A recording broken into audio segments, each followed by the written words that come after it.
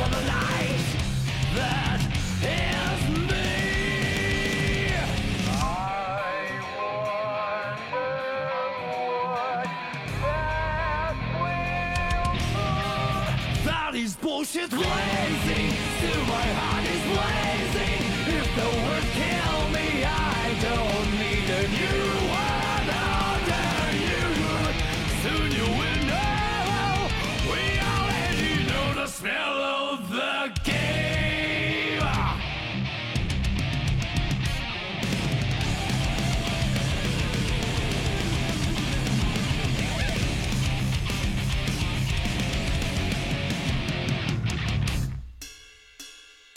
Do you know who you are when you think your words don't sound like your own?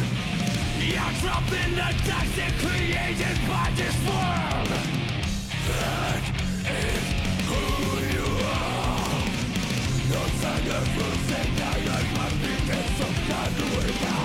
Clothing it gives us on the ground. That is bullshit blazing. Still my heart is blazing. If I lose my wings, I don't need a new world under you. Can't feel a thing. We already know the smell of the game. Remember you are blazing. Still your heart is blazing. If the world made you, I don't need a new world under you. Soon you will know. We already know the smell of the game.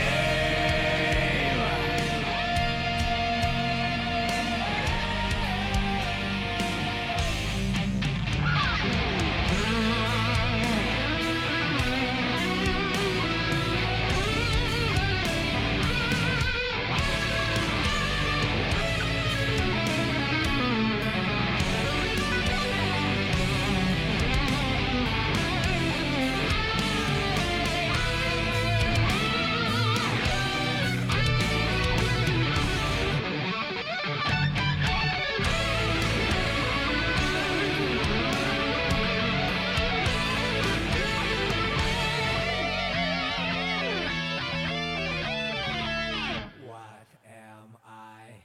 What am I? What am What I? am I? What am What I? am What I? Mankind knew that they cannot change society, so instead of reflecting on themselves, they blamed the beasts. But they found beauty in the lives of beasts, and couldn't lie to themselves about it. And this is no part of the world. But no one can blame me.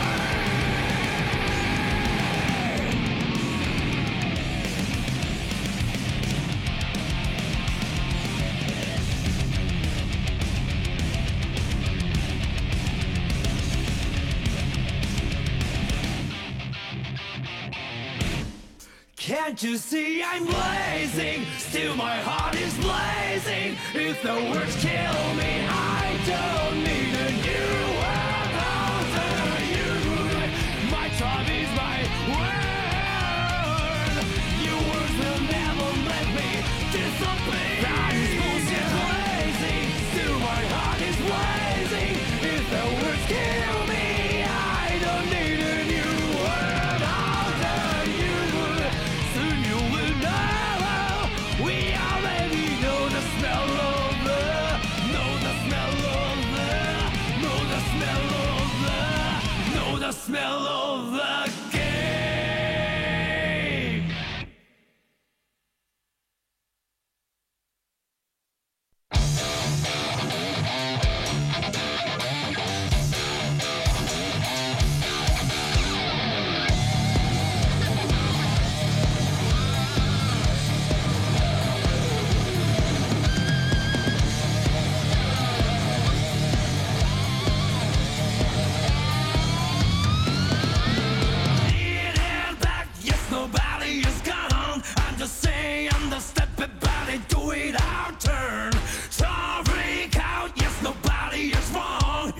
and eyeballs just have a views, that's all. Someone will make me do crazy shit. When have I ever forced you to do that?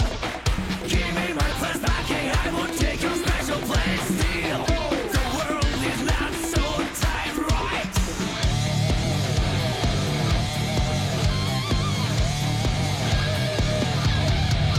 Strike back, get them out of your way. You don't care if along the way's a little sacrifice. Strike back, get them out of your way.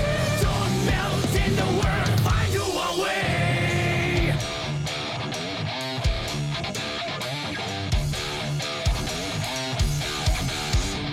Give that back, nobody will miss it. I just say I'm the step that body, do it out of turn. I say hit back down, cause nobody denies it. You and I both just have our views, that's all.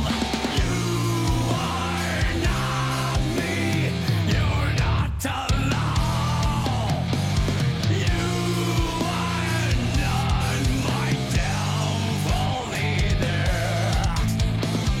If your voices will fill the sky, I'll take their wasteland, but I won't be alone, never. Strike back, get them out of your way. You don't care if along the way's a little sacrifice. Strike back, get them out of your way.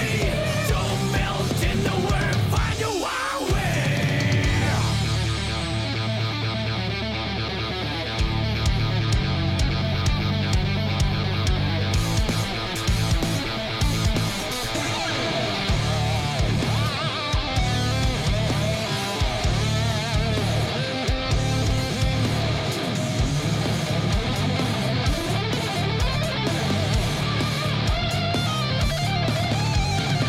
Let's go and step it body, let's go and step it body, let's go and step it body, step it body, step it body.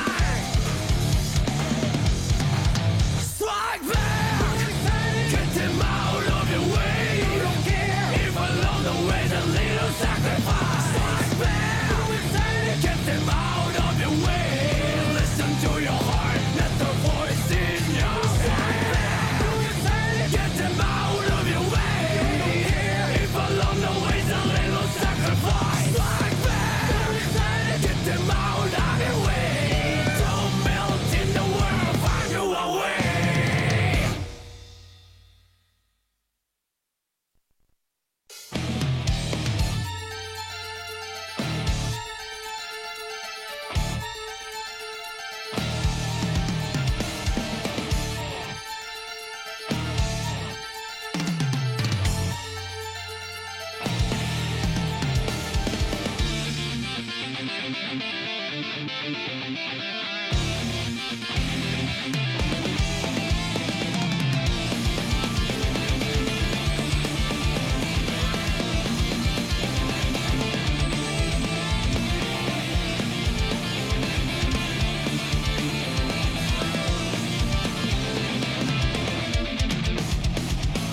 Through the darkest sky, roll before the light, like a cry for the moon.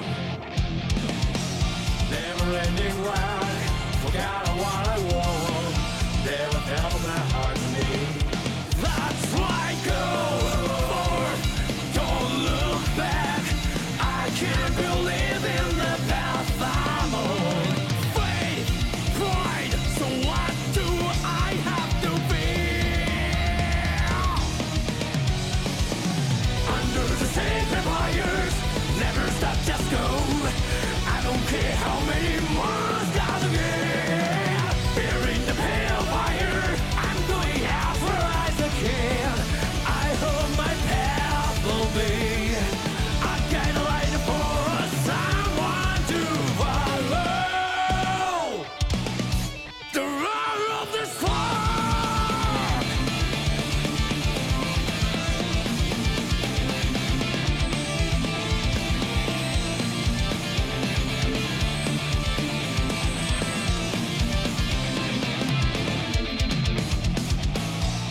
that burns my eyes.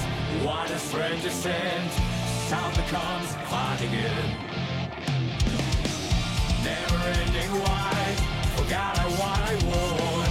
Is this Arcadia? I don't know what's right for the world. Oh, I may have lost my way. There's no reason to doubting it out. So what do I have to feel?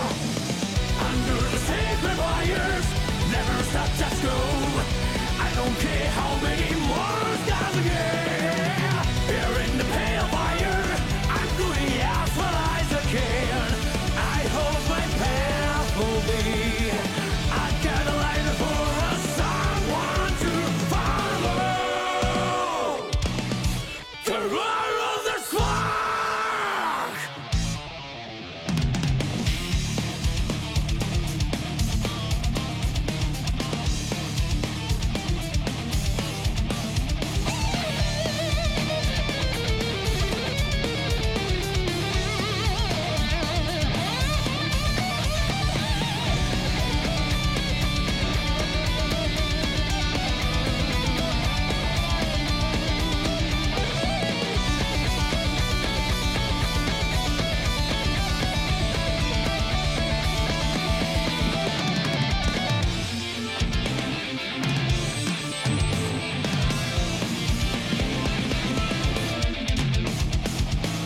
Time to be able to see. It is hard to breathe. The light goes out again. Never-ending road, a place without color. That's the world we can't die. That's right, go. Don't look back. I can't believe in the path I'm on. Wait, so what do I have to feel? Under the lonely moon, it only blacks words. This ocean with my colors, bearing the pale fire. I'm going as far as I can to keep that flow alive. Under the sacred wires, never stop, just go. I don't care how many more stars again.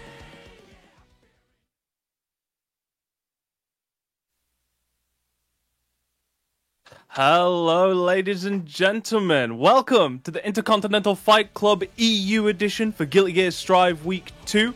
If you've just joined us from the Asia region, my name is BP Tank. Joining me, of course, I've got James Chen and the wonderful Mr. E. Thank you guys very much for joining me. How are you guys doing? Doing great. I'm doing good. Absolutely I'm doing great. good. So, of I course, see- like I say, if you just joined us from Asia, I haven't seen anything of Asia yet, so I'm really looking forward to seeing what the results that we got from that. Got a bit of a packed week this week, actually. Last week we had 37 attendees for the very first preseason week, and this week we've actually got 40. So a little bit of a bump, and a lot of the same people that you saw last week as well. With one exception, I don't think I saw Desk Menu, last week's winner, on there, which was quite surprising. Interesting. No. Okay, he's just like Yeah. gonna take the money and run and disappear, basically. It's like, I am number one, and he runs off into the hills. Yeah, I wouldn't blame him. So yeah, really exciting week this week. We got one of the things that we remarked. Well, I was watching last week. Apart from the Four Souls, is that a lot of the matches that we've had have been the rest of the cast we've seen with the pools running up to have been quite diverse in characters and stuff like that. So I'm really interested to see if that trend carries onwards into this week, and if we'll actually have a top 8 with a lot more of a diverse top 8 set, with sort of how metas are sort of locking into place now. A lot of trends and character sort of mindset start locking a bit more into place. Yeah. Yeah, I mean, the it's game's interesting what, because. Oh no, go ahead, Mr. E. Go ahead, go for it.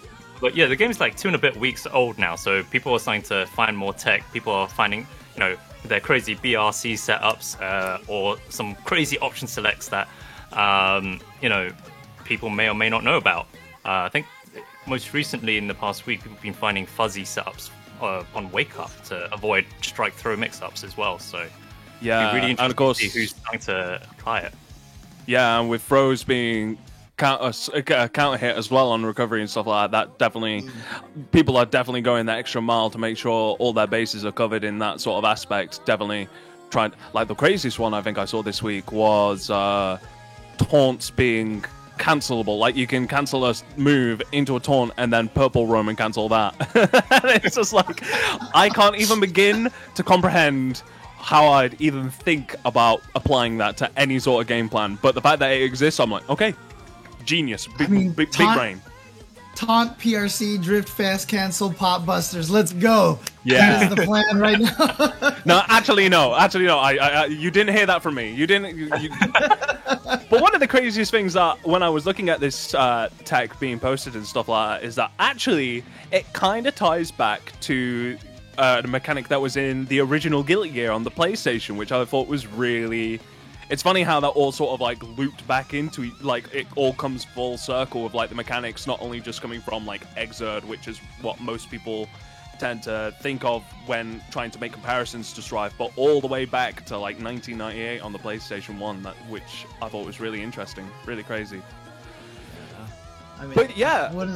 One of the things we were talking about before even the stream started was just how much the characters, it feels like at this point, we're still trying to figure out how strong everybody is. You were talking about how Ramlethal started as like, oh, clearly number 2, so good. And Yeah. we don't hear people talk about Ramlethal as much anymore. It's really interesting. We've had an Axel win a big tournament, you know, we've had Anji win a big tournament. And so, you know, at this point in time, everything still seems up in the air, which is great. I think that's really great for the health of the game. Yeah. Especially, it's going to be really interesting once we get to mid-season, and then we have a lot more data to kind of look at with both, like, across multiple regions, watching back ICFC, see some of the things that we were talking about back then and go, ha, remember when people thought that blue, like, jump cancel blue RC drift was, like, super broken? Well, let me tell you about XYZ. So, like I said, hindsight's going to be such a funny thing in a couple of months' time once we're halfway through the season and we start getting some of those more larger balance changes. Yeah. Let me tell you so. Oh, actually, let me tell you about this right here. You can see that we're still in preseason. Today is still another episode of preseason, but starting next week, every Thursday, starting July 8th, is going to be the official Season 1 start. And keep in mind, too, you know, the ICFC has been giving away a lot of neat little prizes. Like, I know for Tekken, like, one season, the prize was, like, this really cool Tekken statue, like, figure. And so they're giving away some nice prizes here. But again, this is going to be on PS4/PS5. And you can see for all the different regions, Asia, Europe, and North America as well on the 3 different streams.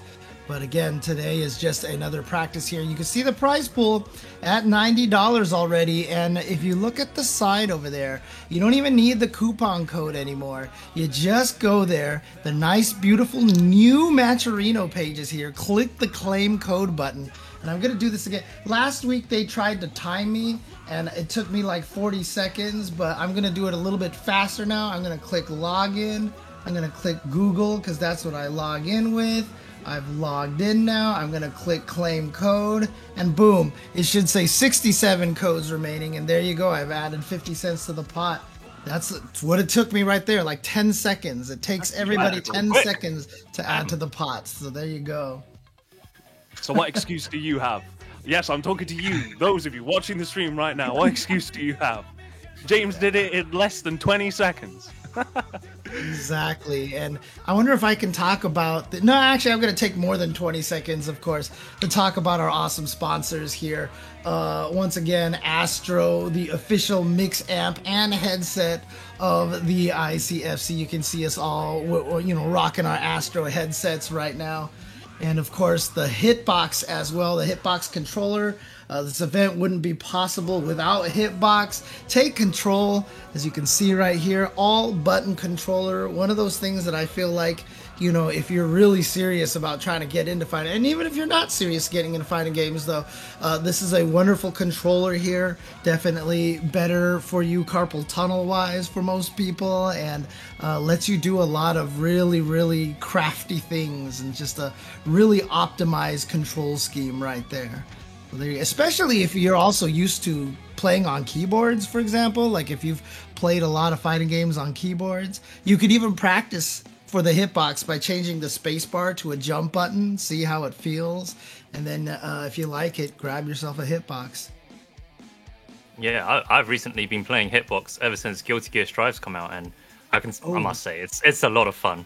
It's a lot of fun. You know, Guilty Gear Strive is also, you know, a fantastic game to go with it. So, but being able to, you know, start, you know, switching from stick to hitbox, like, oh wow, okay, so that's how it all kind of comes together. Obviously, it's a little bit different in that rather than physically moving your hand, you just hit buttons instead. It's like, whoa, okay. It takes Look, it does like take a while to get mashing used to, but Yeah, if it's you like mashing buttons, hitting buttons, the hitbox is perfect for you. So. Oh, Absolutely. I do like pressing buttons. I should be having my hitbox controller next week, so pretty soon I'll be able to see the Matrix. But anyway, we've got our first match coming up right now. As you can see, we're actually starting off with a Giovanna mirror match. mirror match. I mean, like Gio kill. that they cannot change Gio society. did come top 8 last week, instead of specifically reflecting third. on themselves, they blame Came third in last week's Duel ICFC. one. So maybe Gio is actually one of those characters that. Oh my days! Really? All right. Wow. Normally we've seen some of those starts where they do the lightning flashes for like, 10 seconds. That was like the exact opposite. It's like, okay, I've colluded with this guy to run an input sequences round start. Oh, it's already gone. My Twitter career is ruined. No Twitter clips. But anyway, Ooh, nice. Using the air super right there, baiting the anti-air and getting the big damage. Gecko Squirrel with a nice lead so far. So something about that air super, okay, obviously the first time from Gecko Squirrel, it hit, but the second time when Arza did it, it is plus, I think, 7 or 8. It's quite a lot plus. So, a lot of plus frames you can get if you block it. Yeah, and this is pools, by the way, so first to 2, up until, I believe, top 8 is when it will be first to 3. That super that just happened right there felt like it came out of after the trade. Might have been like trying to do something, cancel it or something, but when the trade happened, he tried to do something else and accidentally did the super. I think it was just an execution mistake. You see the characters turning around. Oh, there you go, plus frames again, but wow, just challenge afterwards. And getting a lot of mileage out of that Spire Hour as well. Definitely got a few counter hits on that as well. Those plus frames, you want... Yeah, I'll just throw a DP out in the block string, I don't mind. Gets our RC, all the bursts! Oh my days, Guilty Gear bursts! Yeah, I think he was just hoping that she was going to go up after him, but, you know, most players, when they know that burst is coming, they're going to stay down there and, yeah, have a nice burst-safe combo there. And also, like, a lot of people, like, Gio is quite low to the ground in comparison to, like, a lot of other characters. Like, I think one of the things that I saw this week was with Faust's Afro, it's just like, oh, by the way, this doesn't work on Gio. She's just too small. Oh, Guilty Gear bursts! Oh. Again. What is it? I think we used to jokingly call that the Cali burst for like California player, but I guess it's a little more worldwide, universal than I thought here. So. Oh yeah, don't forget though, Gio does have one of the fastest buttons in the game, 4-frame 5p. So it's a really good button to just get out of a lot of pressure situations and test if people doing meaties or keeping their block strings tight as well. So we are seeing. Wake up super! I'm finding it really interesting. Gecko Squirrel is really Ooh, nice. What an air grab. nice. Yo. Throw, yeah. But Mr. Gecko was being really lenient with the super usage. You saw the supers out of the air just to get the plus frames, the wake up supers as well. You know, there's so many different ways to use your meter in this game with all the Roman cancels and stuff, but you know, sometimes people read Roman cancel to keep the pressure, but he was just doing air super to get plus frames. He's like, let's go. So. I mean, it's an option select. You know, if it hits, that's damage. If it block, you get free pressure. It's like I say, it's plus 7 frames. It's crazy. Only That's cowards block this. You gotta respect it. But yeah, no, Geo. Respect what? Oh, sorry, wrong game for respect. Okay, we're playing this Two Keepers game. My bad, I forgot. This is Guilty Gear. The biggest mistake you can make is respecting things in this game. Just gotta go in. You're only minus if you're a coward. I like that philosophy. It's good. It's a good way to think. Good way to think. You can only lose to yourself first and foremost. But yeah, God, man, I'm trying to think about like Geo and sort of the comparisons that a lot of people have been making to other games from other franchises, and like it's really hard to really put a nail on, like stick the nail in the coffin of whereabouts she actually sits, because I think she's like hella strong. Like most people are just like, nah man, it's just block throw, block throw, block throw. But I think like her meter usage is definitely one of the most interesting things, especially with like the passive buff that she actually gets with the increase of meter that she gets up to 100%, and how that really sort of prolongs a lot of elements of her game plan and stuff. Like 100 meters, like, okay, I take less damage than Potemkin. I mean, damage is high in this game, sure, but like less damage than Potemkin, she can like stay in the game a lot longer than a lot of other characters can, which on top of her dash speed, on top of her like what you just said, E, with like a 4-frame normal and stuff, like I think I wouldn't say she's slept on per se, but I do think there's certain elements of her that I don't think are being highly rated enough as of yet. She definitely has a really solid toolkit. I remember seeing a chart of okay, when you take into account the defense values and guts. Remember, everyone's health is at 420. But when you take into account the guts values, the guts. Blaze. Anyway, yeah. I'm just kidding. I'm sorry. It's just anytime. I mean, I'm pretty sure the devs knew what they were doing with those numbers. But yeah, when you take into account the guts, defense values, and also Geo's tension, her super bar. Okay, I think Geo actually has the highest when she's at 100% tension. So overall health, like she's actually really tanky. And no, she's definitely one of those characters that I feel like, I mean, because even early on, I remember some people were even saying that she was particular, because, you know, early on, everyone was talking about Sol, Ramlethal, and May. And then a lot of people were saying Giovanna was just like kind of right outside of there, right under there. But now, even at this point in time, there's so many characters that are in that position. Like, people are talking about Chip as being really strong. Axel is also doing really well, but looks like we're gonna have a Ramlethal versus May. So how many dolphins do you think we're gonna see? Probably 6. But yeah, Ramlethal, it's a very, very popular character. I mean, we actually saw, if you watched ICFC Asia, it was actually a Ramlethal mirror. Between, I believe it was Alden and Giuna. So that was quite the grand final. Shout out to Giuna, by the way, showing he's more than just an internet personality. Keeping Guilty Gear alive, man. That man will do whatever it takes. He'll pick the top tiers. He'll do what it takes to keep Guilty Gear alive and kicking. Oh, there it go. Gets the burst out of. Is that Rek'Sai? I guess it would be, or is it actually R3K?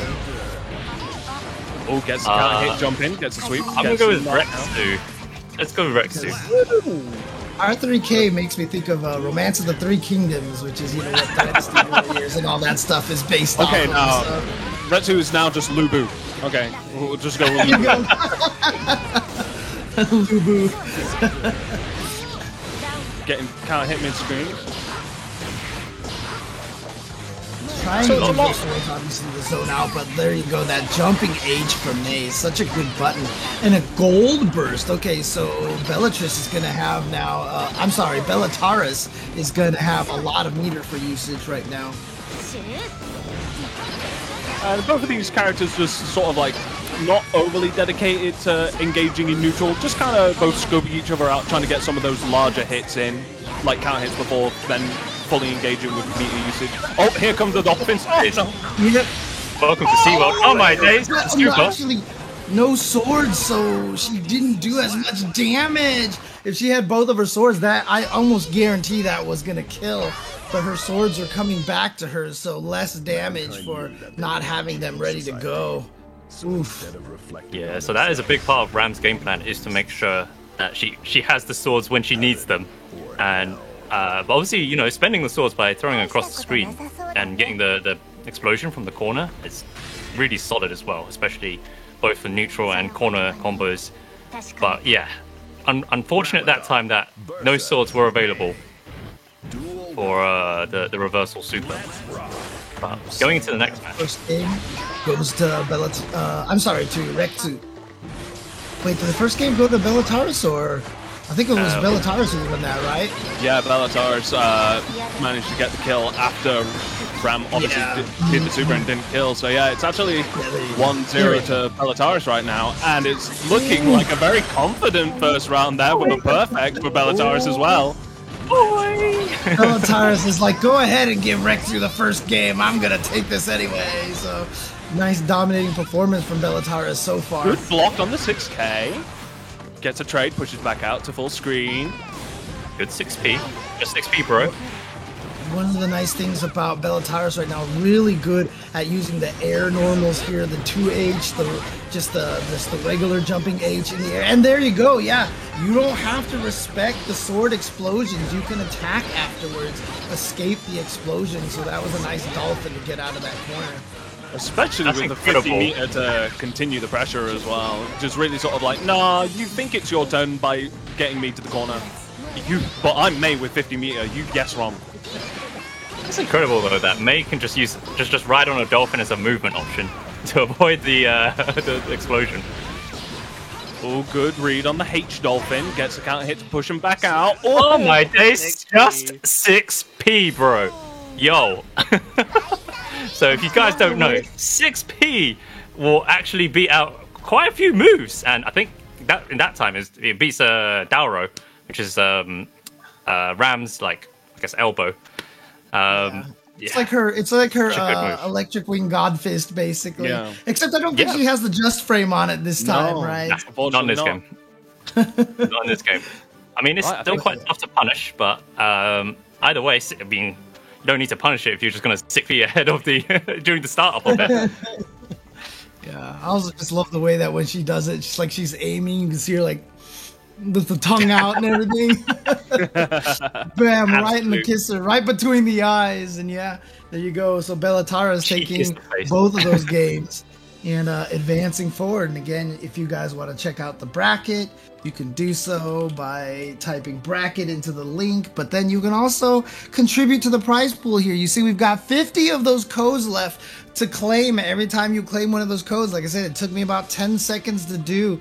$112 that we're up to. Let's get Damn, these players already. some of this cool prize money here. Whoa. Who's that I see down in top contributors? Is that Oh, Chris Egg Egg. again? Yes. Again? $50 from Chris Egg. Somebody Yo, stop shout that, man. Seriously. Yeah, but more important, look at number 2 contributor over here. It's a British Petroleum Tank here, donating yes. $10. I wonder what the BT stands for. That's the question on everyone's mind. That's the question. Back punch. Battle points.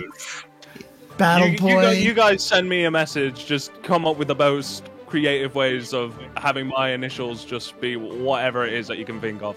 I actually think I'm getting pinged for a match. I'm actually in this tournament as well, guys. So I think I actually need to jump off and play my first match. I'll leave you in the capable hands of James Chen and Mr. E. I'll be right back. I'll get washed. Nice and quick. I'll be right back. Good luck. Hopefully you run Can't into think more that souls way. like last time. But no, I think I've determined right now that BP stands for Buster Potemkin. It's just like backwards of Potemkin Buster. So there you go. I think that's just put it backwards, right? I see. Yeah. I mean, to be honest, there is a prominent UK Tekken player called Ru Kang. it's just kangaroo backwards, isn't it? So There you go. it might just be a British thing where we just swap the words around or names around as needed to fit whatever gamer name we want to have. All right, I'm just gonna check the brackets right here because I want to see. Looks like BP Tank is gonna be going up against Captain Clench. What a name, yo! Captain Clench, and the winner of that will be going up against Parwana. But again, a lot of the players here from last week, although as you said, our champion from last week not back into this tournament over here. Interesting. Yeah. But I remember Retro Mix-Up was doing. I think he was second place last week. Retro Mix-Up, and he seems to be currently right now in a match versus Snake Belmont. Again, you can check the brackets. Snake Belmont. I'm going to say it now. I think he's my favorite to take the tournament. He's an Axel player. Really? He's an Axel player, and he won the first Levo. The tournaments that Leffen does. Oh yeah. So he won that one. Nice. Okay. However, speaking of players from last week, out of the top 8, I could see 5 players from last week's top 8 that are in this tournament. So, Nice. funnily enough, two of the souls are not there, are not in this tournament. Sorry, 3 of the souls. 3 of the souls. We may not have 4 souls in top 8 again this I time. don't know. We could have different souls. I mean, I don't know who every player uses, so it could be an interesting one. It's just so fascinating how like the different areas are producing different results like this. Like I did some commentary for Wednesday Night Fights last night, and there's 3 Potemkins in top 8. You know, so we've got Potemkins all over the place over there, including Octopimp, by the way, the American voice for Axel in the game. And then, obviously, as you mentioned in ICFC Asia, we just saw 2 Ramblethals in grand finals. Last week we had 4 souls in top 8. So yeah, the character variety right now seems to be pretty strong, and it's really impressive, especially for an Arxis game right out the gate. So Yes, and the thing is as well, I think ICFC Asia, I don't think there were any souls in, I want to say top 16, let alone top 8, and I do remember seeing a lot of Leos on that stream earlier today. So it's pretty wild. But then there was also another Japanese tournament where I don't know what tournament it was, but I saw the results and Nagaryuki won, but there were 3 Millias in top 8. dang. And Millia's, okay, yes, Millia's not a character we're hearing much, I'll be honest, but 3 in top 8, whoa, okay. Yeah, Millia's another one of those characters that I feel like is like somehow nobody's talking about, and when you fight her, you just feel like, what is happening? And then and you get destroyed like that. But I mentioned about the Potemkins, and I see people talking about how in the U.S., we like to eat glue a little bit more here. I'd have you know, that's the Soul Calibur Yoshimitsu players, okay? Those are the official glue eaters, okay? So, not the Potemkin. You heard it, guys. Soul Calibur Yoshimitsu players. The Potemkin players, okay? We are fair and balanced and honorable warriors, okay? We are the ones struggling and playing with the fair and honest character. You know, we have to work so hard to get our 1 grab for 50%. there's this guy called Snake Eyes. I don't know. He seems like he's pretty good. I see clips of him just doing like 2 command grabs and then like a Gyrodyne into another command grab, and then it's just like, wow. GG's, I guess. Yeah. That's the round. It's fantastic and fair, and it's completely honest. Trust me, as a Potemkin player, I can tell you this with I'm a Soul player. I think he's fair, but hey, Soul players. No, I was kidding. I'm just kidding. I'm a random select player. Soon I'll be a random select. That's my aim, because I actually think this game pretty well balanced. Honestly, like right now, it's still a lot of knowledge checking. For we're still within first month, and every week we're seeing new tech, whether it's for the characters or for the system. We were talking earlier about taunt cancels and like, what in the world is this? We're seeing new touch of deaths for every character. Well, I'm a Soul mainer, so I see a lot of those ones in particular. Yeah, no, the game is developing, but my current senses is very balanced right now. Yeah, I mean, one of the most characters that's talked about as being a little bit weaker, in Faust. I know Apology Man won a tournament with Faust as well, and for a lot of people who are returning to their characters, obviously, Strive has kind of reduced some of the options for some of the characters. You feel like all the classic Faust players will be very frustrated. I was told that, obviously I can't read Japanese, but it actually sounds like that Nage has actually been saying that Faust might be stronger than most people think he is right now. So, Nage, of course, the greatest Faust player maybe of all time in Japan. Yeah. So really Well, curious to he's see how he's going to develop. He's come top 8 at so many Evo tournaments in previous Guilty Gear games. And also he did really, really well in the 10v10 exhibition between Japan and US. Nage is definitely leading the way when it comes to Faust. However, as you say, Apology Man has been doing fantastic. I mean, winning tournaments, you can't get better than that at this point in time. But I think Hook Gang God is still using Faust as well, and he's been doing well. Yeah. But I think So, in Europe, though, there is a bit of a lack of Faust representation. So I'm really curious to see if in this tournament there's going to be any that kind of, like creep out through the woodworks. So that would be really cool to see, though. Yeah. Again, I mean, obviously the game starting out with, I believe, 15 characters. So, we're probably going to see a good variety of people. And that's kind of one of the things I like about a game starting out with fewer characters is you feel like all the characters get a fair shake because, everybody's trying to play all the characters over here, and so we get a good variety, get a good representation. So excited to see what other characters that we're going to see on the stream here. Absolutely. I mean, I think so. Another character that's not really, I guess, popular in a sense, is actually Angie. I want to point out Angie. And in Europe, there's a player called Maka who's just been doing absolutely fantastic. He won Strive of the Wild, which was another big tournament on launch week, as well as a few other, just becoming top 8 in general. Yeah. I don't think he's in this tournament though. That's the only thing. So we may not see Angie in today's top 8. But that's right. In Salt Mine as well. Yeah, Salt Mine League saying that Maka did great on Saturday. And actually, this past weekend was also the Matcherino Overdrive event for Guilty Gear Strive. And Lost Soul won that one with Anji. So Lost Soul actually took that tournament we've got BP Tank back over here. Welcome back. You haven't missed a match yet, actually. So. Oh, I haven't? Oh, yes. Let's go. Okay. So the question is, was that a fast match because you dominated your opponent? No, I was terrified the entire time. No, I just had to play against Captain Clench from the UK, who's really good Giovanna. Just, really good, strong Giovanna sort of tick throw, like frame trap, a lot of using all the different specials at different points and stuff. I was super scared the entire time. I pretty much did a Hail Mary at the end where it was like, if I don't have 50 meter when I do this overhead, I've lost the match. And I just managed to get the 50 meter for the RC as well, so.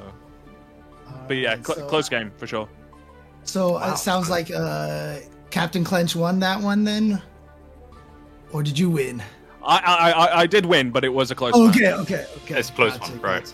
So who do you think was clenching more? Yourself or your opponent? Well, he is the captain of clenching.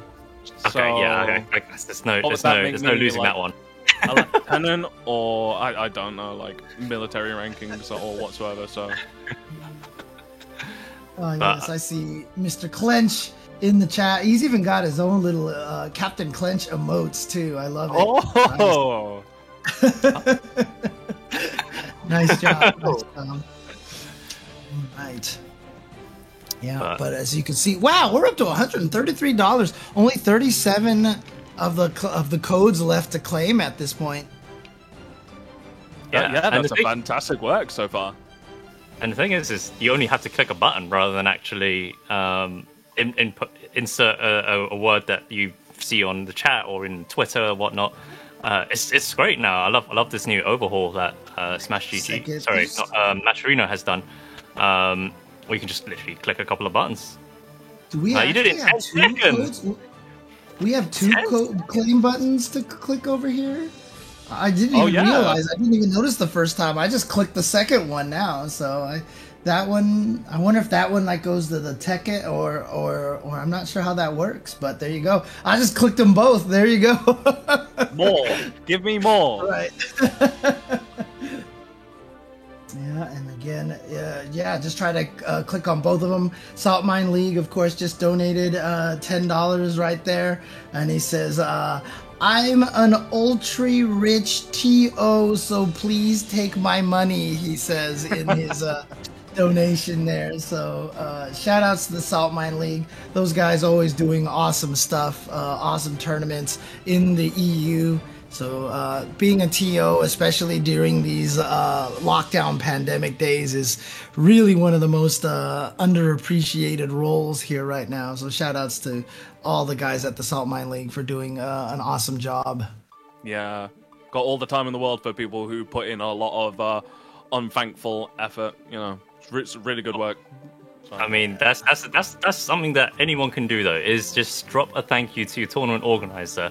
Personally, I like to do it when I drop out of the tournament because that's probably going to be my last interaction for that day, or if I'm in the chat, just give a thanks to your organizers because without them, we wouldn't have events like ICFC or any other like Guilty Gear Strive tournament that's been happening in more recent times. And it's hard as well, like you say, trying to do online tournaments, having to coordinate with people all over the world. I guess we split up into regions, but it's over the internet, so it's tough at times. And the little things you can do just to even say thank you is nice. And on top of that too, shout outs to Matcherino as well. I've been saying this on a lot of different streams for the past year and a half. Obviously we can't have entry fees. I mentioned this last week too, because in the US there's like 7 of the 50 states that we have that it's illegal to charge for tournaments and then like give out prizes and stuff like that. So, that's why a lot of these online tournaments have to be free in the US. Like it just has to be, otherwise you're excluding certain states and you can't enter from this. And so, thanks to Matcherino, players have been getting paid out all pandemic lockdown long, and it's been fantastic. So really, really thank you to Matcherino for allowing players to keep getting prize money at these events and paying people out almost instantaneously as well. Yeah, absolutely. I'm so thankful that Matcherino exists. But going to the next match, we have Jester running Milia up against 31 IVs. What's her name? 31 IVs. Potemkin. So this is you guys, like, these are your mains, both of you. Yeah, I mean, for me, this is seriously just like one of those matchups that's just gonna end up being Twitter highlights, right? Milia's gonna run all over Potemkin. Potemkin doesn't have particularly good defense, but then all of a sudden he's gonna land one Heavenly Potemkin Buster and she dies.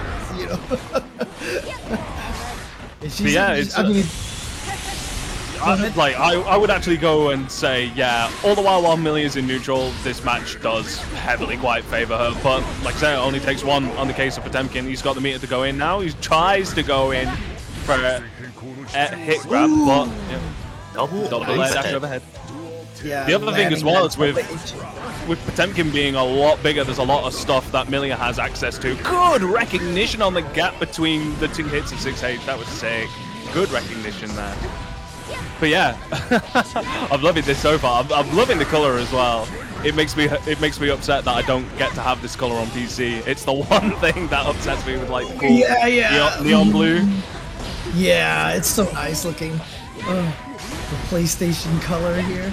Here we go. Now, I saw a couple of times from 31 IVs, you know, that's not a true meaty, the disc, right? You can jump and such, and I saw 31 IVs go for a standing punch at one point in time and hit her, but he hasn't tried to challenge that as much again. So, here's Most that of the pressure. setups that you can mostly escape out of is from like a Milia throw, but she can still meet you, but it's not a safe jump, so it'll lose out to like super reversals and just regular DPs and such. But she can also mix that up. Like the craziest one I saw, if she does a throw and then OTGs you in the corner, she can actually get a 1-frame meaty off her 6K overhead, which links into a 2K 2D. Which is, I'm just like, I'm never going to see that in a match, but the fact that that exists is just mental.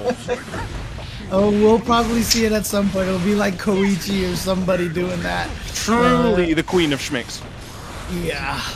Absolutely. Look at the crazy movement as well. Like 2 air dashes. And also that new move. Remind me, what is it called again, Tank? Capel, the quarter circle forward H. Yeah, like that just adds even more to her air movement, which is Yeah. And like the thing that you may not have noticed so far is that Potemkin is like so large that if you do it in a block string from 6H, it actually connects in a block string as well, which normally doesn't happen. Normally it whiffs on most characters. So poor Potemkin has to hold an extra layer of mix that only he has. I think like him and Nago Ryuki have to hold. Now, do you see what I mean here by Potemkin is an honest character here? He's fair Nah, and honest lies. and balanced. I mean, listen to him, he's chat. fair until the first Potemkin button happens. Oh, I that decided then, no. Unfortunate. This, oh my goodness, poor Yes, Potemkin. mix this, man. See, that's something that I love as well. As soon as Milia gets bursted out and she throws that super, because most of the my experiences days. I have, as soon as you get bursted out, most people want to throw like a projectile or something or do a bit of movement. And you just throw the new disc super at him and it goes straight through the wall. It's beautiful. Sorry, I'm gushing. I'm totally being unbiased in this match right now. Oh my days, I can't believe No, Milia just got kidding. hit. Yeah, I'm kidding. I'm totally being unbiased as well. So I have to be the regulator here to make You sure have that... you have to be ringside. Have to make Oh my sure both days. of us are on our best behavior over here, Mr. E. Oh, big count hit. on it.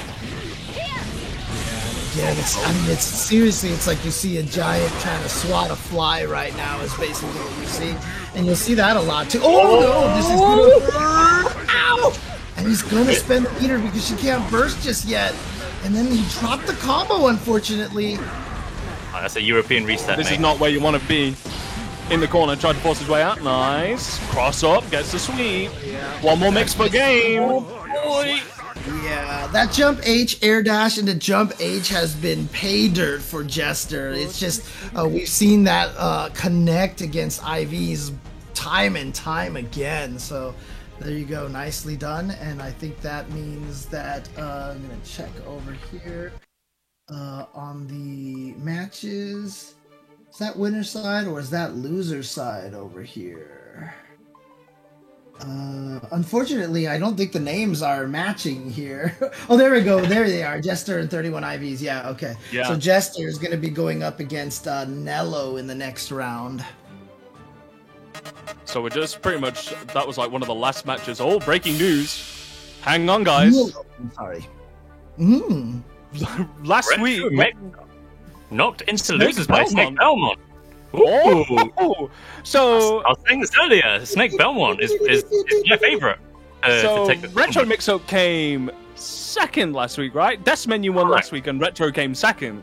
Yeah, So yeah, we've yeah. already got a big change up in comparison to last week's coming up towards winner's side. So we got Snake Belmont. He's going to be fighting against the maid that we saw before, Bellatarus. Yeah.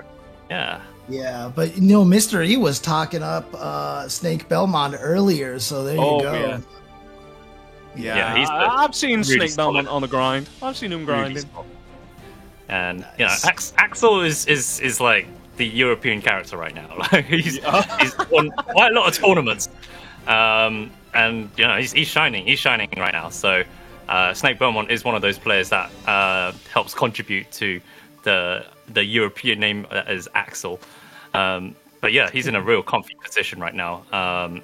Going into if between him and Bellatarus. Oh no, it's two more matches in order before we find the top 8. But yeah,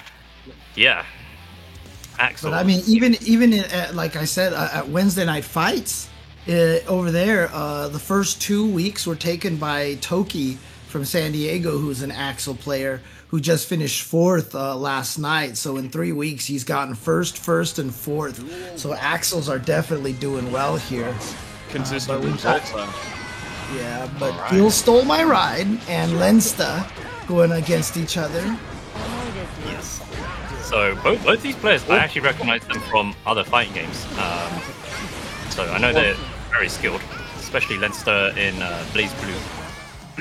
But Gil's been making waves, and I mean that both with the character and in terms of tournament performance. Was Lensta the one who got top 8 last week with Giovanna, or was that somebody else? That was Satori. But he's also okay. Yeah. You're right. Okay. So, of course, both of these players having a lot of fighting game background. Gil, of course, very well known. He does have quite a prolific KOF background.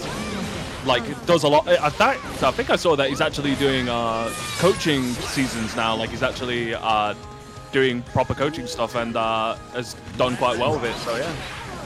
He's no such when it comes to the knowledge and actually sending out said knowledge. So, always good to share. But Lensta's not in a sharing mood right now. It's like, no, this meter and match is mine. Oh my days, the hard knockdown and that sliver of pop to Gil's side. It's looking rough for Gil right now. Okay, that's one. No perfect mental victory, moral victory right there. Oh, man. All right, Lensta though.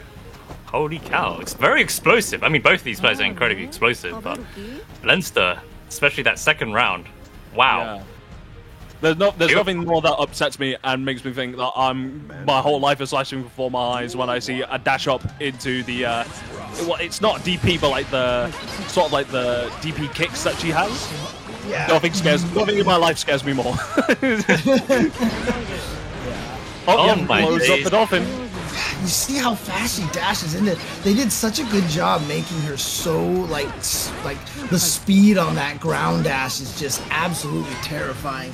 And here we go, nice back throw by Gil Stoles My Ride. Try to get Lensta into the corner. Going to use the YRC to try to keep applying the pressure.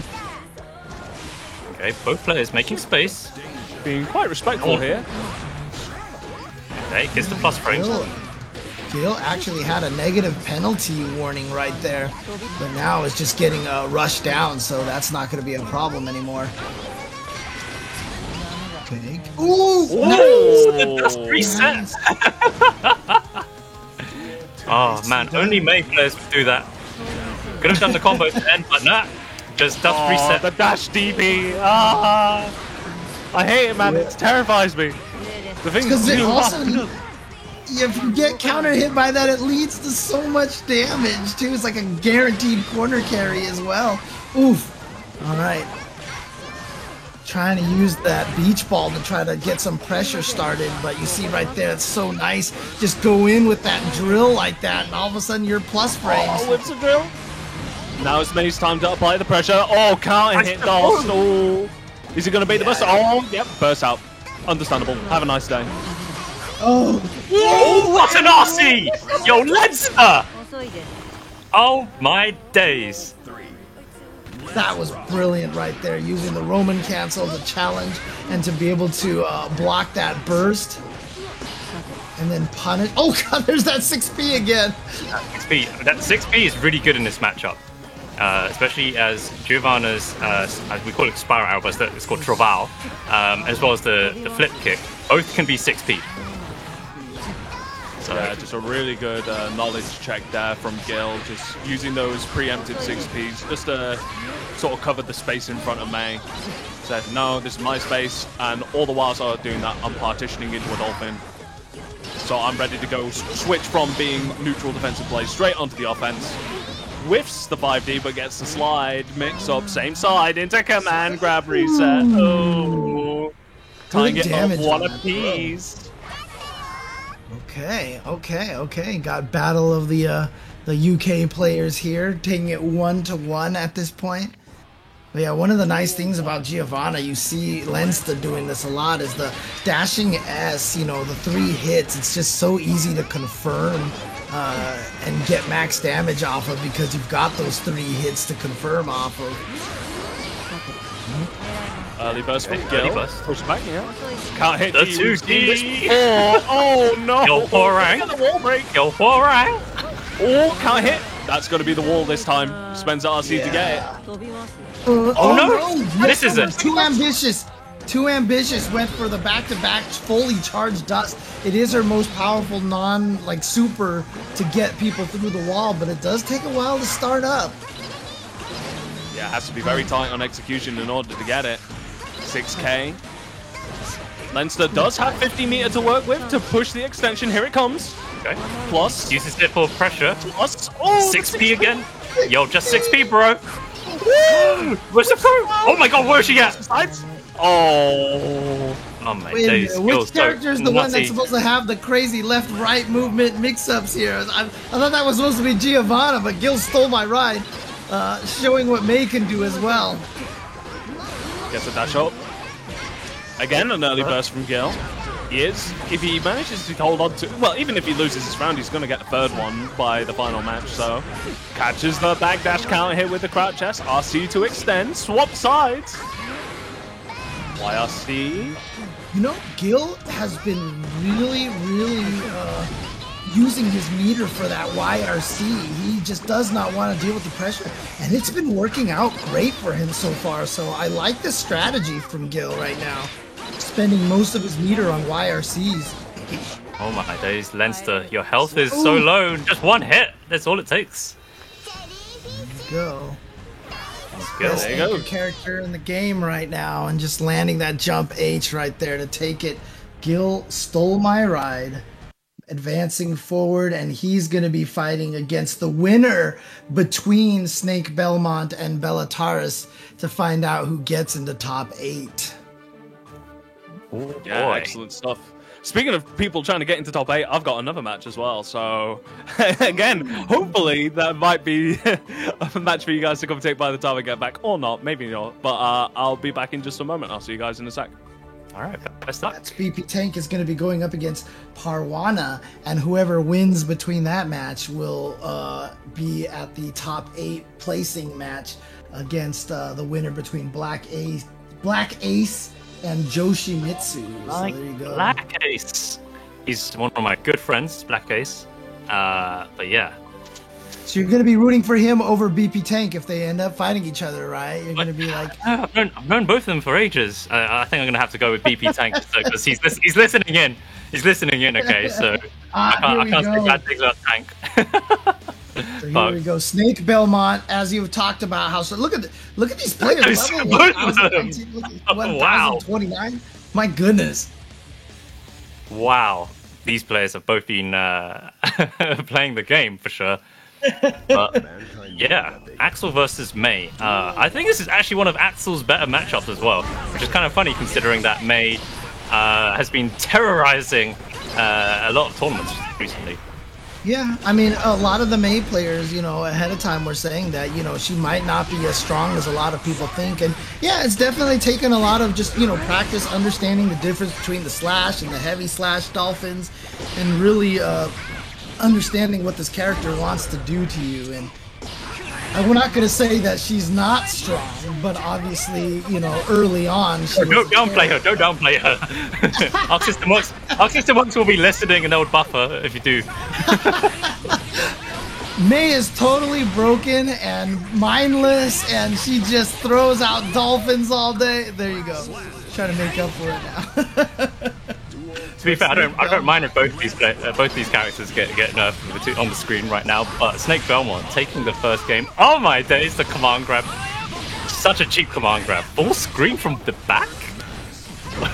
Look, as a Potemkin player, you can probably imagine that Axel ruins my day pretty much. So, that matchup might be one of the worst grappler matchups I've played in recent memory, but that's on me. I gotta figure out how to do better. So, but looks like we're getting a little bit of a connection problem over here. Snake the round Belmont ended. already being in the lead. Yeah. I think the round ended, I believe. So that is 1-0. So hopefully we can still get to the second match. Yeah. One of the things that we were doing on Wednesday Night Fights, I noticed, is that we were setting it up so that it wasn't a rematch. It was just whoever wins, the loser drops off and then jumps back on, just in case we lose the connection like that, so that we can get back in there. But hopefully we'll be able to see the next match, but I'm not sure we're going to. And is BP Tank back from his match already here, or did it, what happened? Oh, maybe we're on the we get to see him focus. Okay. Oh, he's playing. Maybe he might start miming some some naughty words he's not allowed to say on stream. Who knows? Let's commentate Or his if he's match. listening in, he's probably trying his hardest to ignore us. Okay. All right, you got that in there. You can see it right now. He's trying really hard to advance into the corner. Oh, there. Oh, dang, we lost him. Okay. Oh no, we got it's classic Million mix-up. You can't see what's happening on the screen. It's a high-low mix-up. We don't know. We don't know. Dude, even if the screen was there, we probably wouldn't know what's going on with Million mix-up, man. So it makes no difference. That's a giant green Krispy Kreme on top of you. It's like I can't see anything. High, low, left, right. Who knows? But yeah, hopefully we'll get the results of Snake Belmont versus Bellataris to you guys. I'm pretty sure they're probably still playing in their spectator match as well. So take this opportunity once again to thank Astro for providing us with the headsets here for the ICFC, being the official mix amp and headset of the ICFC, as well, of course, as Hitbox. This event wouldn't be possible without Hitbox. So learn more at hitboxarcade.com/ICFCG. So make sure you hit up that link that you see at the bottom down there. So make sure that they know that you came from the ICFC, and that way you support everybody. And take a look at their controllers and see if these are the right ones for you. You know, a lot of people ask, what's the best controller to use? What joystick should I get? Should I stay on pad? Well, this is also a very, very good alternative to look at. The Hitbox Arcade obviously allowing you a lot of things that you can't do very easily on controllers and pads. For example, like Strider's double jump, super low double jump in Marvel 3. So you know, there's a lot of techniques that the Hitbox gives you an advantage for. Oh wow, we're at $140 already on the Matcherino. Yo, Let's go. All right. So I mean, and like we were saying earlier, it's a lot easier now to contribute. Just click 2 buttons. You don't need to enter any code that you might have missed in the chat or missed the tweet. Now you just click the 2 buttons. That's it. Claim code. Wow, it's going up and up and up. You can actually already. click on the payouts link on the left as well. As I can see over here, first place is going to get $63. Oh, now and $63.90. Actually, it just went up to Oh, look at this, $64.58 now. It keeps going up. We're at $145.50. Nice, good job, guys. Keep this up. We are getting a lot of people putting in those codes over here. Look at this. We're up to $146 already now. Still having about 60 codes left to claim. So thank you guys for coming here, clicking these codes. And again, it seems kind of mysterious, like where's this money coming from? But I guarantee you, Matcherino has been paying everybody out almost, if not the next day, on the same day a lot of the times. And it's a really awesome service because they're basically a mediary between sponsors and events, allowing events like the ICFC to be able to pay people out, like I said, almost instantaneously. If all the players have their accounts and have listed themselves in the tournament, as soon as the tournament's done, I've done this myself, I've given away some money on Matcherino, you click pay players out and boom, they get the money like that. And it's just so it's easy, isn't it? Yeah, no need to chase up on, because the old school way is, at offline events, okay, it's trying to break a 20 into however little change you need, okay. Then the next step since then was like, okay, what's your PayPal address, okay, and you start having to have an email conversation with them, and then now so much easier and the fact that people can contribute is such a big thing as well. Such a big thing. And so, to contribute to that, you do need a Matcherino account. That's basically the only requirement, is that you have to create an account. But, if you are a fan of the FGC, if you enjoy watching these events, I absolutely recommend that you do. You can see you could use any of these methods to log in here. I didn't even know you could log in Battle.net. What? Battle.net? Really? And I know some people who have actually created an account like through every single login, so they can contribute like with all their different accounts like that. But I mean, the thing about it really is, honestly, it's like it is the mediary for sponsors. Like, so if a sponsor says, "Hey, I need 10,000 eyes at this event to be your sponsor," well, the way that this works is that this guarantees that the 10,000 eyes will occur, but across multiple events.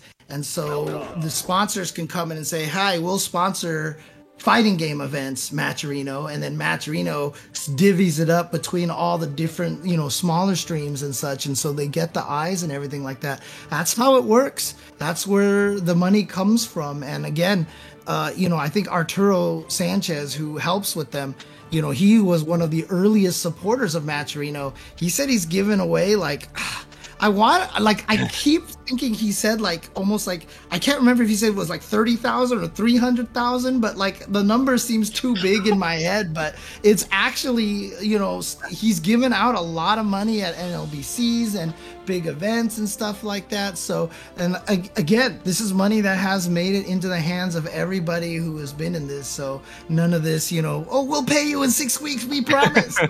So it's really nice, really, really well done.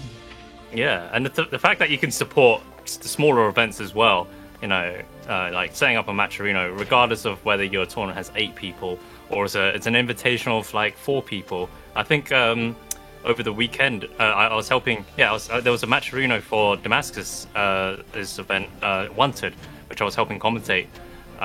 It's only 5 players are involved, and there was a Matcherino even set up for that. So nice. It's such a good service. Yeah. But speaking of such a good service, though, yeah, Tenno Media with ICFC. ICFC, Intercontinental Fight Hub, with events all over the world in 3 prominent regions: Europe, US, and the Asian region. And there are Guilty Gear tournaments happening every week. Right now it's the preseason. Next week will be the official start of season 1. Twitch.tv Margin Obama, Twitch.tv Tenno Media, Twitch.tv Tasty Steve will be having Guilty Gear Strive tournaments on PS1, PS5, and you'll hear more from me, James, BP Tank, and everyone else. We've got a whole cast of commentators, so it's going to be mad fun, absolutely fun. Yeah, and the guys I'm at Tenno Media, a lot of wonderful guys at Tenno Media doing great work. Wonderful guys at Tenno Media, and Hanzo Gonzo is there as well. So no, I just kidding. No, Hanzo Gonzo is awesome. Hanzo Gonzo does a lot of great work for Tenno Media. Shout outs to him. Honestly, I love the guy. He's wonderful. BP Tank is back again. Have you finished your match? Yeah, I'm back. I finished my match. Did you hear all the horrible things we're saying? I mean, the heckling. I mean, the nice words of encouragement we're giving you while you were playing. No, but I'll watch the archive later, and okay, it's fine. I'll hit you up later. Don't worry. I'll find a way. I see the results here, though. BP Tank advancing forward 2-0 over Parwana. That's why you've got the nice smile on your face. You're one match away Just from have a lovely making smile top to begin with, James. What are you on about? I'm always smiling. Yeah, There's that's no fair. there's no maliciousness behind the smile. He's smiling because he's like, I've seen Black Ace play a million times. Now that Ram matchup is easy. Okay, True but story. The reason why I stopped entering tournaments at ones that I commentate is because whenever I lose and get back on commentary, I'm so salty. I don't blame you. I don't blame you. So that's why I see BP Tank with the smile, and I'm like, okay, there you go. Don't worry, that's yet to come. We'll get there. Don't worry. We'll know when you're in Here business. we go. Getting Snake Alright, Belmont and Belataris. Man like Snake Belmont. So And the late in the intros rock. I respect this. yes. So just to bring up to scratch, Tank. This is actually a continuation of the set, I believe. So there was one match, and then Snake Belmont won it. I think it finished. I think it finished, and then yeah, and then there was an issues connection error. afterwards. So here we go, finally playing here. So it's going to be 1-0 in Snake Belmont's favor. Pretty dominant performance. A 95-second burst. Hey, that guarantees you'll get it back. Yeah. I mean, well, just don't get blown up by dolphins, and you'll be I think you'll be all right with getting it back. Backdash away from throw. And baits out the burst right there, but not able to punish. It was a gold burst, so wasn't going to be any punish on that. Oof, trade. Overhead. Watch your noggin. Oh no! She fell out. Oh. From downtown. Yeah, but the down follow up on Renson just like started whiffing or something and gave Belataris the ability to punish, and he's gonna take the round for it too. Oh no! Oh boy! Belmont's gonna be mad. I feel like that's kind of like some of the, especially some of the higher level things where Axel, because he doesn't have a DP, because he doesn't have like really fast normals to be able to check gaps in strings and stuff, it's going to be harder for Axel to start making mistakes. But man, like 80 seconds in, this is looking like a solid match, and he didn't whiff the rest of the Renson follow up this time. Gets bopped on the noggin. That was a great round for Snake Belmont. Yeah, I mean, if he's a player who can play well while being mad, then that definitely made him mad the first round. So, because he just dominated that one. And that's so crazy, that up follow-up, when it vacuums you in like that, you feel like, oh, thank you, now I can attack Axel. But a lot of times he has those plus frames in that situation, and you have to hold that. Oh, big opening for Belataris. Gold burst timing as well from Snake Belmont, so not only does he burst to get out of there, but he builds all this meter. And now he has a lot of, he's gonna spend one of them on the yellow burst. What's an air grab? Oh, he can close it out. And Snake And he does so. Not yellow burst, yellow RC, YRC. Ever since they changed the dead angle to an RC, it's been like super confusing for me. But there you go. Say dead angle 2.0. You can say it. Well, also, I guess what? I guess counter assault. Nah. Anyway, but yes, Snake Belmont moves on. So that is winner side. So Belataris is still in the tournament.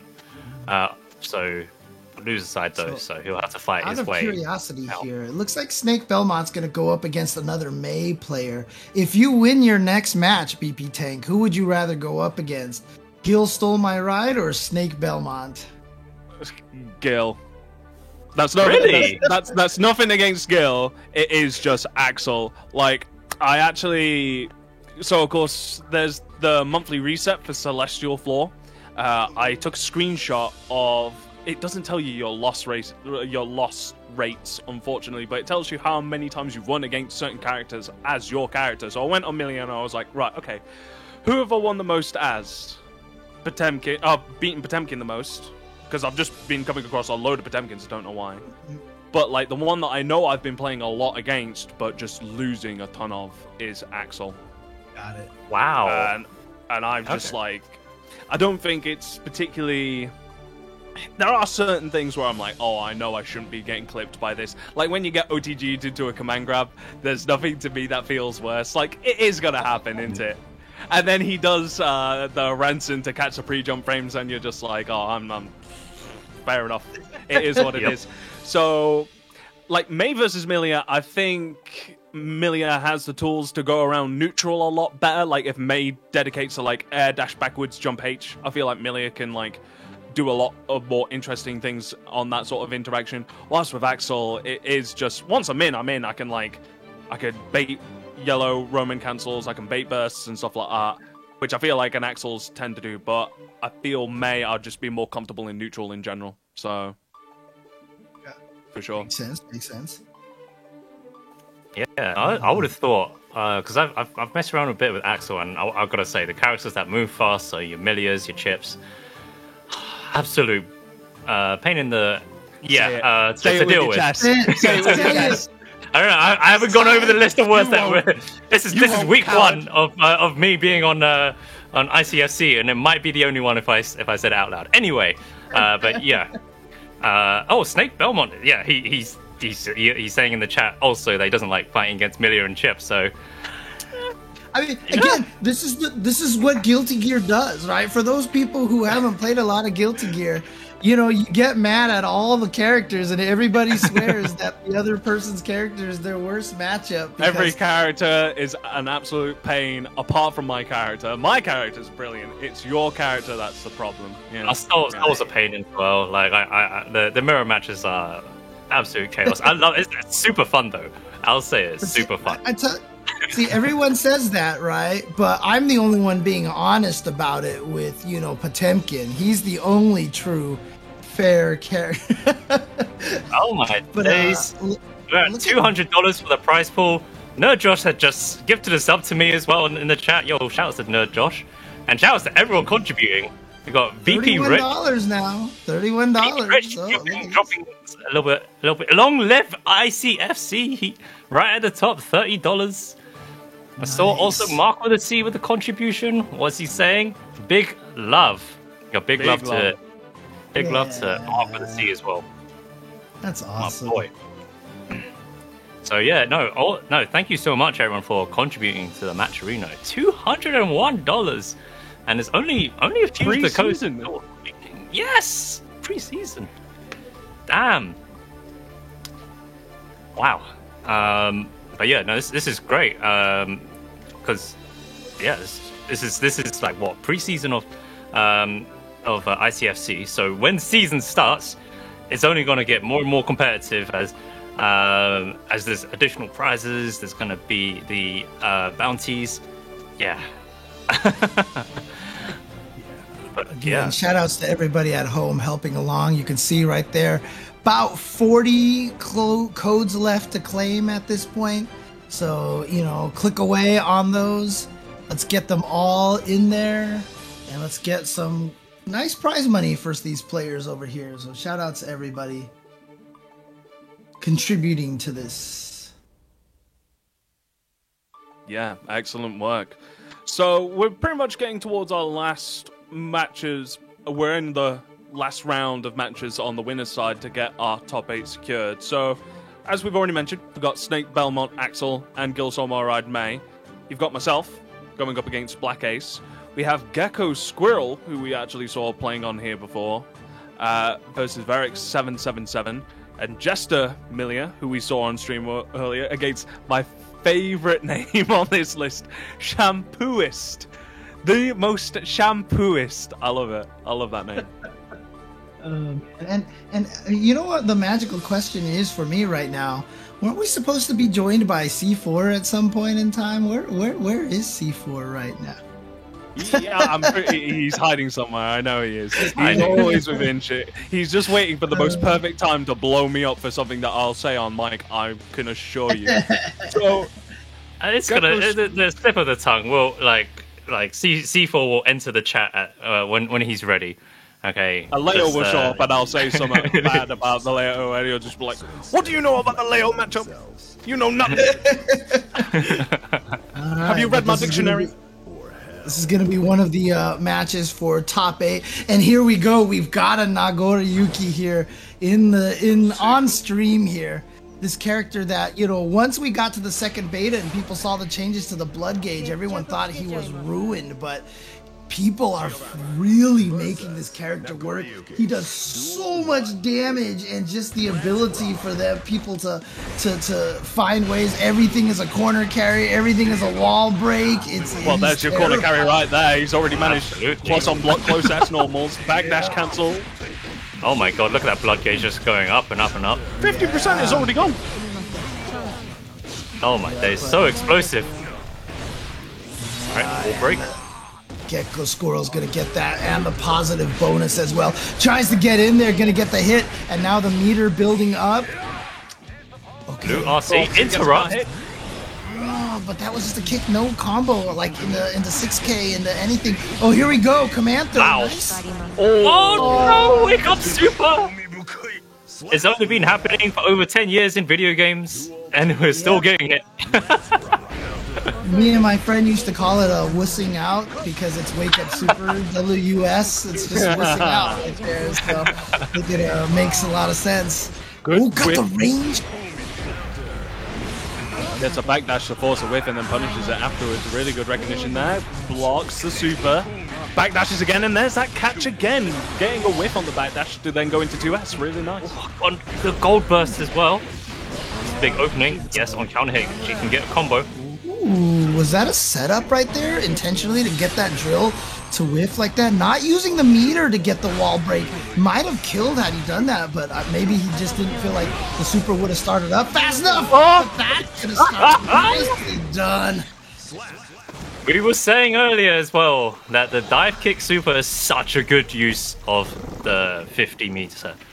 Like on hit, obviously it's free damage. On block, you get the plus frames. Yeah, you have to dedicate yourself to an anti-air if you want to try and actually nerf it out, but it's hard. No, like you have to be so preemptive in that case. Yes. So specifically, after super flash, it has 1 frame of startup, so you can't do 6p on reaction. Yeah, it's crazy. If you're gonna do 6p, it has to be before the she even is in the super flash state. It's just what a great way to just kind of fish for things, right? I mean, it could be such a massive tide turner if you land that, you know? Because you could get a wall break or at least the corner carry, and if it's blocked, you get to keep the pressure. It's just one of those things that you can just try throwing out. Nice whiff jump D into another jump D. Oh, baits the super this time. I hope so. There we go. Spence the RC. Is that enough? Oh no! Wait! Oh, it's gonna be enough. Is the wall? No! Ah! Okay, nice. Okay. Good recovery. I didn't know that doesn't break. Oh. Oh wow! What a ground cut. Blood explosion could break the wall. It totally should have. And I've actually just been aware that C4's now actually on the mic to join us for the commentary. C4, come on, man, join in the banner. You're not here yet. Not here yet. No, you don't get to have your moment. I'm bringing you in now.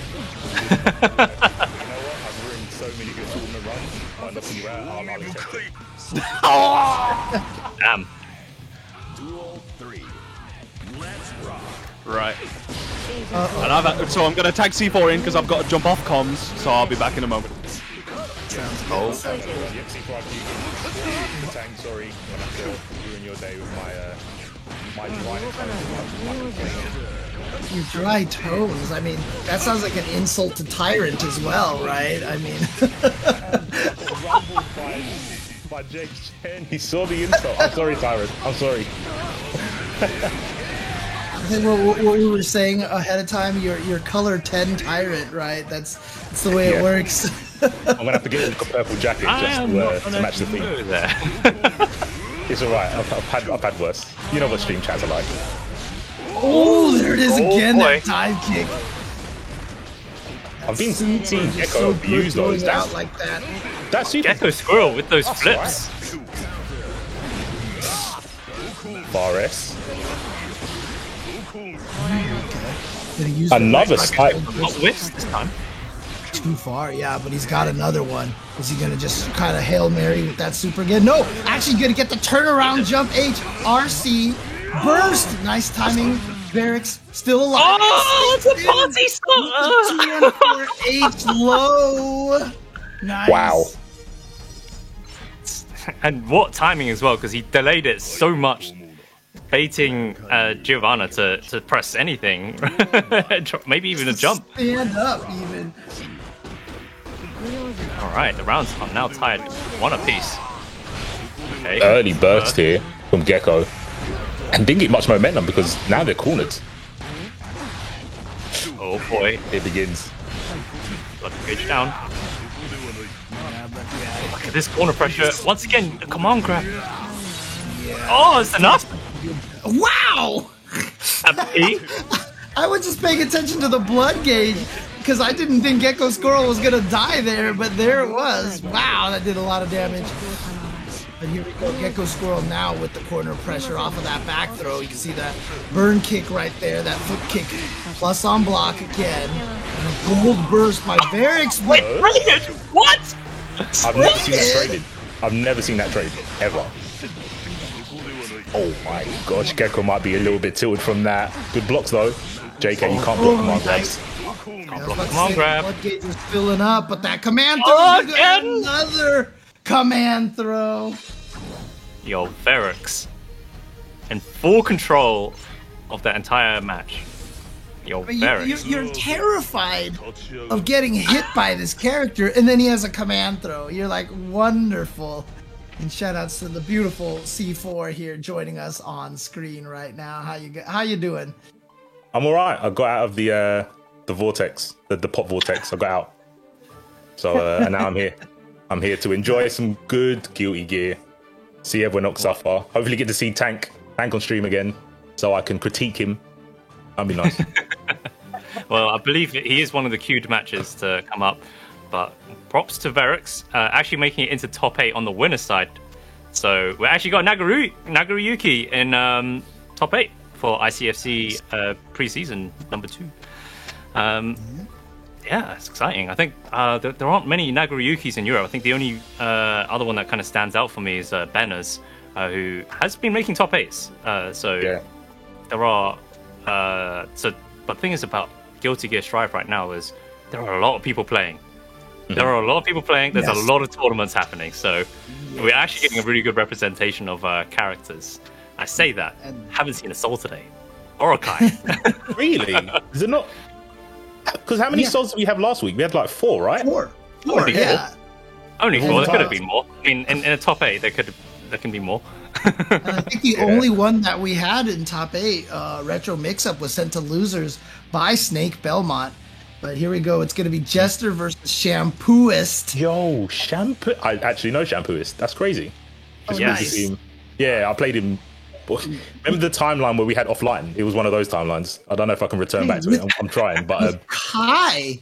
Kai is one of those characters that people almost never talk about, but Kai can be scary. That little flip kick, the green The center call out! replacement. Oh my day, Shampoo! What is wait a minute. He did IED throw. IED throw? It's a fully charged dust. Yep. And he was trying to bait out a burst you saw right there, but no burst from Jester. All right, here we go. Milia's gonna Milia now. Okay. Yeah. To not Nice. break the wall. Nice blocking the double overhead. Most people get hit by that first time. Oh no! Not like this! I mean, Shampooist might have been watching that Jester versus 31 IVs, because that was definitely something Jester was doing a lot, was the jump H, air dash cancel jump H. And right now, just want to comment that we have Shampooist at the top of the screen right there. So we got to fix that in just a little bit for you guys. Yeah, that's a. Yeah, there it is again. Maybe. You know what the scariest person is? The person who takes notes during a tournament. They're the people you need to be scared of. And it looks like Shampooist is doing that. Yeah.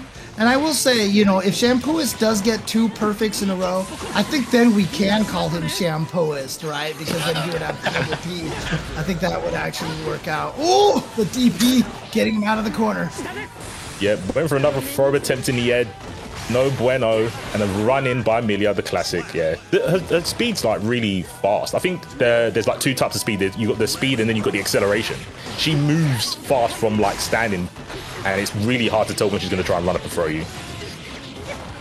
Absolutely. And the thing is about this game, there's a run button as well to make that even easier. Oh, well done on the pro break. Oh my days, the super! Oh, the classic Milia! Yeah. I swear every Milia does that. After burst just has the super. Oh my word. The double throw whiff. Ugh, that feels bad. From the strong start that Shampooist had to go out like that, it's a bit of an ouch. Yeah, especially as Shampooist had pretty much called out the round start, like the first 2 rounds. In a crazy manner as well. First round looked like it was going to be all Shampooist. Oh boy, that was such a bad burst. Yeah, that was definitely an emotional burst. Definitely emotional. You just don't want to get Milia started, right? So you'll try and do anything in your power to stop that. But that's it there. Yo, Jester. Ooh. Okay, RC's Yeah, get away. Safe. I respect that. So many RCs from Jester. Yeah, you see this a lot now. People are using RCs just to keep the pressure alive, you know. There's so many valuable ways to use the RC, but that's what has always made Guilty Gear so cool, is that the way everybody uses their meter is so different. Oh, speaking of meter, okay, Jester just got that gold burst. He's just spending it all, okay, on those giant wheels. Wow, the range on that jumping attack, nice. Jester's doing really well to get those air-to-airs, and I think that's probably the main where he's getting those W's in the end. Yeah, Milia's jump S is surprisingly strong.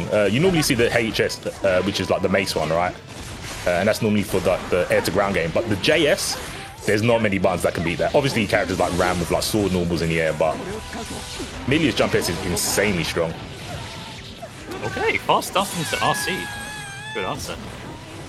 But Jester still has health. Ooh, too early on the 6P, nothing there to anti-air. Put in the corner, the S's are flying. Okay, just getting away. Oh, Foudre Arc! Oh my god, look at that health from Milia. Can't even take chip damage anymore now. Yeah, but oh my goodness, just falls into the fireball. That was the right read, had the read on the fireball, but just mistimed the jump attack or something. Yeah. Oh my days, Foudre Arc. Yeah, that would have been a grip damage. Saber version 2. Right there, you can see the movement from Jester right now. So hard to figure out where he's going. We were saying earlier, Milia's movement in the air is absolutely, it's really, really good. It's chaotic. Double air dash, okay, and the new move. Get the hard knockdown as well. Oh my gosh, these throw baits. Blue RC gets the block in time. Heavy disc gets blocked. S disc gets blocked. Good defensive throw. Let's see if he can turn it around. Shock stay on right now.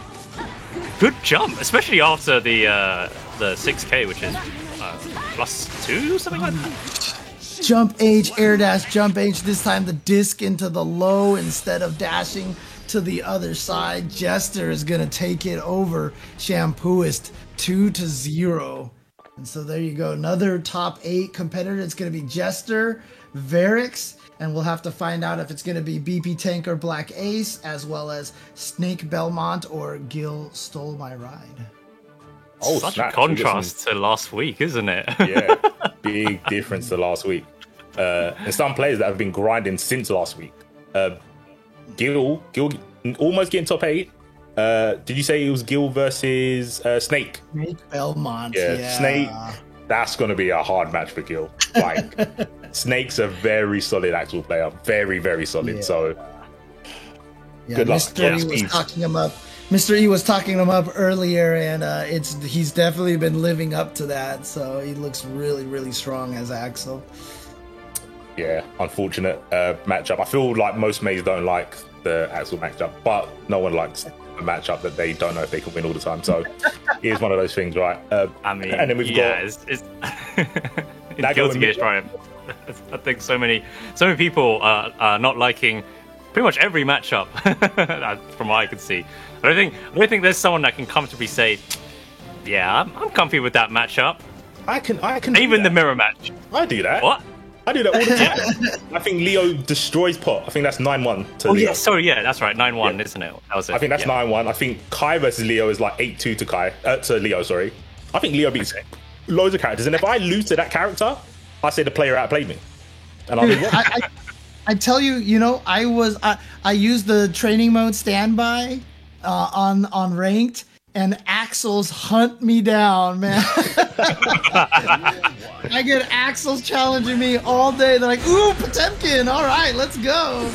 And with the gold poster reset, okay, they're gonna Oh, man. definitely go Look, to you. It's the ranked life, right? It's that you're able to farm XP. Why would you not?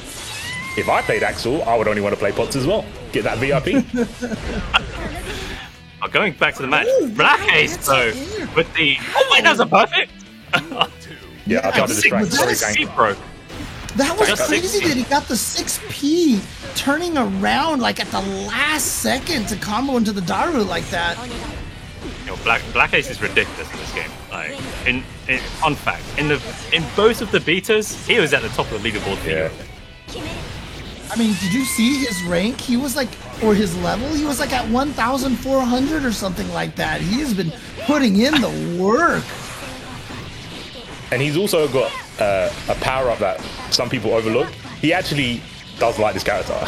Like, because he played Ram in Rev, and I think he plays like 12 in Blaz. So he's about, I mean, ladies with big swords. That's his bread and butter. That's what he does. That's what he picks. And yeah, it's showing. Because obviously there's a lot of Rams at the moment, and he's the number one twice in the beta. So Is he really the number one ranked Ramathal online right now? I don't think at the moment. He wasn't both the betas. Right now, I'm not too sure if he is. Gotcha. Okay. But I mean, like I said, at level 1,400 or whatever, I wouldn't be surprised. Yeah. He is running all over BP Tank, and Oh, BP Tank boy. did say he's always smiling. So we'll see how he looks after this. If he can't get this. Yeah, this character can definitely wipe a smile off of most people's faces. Let's see if Tank's resilient enough. Oh, he actually got a 6P trade as an anti-air. I think that's why Ramathal isn't smiling, right? Because she wipes the smile off of everybody's faces all the time. And she's left with no friends. Boy, those What yeah. a set. Oh my days. That killed. Well then, okay.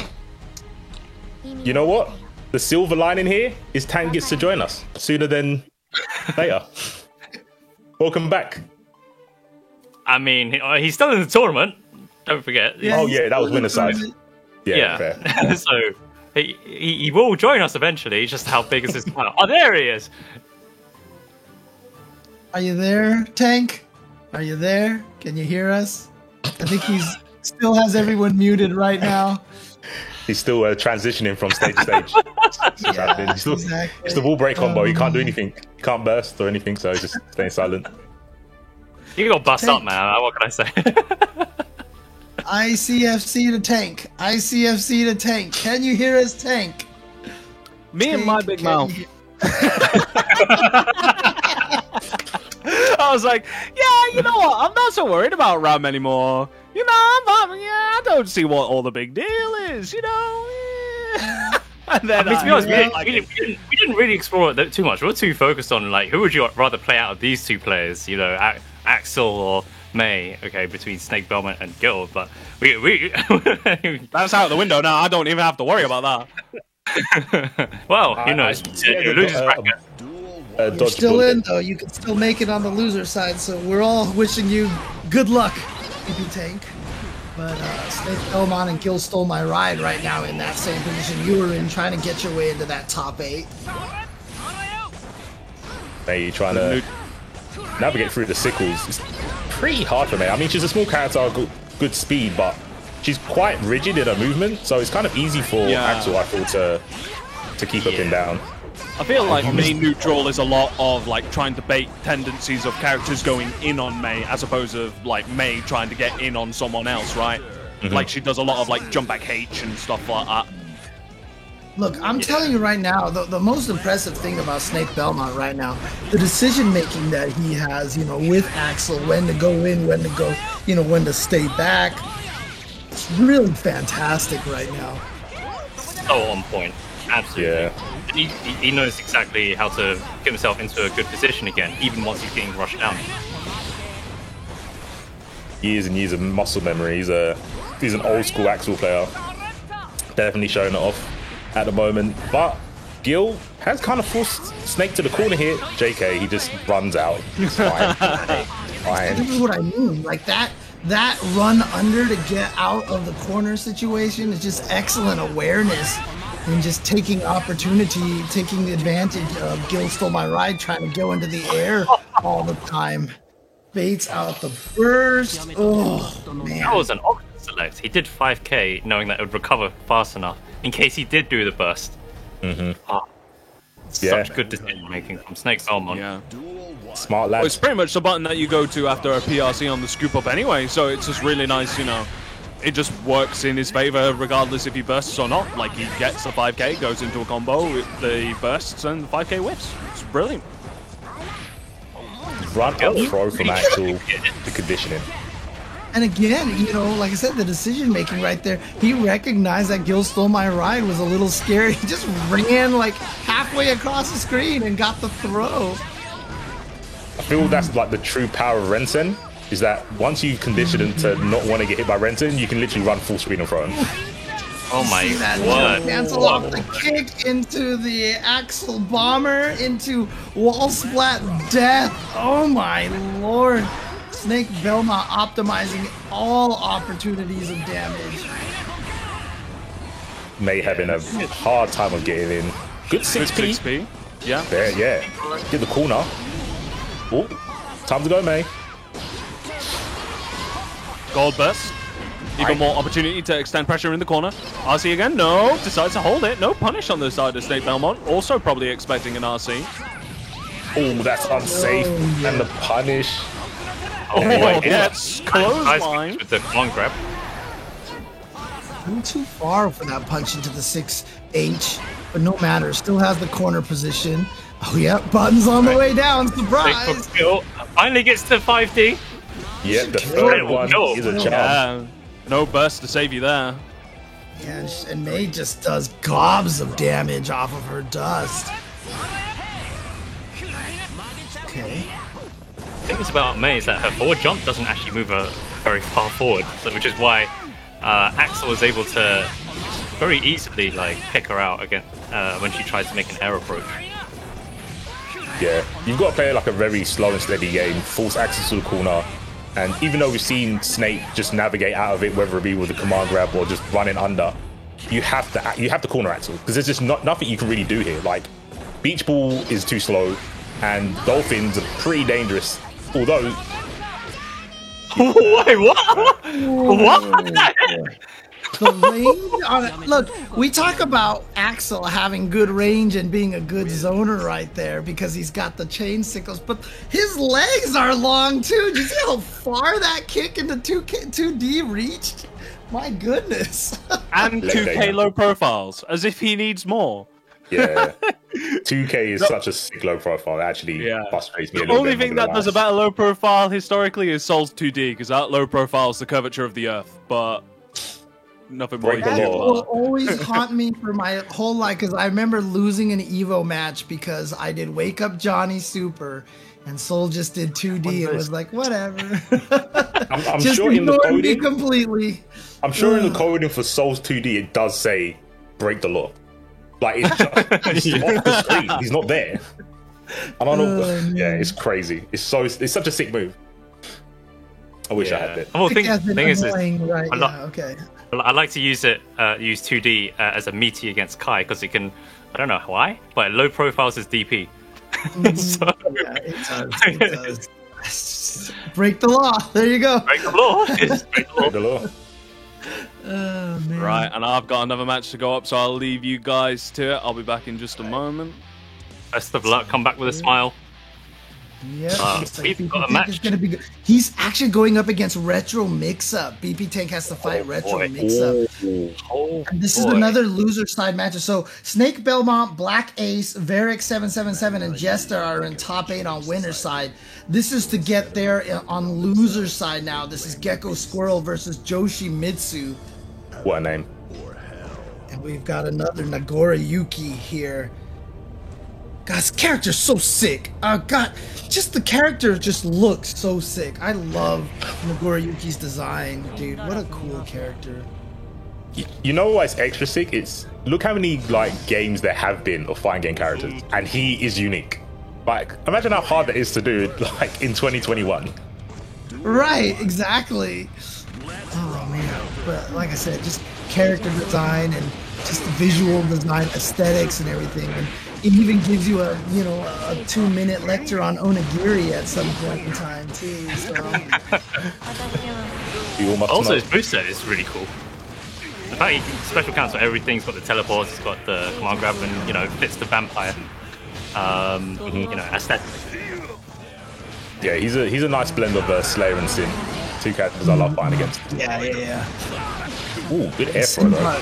Sin part is definitely there, especially. Oh God, the wall! Wow, that's enough. Giovanna just melted. She just melted. All the Whoa, back that dash was is clean. Too much recovery. Oh boy, gotta respect that. It's plus. That one is nice. Giovanna shines right there. Yep. 214H into the back teleport and the back throw. Trying to go for a shimmy, but waking up with 6H. So I think 6H's throw involved like really early. I think that's why that would make they went for it. Yeah, I remember someone talking about it. Yeah, that could be the reason. I could be talking absolute nonsense. Someone please lab it and then tweet me the answer. Look, the game is 2.5 weeks, 3 weeks old. Oh, I love You just to make sure he Yo. was range to punish. That was some big, that was galaxy brain right there from Yoshimitsu. Nice.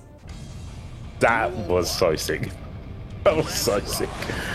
It was so smart, right? Every contingency was thought about. How am I going to punish this? I'm Nago. I'm pretty slow unless I use dashes. It's like, oh, I'll use some butt. Yeah, I'll give myself an air dash by pressing 3 buttons. The manual air dash, Nago. Look at the tech, everyone. Steal it. Yoshimitsu going in. Corner Geo. The bite was too early. And a goal burst. Oh boy. There we go, that air super. I think we saw that from Gecko Scorer earlier, just kind of using that to get in all the time. Gets the 6p. Yo, just 6p, bro. Easy. That is the answer to the Geo matchup. And I love that animation from Nago as well. Just this beautiful chop, dude. Side chop. Oh no, the wake up super now? Oh, he blocked in time. Yep, the legs. Ooh, didn't combo. Nago. From both players. Oh boy, gets the opening with the clone. Man. What a Here we poke. go. Match point now for Yoshimitsu. Cloning is such a really sick poke from Nago. It's like 0 on block, right? And you can just easily hit confirm it. It's so good. Fine out of the corner. Of course, Joe. as his blood gauge fills up, that 5S also gets, 5H gets stronger and stronger. Oh, didn't charge it all the way. Yeah, you see right there, not going for any of the special move cancels right now, just to make sure he doesn't make that blood meter go too high. Nice confirm. Oh no! No confirmed. The line. Fake news, fake news. Oh, dash. Oh, that one's gonna hit. Great super. It hits. Ouch, ouch, ouch. And Joe Smith Blimey. still got meter here. Yeah, he's got one Roman canceled to help him get himself in. Oh, goes for the regular throw. Gold burst, yep, go in there with that super that's been working out so well for Gecko Squirrel. And then he was scared of it, so he didn't do anything to stop the jump. He was afraid of another super. And so Gecko Squirrel just empty double jumped in and went for throw. What a call out by Gecko Squirrel. That was definitely a long con, James. He conditioned him through other matches because he must have seen him do the super in the air on everyone else, right? He's like, hey, you know I'm going to super. I've got bar. But like you said, the empty throw gets the round. But this round, not looking too good for Gecko. Enough. Death right here. I think it is. Yeah. Oi! Joshimitsu. Ow. Oh boy. Off. They did not skimp on dust damage in this game. Let me tell you.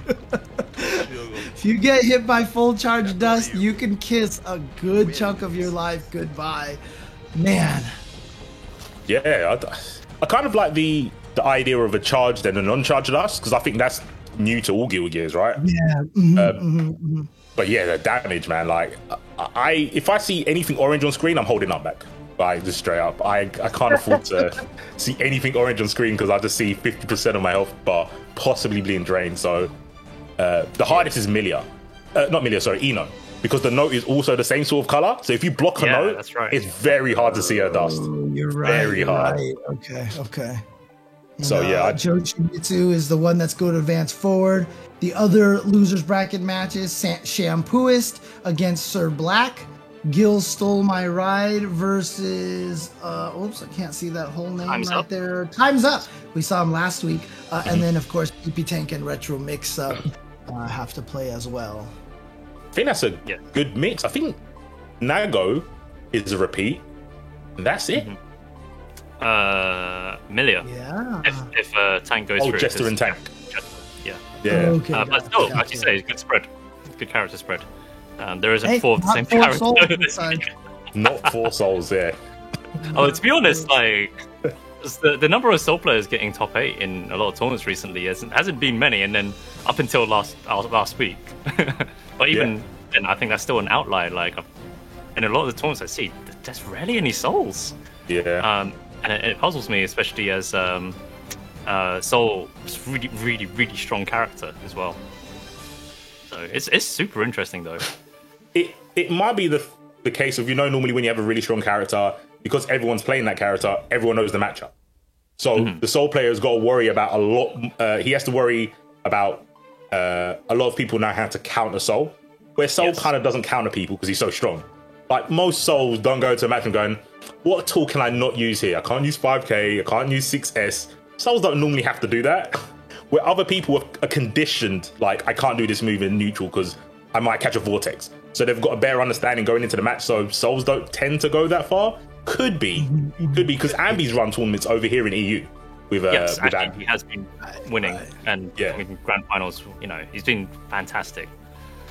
Speaking of fantastic, though, $205 in the prize pool.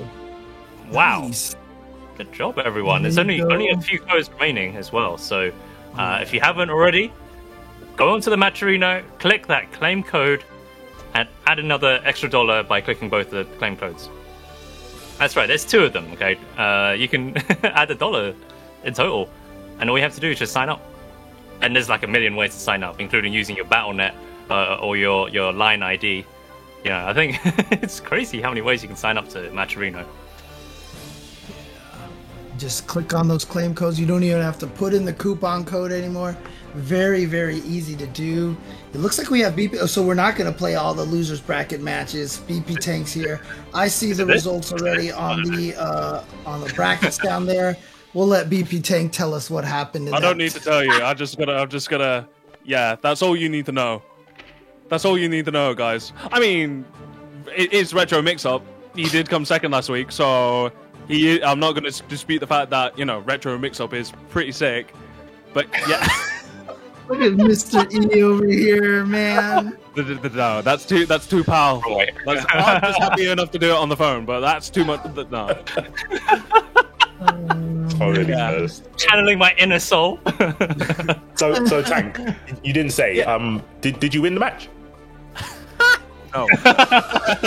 He's got a big smile on his face.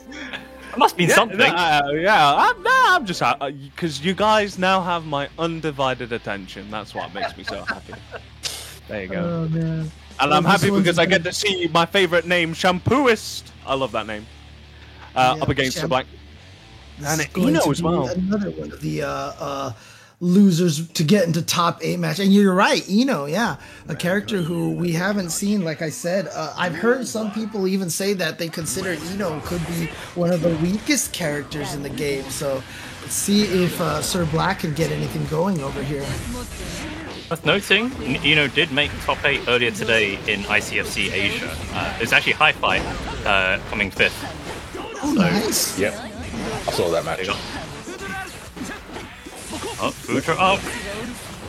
So far, quite a couple of typical things that you tend to see from this match. Nothing too big to point out. Gets counter hit, pushes back up full screen.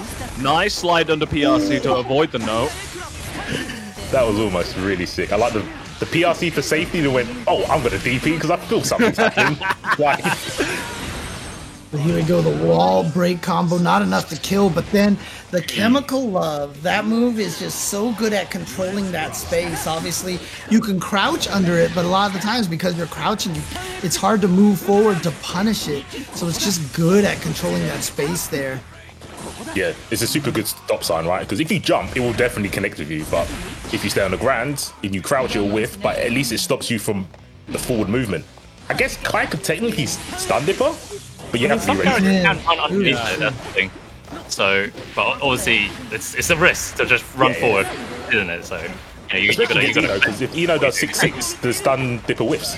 So, One of the trickiest things about fighting Kai these days, though, is that shock state mechanic right now. Because, you know, it's nothing I've ever paid attention to fighting against Kai. Now you have to see shock state for Eno, which makes the Greed Sever replacement plus on block, right? So you have to be careful of these things. You have to be aware of them. it's a very unique tool because different moves give you just different wanna say that lengths was- of stun as well. Yo, the STBT at the end, though, bruv. That was clean. Did you see the PRC? And then he went for the ground dash S to get even more damage off of that PRC. That was sick. Nicely done by Sir Black. Gourmet movement. That was clean.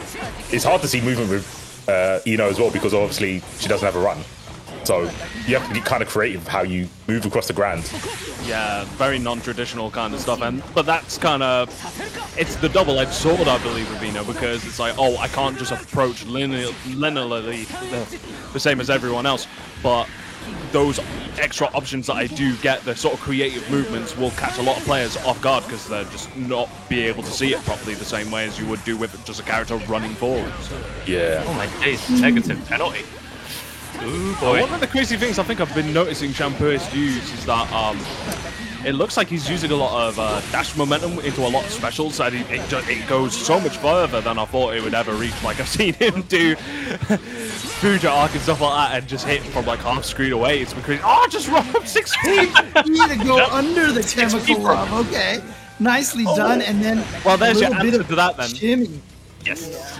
You just got to be brave and run. But obviously, if Eno does literally anything else, such a big risk. So it's the mind games, though. That's what fighting games are about. You just saw the 6-6 from Eno going over stun Dipper, forcing Shampooist to the corner. And we saw in the last match as well, Shampooist, he's not afraid to try and tech. So we saw a lot of Nice forward 2P, tens. 5K. Good tech. Stagger pressure coming in now from Shampooist. Gets the shock state. Goes back out towards mid-screen. Gets clipped. I have to say, I really like Sir Black just walking forward, not overcommitting on the dashes. Okay, not going too ham with the STBCs or anything like that. Just walking forward and just assessing the situation as it comes. Oh, nice interrupt off of the little the jump off of the dive attacks from Eno. We have to learn the official names of these moves. Burst. First on. Oh, you YRC. Oh, no, punish no, on punish. He saw at the start of it as well. That thing's like what, minus 16 or something crazy like that. Yeah, but YRC fire. is pretty bad. I think it's. I don't know Can't if hit you can recovery as well. And a run up 60 Just 6p, bro. again. Yo, he's just trying to get a dap with that elbow right there. Dude. He's like, come on, bring it in, bring it in. He's like, no, we're only touching elbows, bro. I'm not even doing fist bumps. Soul can give fist bumps. I'm only at elbows at the moment.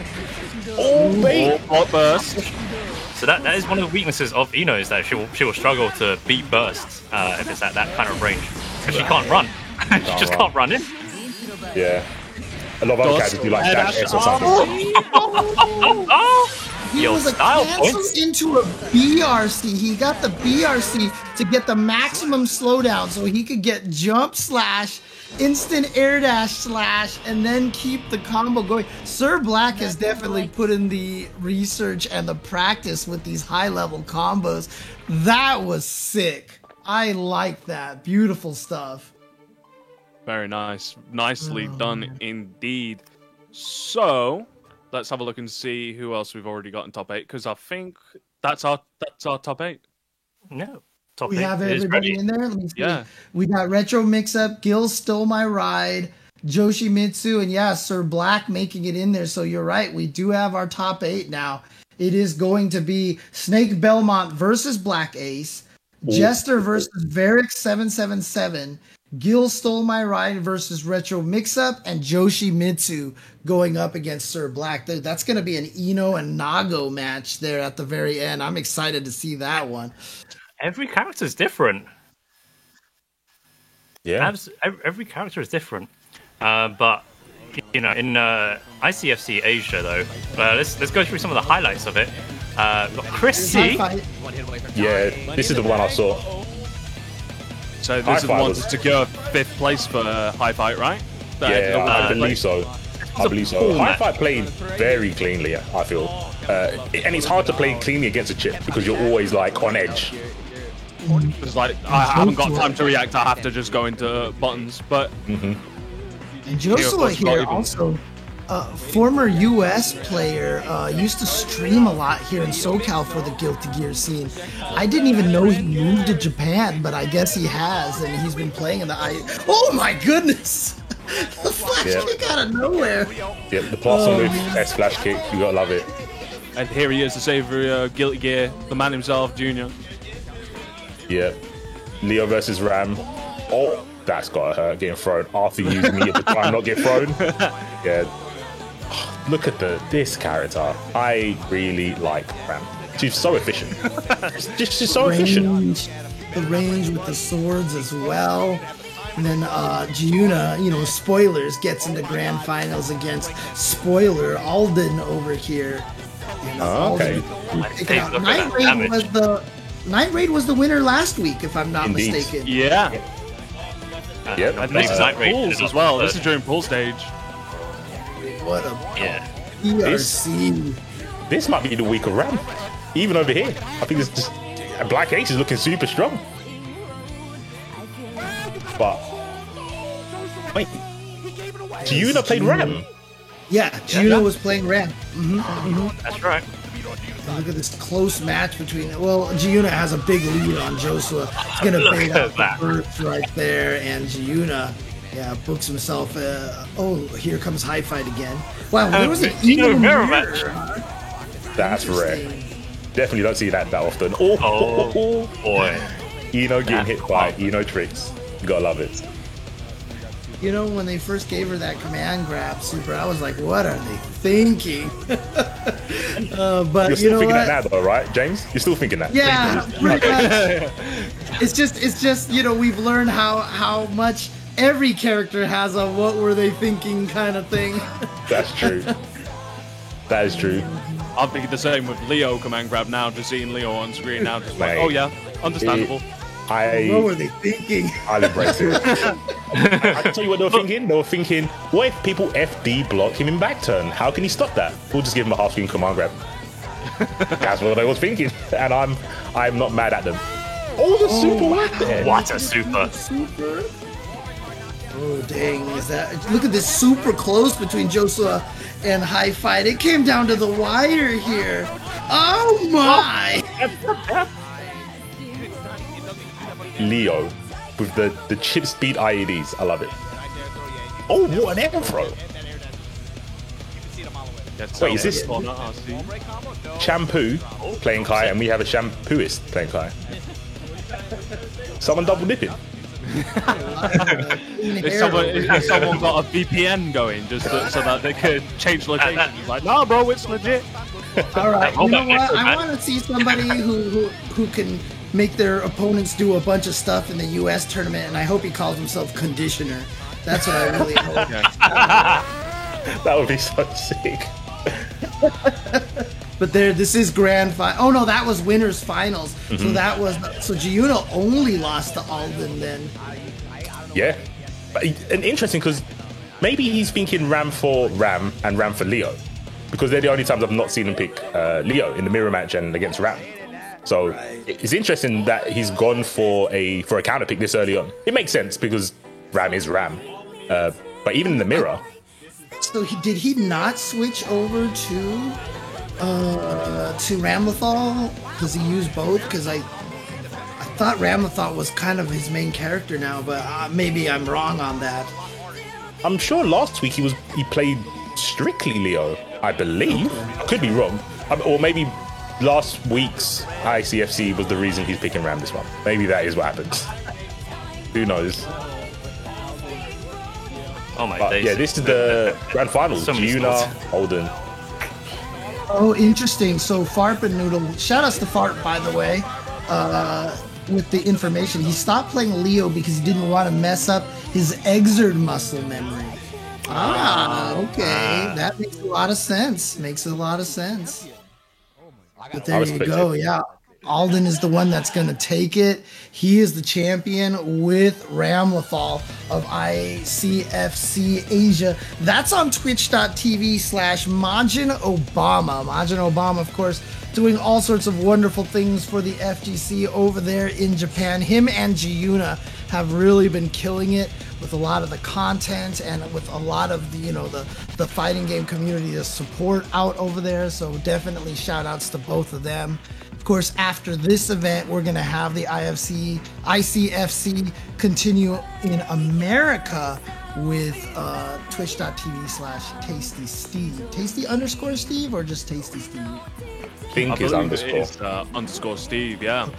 Okay. And of course, if you don't manage to catch up on all the matches, all of the footage will also get uploaded to Tenno Media's YouTube channel as well. So you could also check it up and watch it back. I know I will be. I'll be catching up on as many matches as I can. I didn't get to watch Asia, unfortunately, so gonna get my research notes out, try and catch up as best as I can. So that'll also be on Tenno Media as well. Is there a reason why Sir Black's flag is flashing like that? Someone in the It's chat like- said, "Is it loading?" But I mean, it's the English flag, but it could be just a I loading. mean, they- I don't know. Is it like application pending? It's just sending we me need it's the signal for me to talk about the Astro headsets here, the official mix amp and headset of ICFC Strive. Of course, shout outs to them for sending us these awesome headsets. Now I have actually multiple Astro headsets in my home now, so if you want to come and visit and just put some on just for the sake of it. I should do a Chris G thing, right? So I've got Astro headsets here.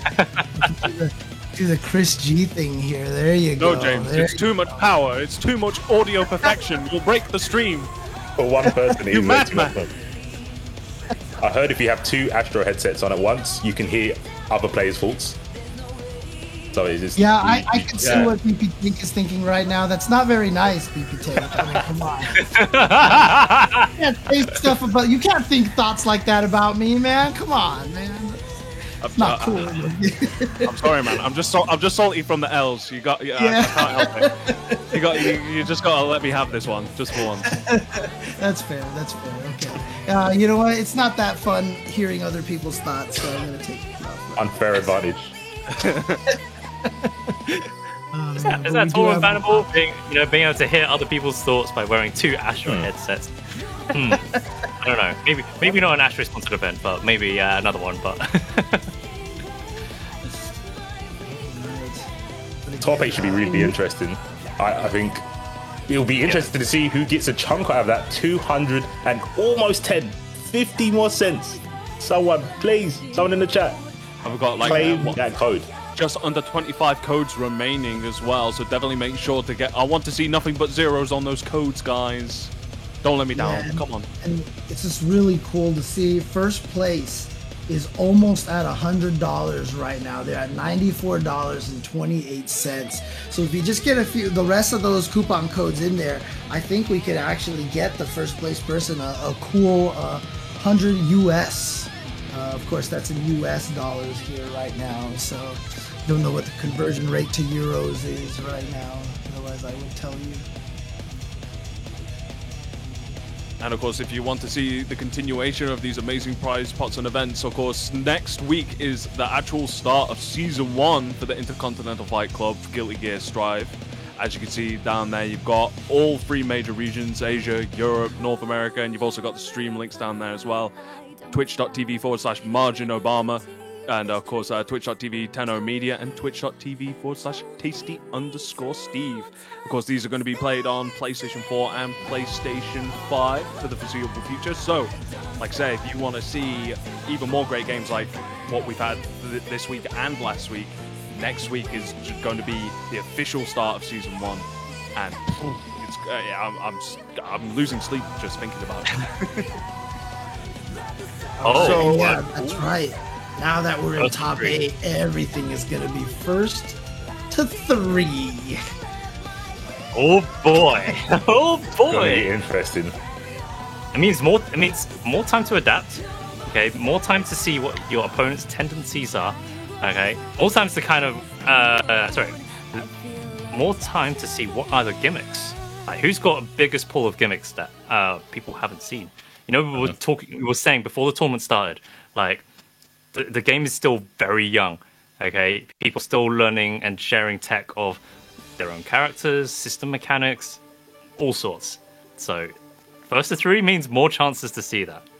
And I can't And with wait. Retro Black in here, that's more far standing slashes to see as well. Yes. Oh man. All right, we're gonna start with Black Ace versus Snake Belmont on the top half boy. of the winner side. We're going in Matt. guns blazing straight off the bat. Yeah. These are definitely 2 of like the big names to pick out from in this top 8 for sure, and they're already going at it straight away at winners semis. Level 1,737 for Black Ace. That's crazy. These are Titans, the actual Titans on screen right now. Yeah.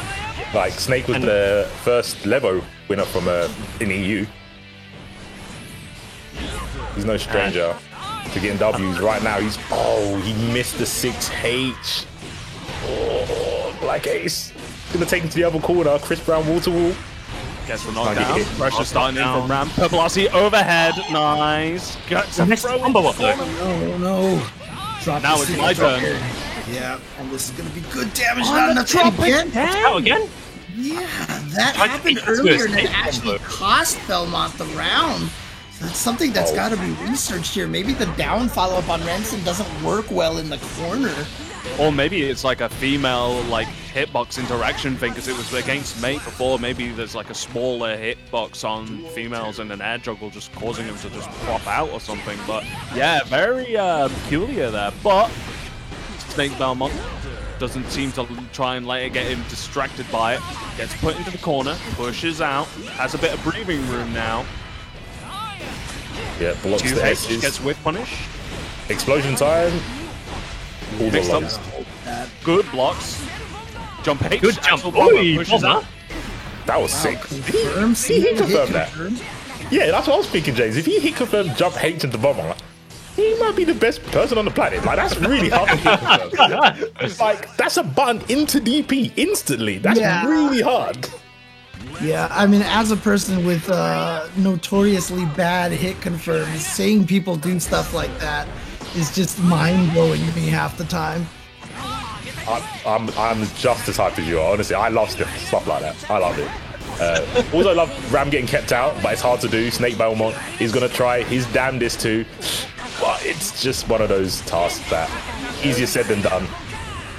100 meter on the line though now to be able to work with. So if Ram does get him, we could see a YRC or a Wake Up Super on the table. And speaking of which, as a PRC, alive.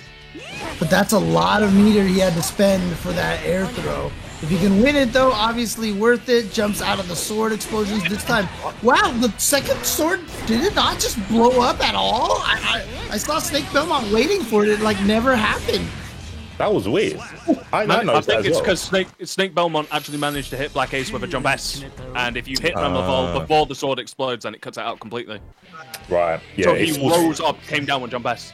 Yeah. I think it falls from being stuck to the water lying on the floor. Yeah. Right. Yeah. Okay. Got it. Oh, PRC extension.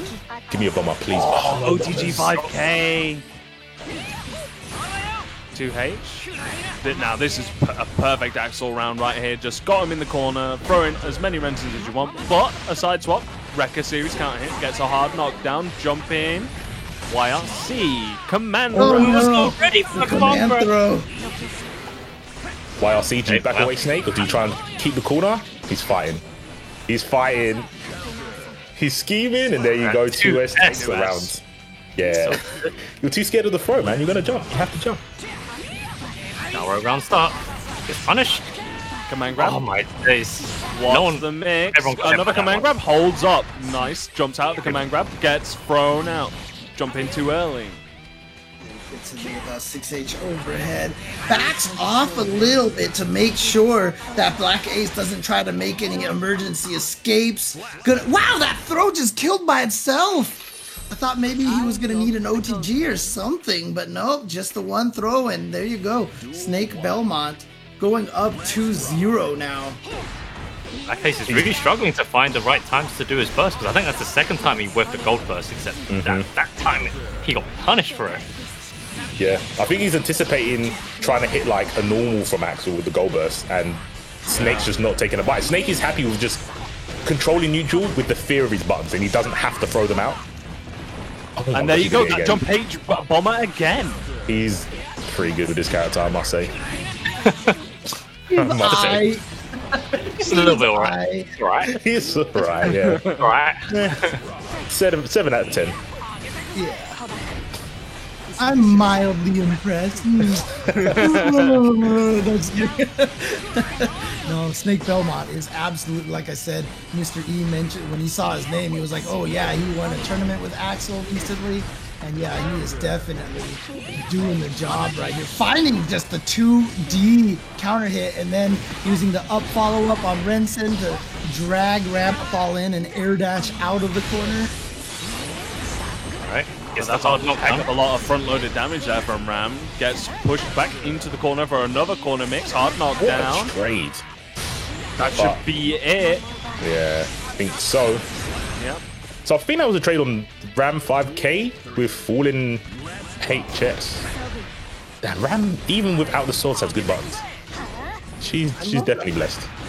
I love the round win wall break, how it just like launches. Like they kind of took that Dragon Ball, you know, when you knock them into the buildings and stuff like that, but it's like kind of part of the gameplay. It's just so cool looking.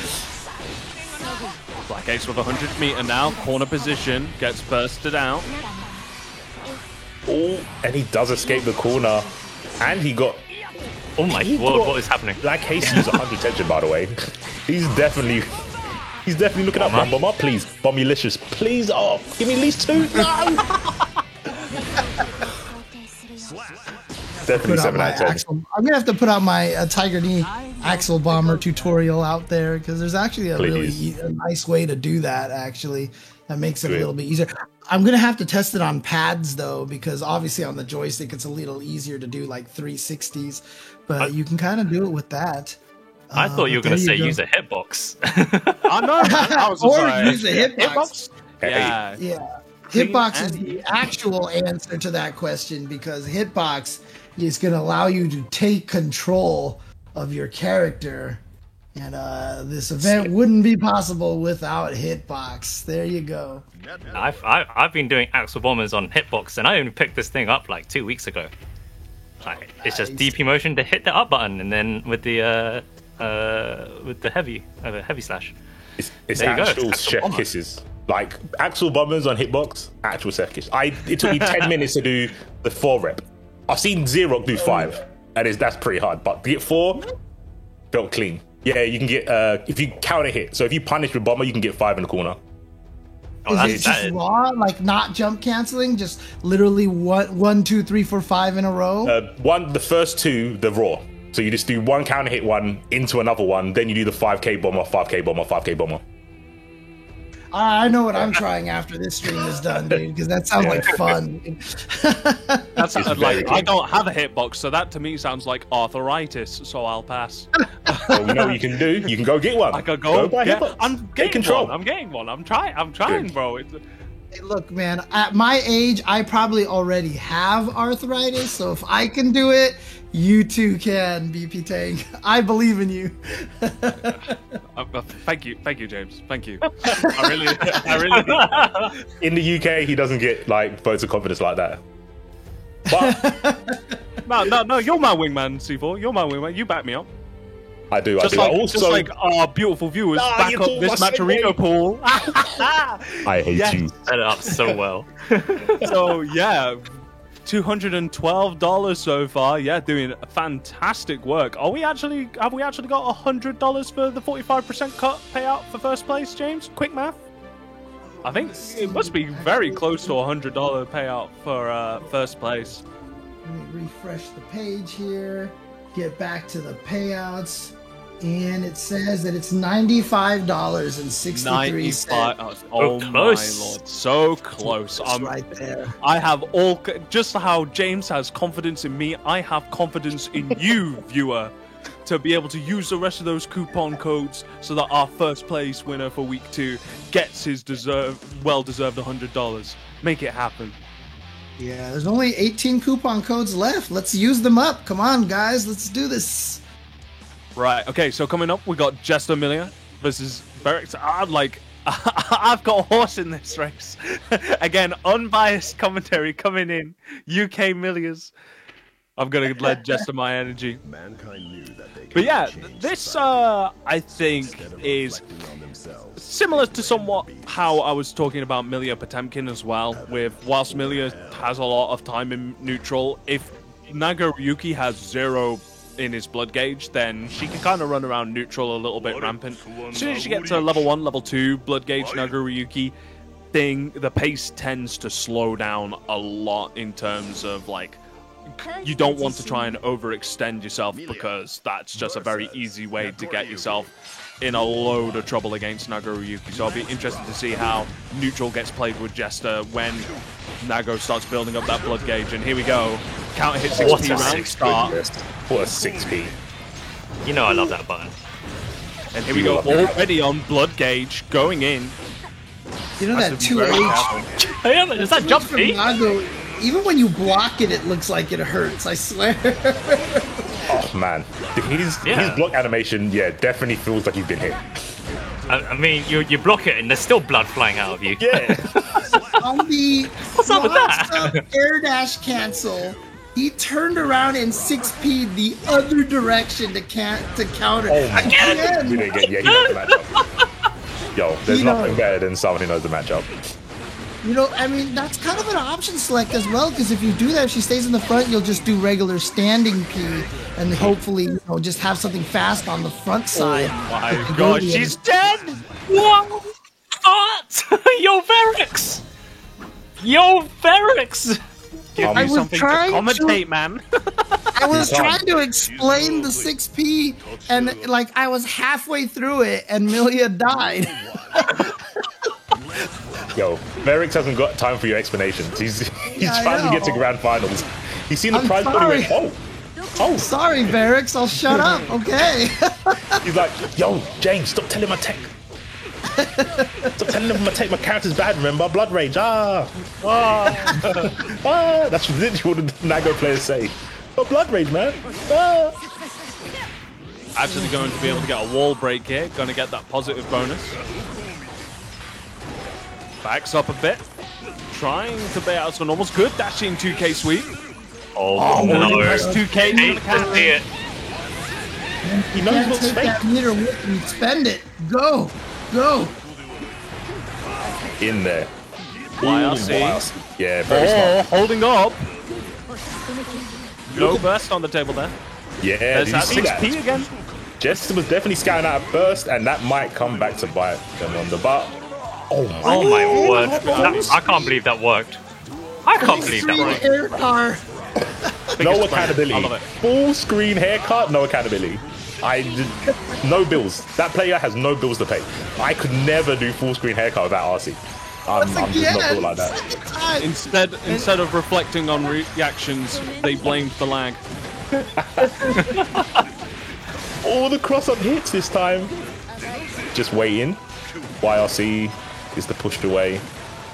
Has Nago in neutral. health and meter now, so doesn't my really need God. to go in. Jumps out of the command grab. Purple RC, what's the mix? Cross up page. Haircut. Gets blocked. Good interruption there. I don't think Burst out Nago on Nago. even punished the heck up, can he? Yo, that's Get what your I blood was, meter I was down. thinking that, Misty. I was thinking maybe Nago just can't punish haircut. Look, man, I'm wearing 2 Astra headsets. I'm stealing your thoughts. Oh, again, the yellow RC to prevent the mix-up. The command was the nut. again.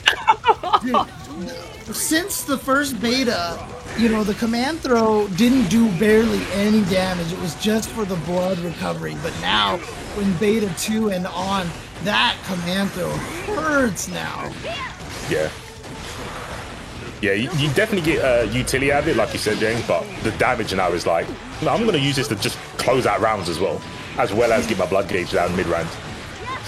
And a lot of times you'll actually see, I think Nagos also try to intentionally build their blood gauge a little higher, just so that standing H can be a lot scarier.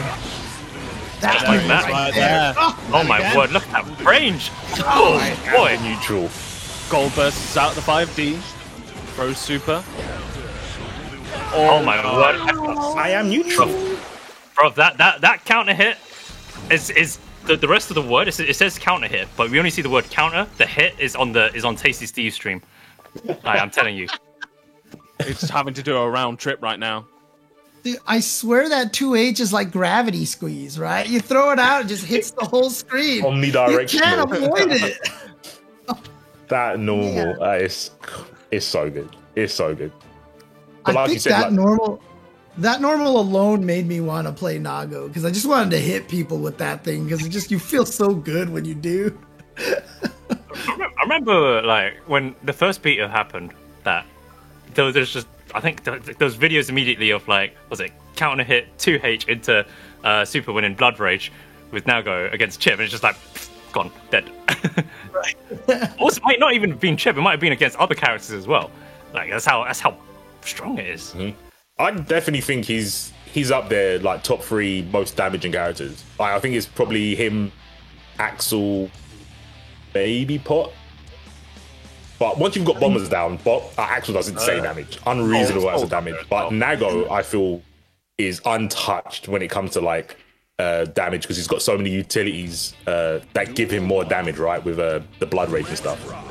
I mean, look, for those people who are sad about his blood rage gauge acting the way it does, we should all be happy that it acts the way it does, because otherwise he would die even faster. And now we've actually seen a character change on the side of Jester. Not having enough health as it is, Jester went, no, I must have less health I must. Jester probably thought, oh, I need like a little bit of swifter mobility, and Varric was like, oh, I can get a clip of me TOD and Chip. Cool.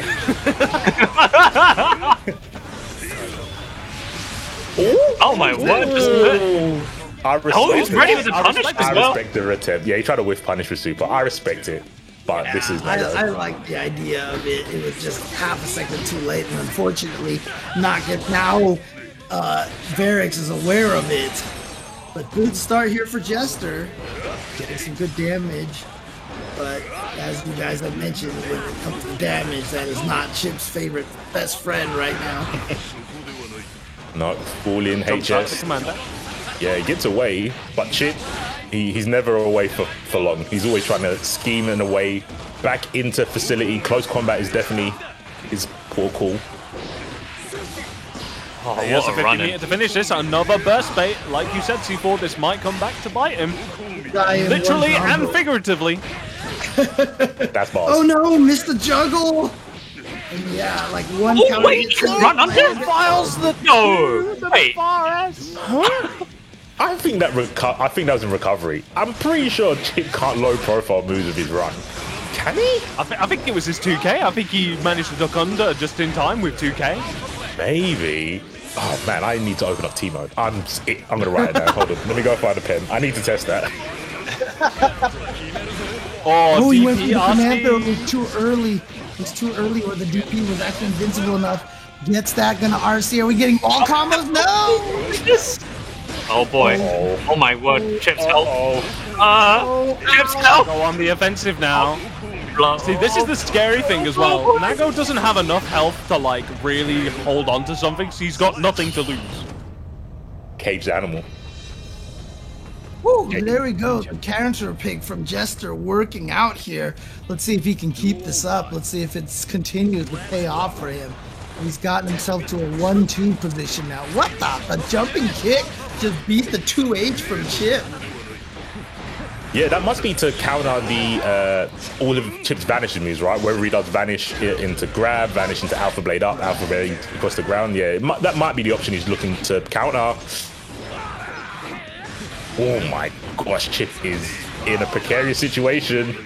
Oh my word! He did the air dash That with was the 3 button. meaty as all. Like I saw the Yeah. move come out, hang out for like a good like whole second. Butcher, there's a butcher in the stream going, yes, yummy. Oh no, oh no, oh no, oh no, look at this damage. He could have No, supered as well. I Consider like that that he's- didn't happen. See, I was going to say, I like that he saved the buff for that situation. He tried to backdash out with the BRC, but it doesn't matter. Universal bites him.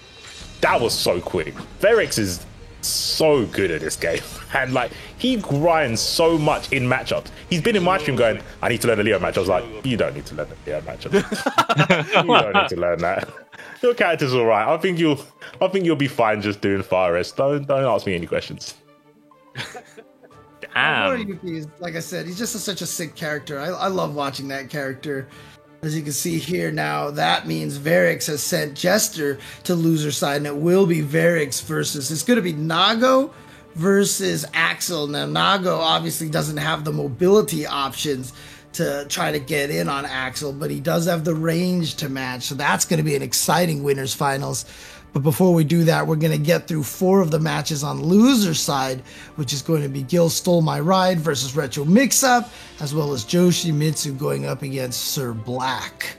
Sir I Black's still like application is Sir still Black's pending. flag. And he has his name listed under his name, too. Just in case you weren't sure he was actually Sir Black, he's listed as Sir Black. That's his sponsor. That is his sponsor, Sir Black. Sir Black. There you Sir go. Black, Sir Black. It was like a PXP, right? Problem X Productions, when he was Problem X. Problem X Productions, Problem X. I mean, there you go. It's Best sponsor. Send the bill to my accountant. You are my accountant. Oh, Then yeah, give it over. Oh, just give it to me. There's no better sponsor than yourself, man. Yep. You're pretty sure he's not gonna screw you over, that's a true confidence boost right there. I mean, his Sure. sponsor probably signed up for tournaments on time and everything. As soon as registration's open. Imagine that. Look, if the sponsor then embezzles money from the player, it goes to the same place. It doesn't matter. Yeah, exactly that. You can embezzle as much as he wants at that point. So, oh man. All right. It's like I'm burning books. There's nothing in them. It's just actual, literal books. There's nothing out. But yeah, so loser side now. Gilstorm, alright, so we've got May versus Sol. That's quite a classic matchup that I'm super excited to see. I think I was playing a match whilst pools were going on. I think I missed. Did we see Joe Schmitzu on Shimizu on stream before? Yes. Yeah. Yes. I- Qualifying was it against match. another Eno? No, it was against. Was it Shampooist? Or It was it could have someone been. else? I know Joe. He plays Nago. He's a Nago player. I'm trying to remember. Was it? Yeah, it might have been Shampooist actually. That makes sense. Right, makes sense. excellent. And of course, he'll be going up against. I'm sorry, I keep looking at that. No, it was Gecko That Squirrel. was- Sorry, my bad. That was that would have been Oh, Gio. yeah. Giovanna. Who's Joe? So, yeah. I don't recognize Joe. To be fair, like we didn't notice. We didn't really know about Deku. Was it Deku? The soul player that won last week. Yeah, Oh, yeah, that- yeah, yeah. Desku. Menu. Desku. Best menu. Yeah. Best menu, Oh, was best it? menu. I mean, Yes. Desku sounds better. Just like the price point sounds way better because it's almost at £100 or dollars, sorry, for first place. $98.33. $98.33. We've got 10 more of the coupon codes on the top over there. That'll add another $5 to the pot. So get in there. You've got 10, we just need 10 people in the chat right now who haven't clicked on the claim codes to go in there, click on those, and we'll add another $5. And hopefully that should get first place to $100 US. Fantastic stuff. Yeah, and as we've mentioned before, guys, this is still only the preseason. Next week sees the start of Season 1 of the Intercontinental Fight Club for Guilty Gear Strive. And of course, happening across the 3 major regions. Asia, you got twitch.tv/Margin Obama. And in Europe, of course, you're watching it right now. It's twitch.tv/Tenno Media. And of course, in North America, which will be happening after we finish with our preseason here, you've got in North America, twitch.tv/Tasty Steve, being played on PlayStation 4 and PlayStation 5. So yeah, super exciting stuff to see in the future. But right now, of course, we're getting started on these losers side matches now. And so let's start off with Gilstorm Ride versus Retro Mix-Up. May versus All. Retro, of course, came second place last week. Retro also gate kept me out of top 8 as well. So like he's super strong and has got a super strong character to boot. But you know, we've seen excellent work with May this week. Of course, we were seeing Justin Wong doing some fantastic stuff in tournament with May. So really kind of 2 scary characters that really capitalize on their game plans.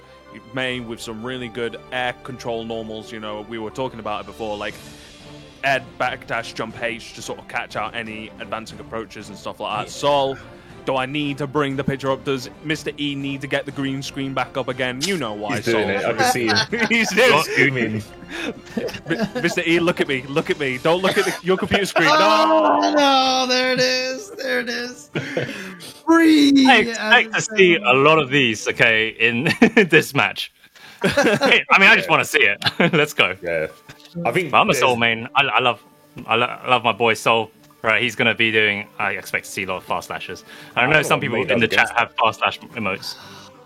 The thing is that you could just 6p, bro. Like just do Yeah, that. just to 6p, bro. beat fast slash. Just 6p, bro. No Shuts problem. out like half his Easy, normal. Easy. Right, easy.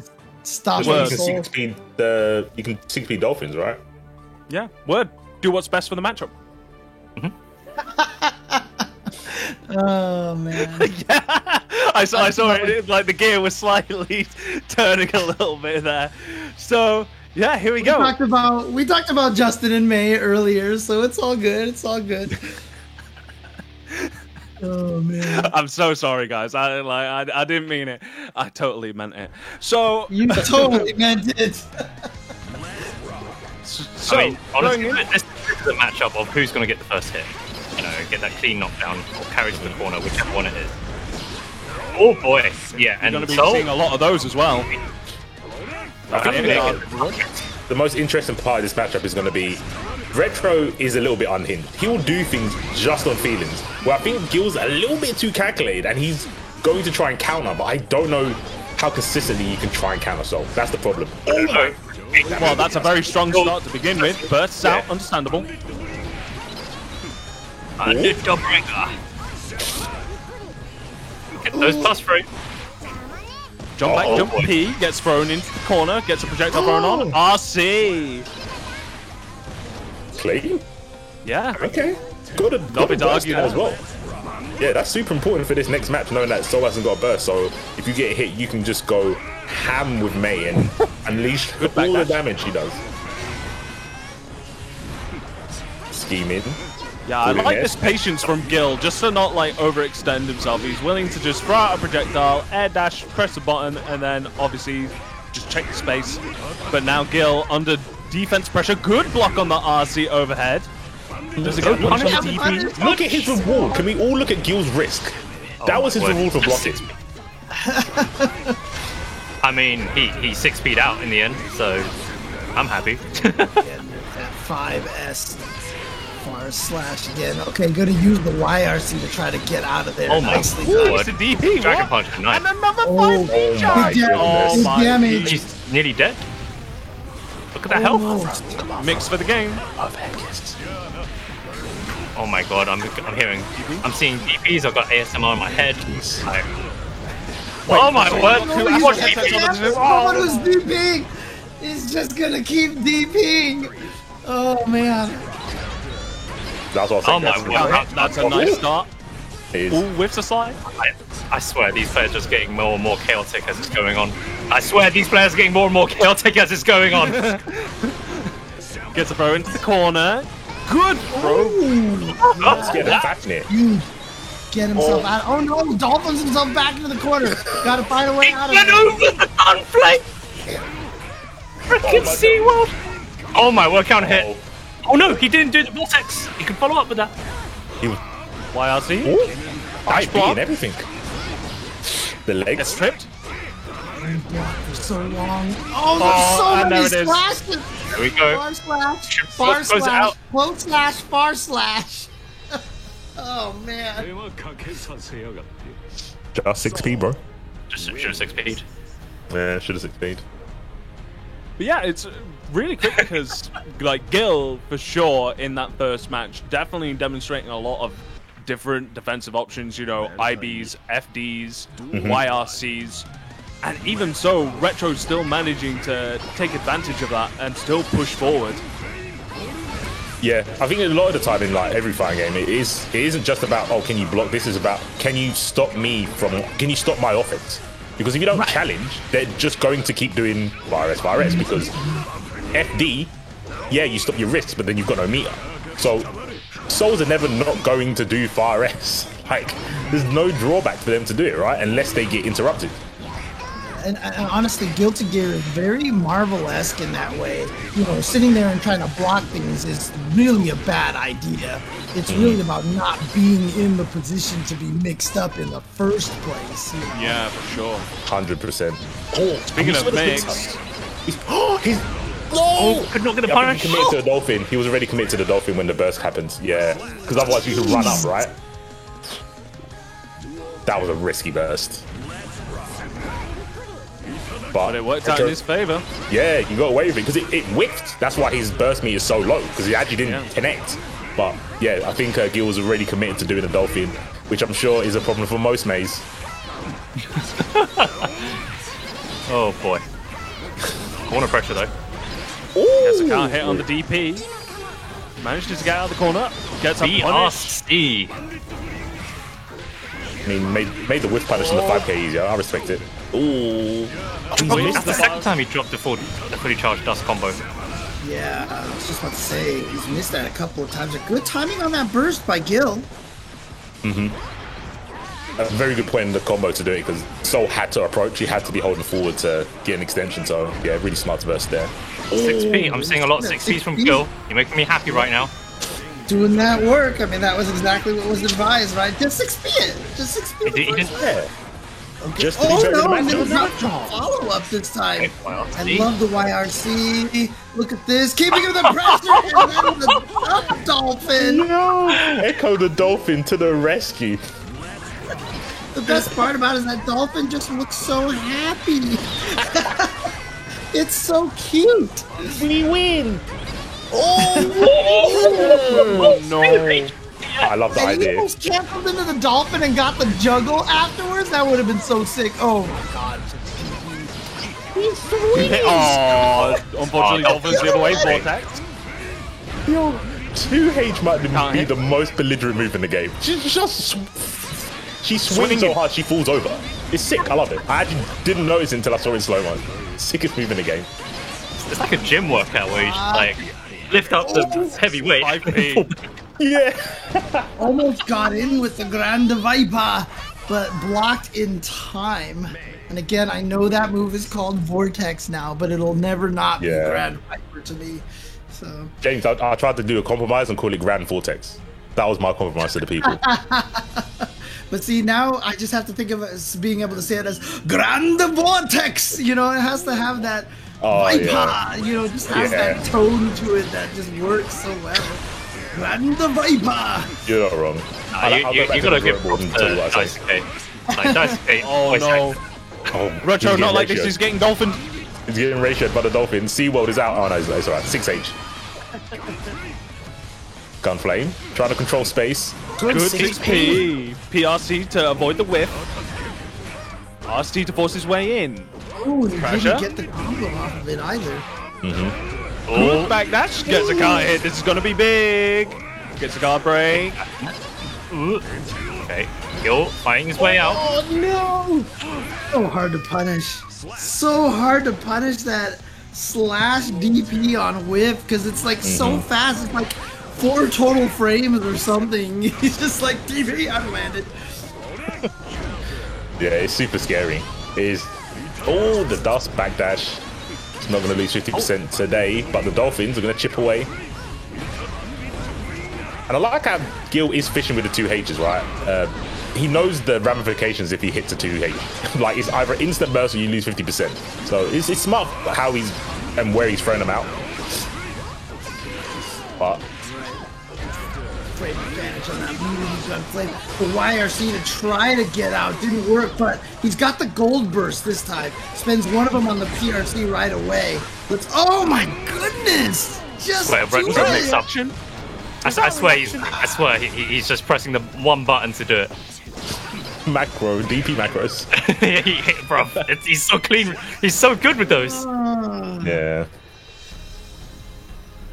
I mean, mix up. it's hard, right? When you say, like, is it on reaction? It's like, but even if it wasn't, it hardly gets punished after time. So why would you not do it anyway? Yeah, I know, right? Yeah, May is one of those characters that does struggle a little bit because her far-reaching normals do have that bit of startup. Yeah, she definitely has trouble reacting to stuff like flash kicks and DPs. Oh, the closest. Oh, That was kind of sick. are we gonna get the loops? Oh, not no. quite. But it's a okay. burst from Retro anyway. Back out into mid screen. Dash jump H. Oh, That's gets big. a hit. Is he going to Vortex follow up? Yeah. Oh, Not mid-screen for long for Soul. definitely not. Oh my gosh, catch him with the up dolphin. Okay, that's gonna be a wall splat right here. Oh no! He's trying to He was- save it. Didn't want to let her out.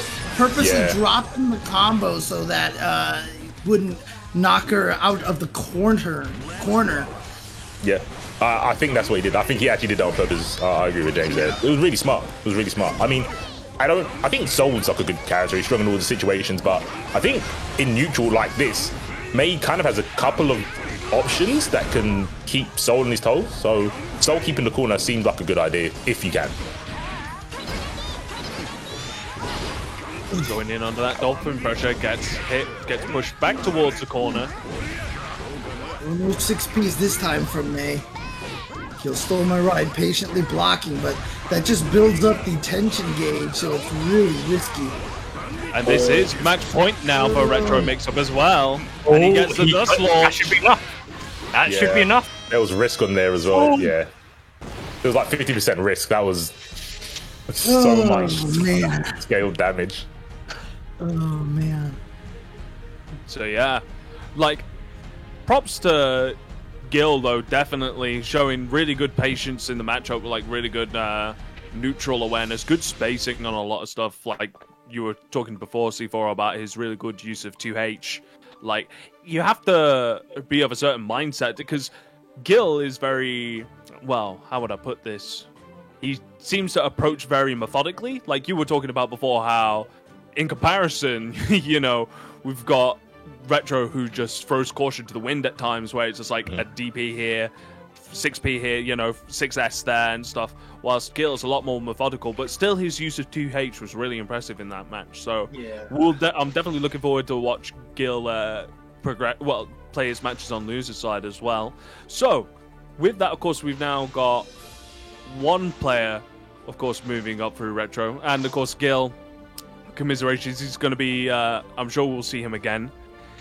But No next doubt. up, Joe Shimizu versus Sir Black.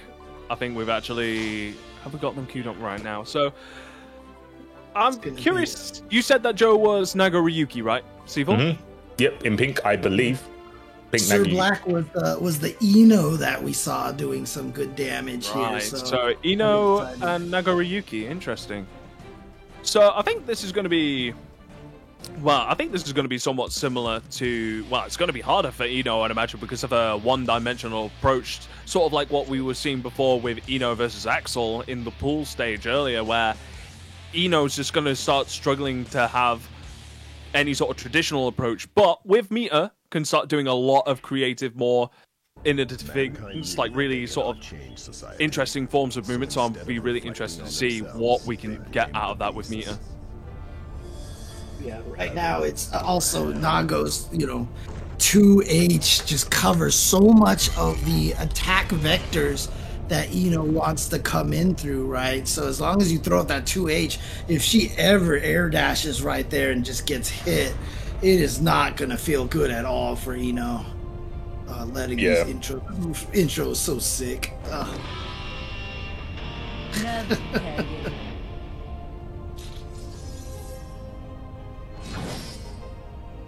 この刀で答えよう Nagoriyuki. He did it, Al. He did it rocked. I like how we all said nothing as well. We all just was like, Hey man, I want to hear what Naga's got to say to people. He's a new character. I want to know how he sees these other returning characters. But apparently he doesn't like Eno. He doesn't want to talk to her. He just wants to show her the sword. Story mode.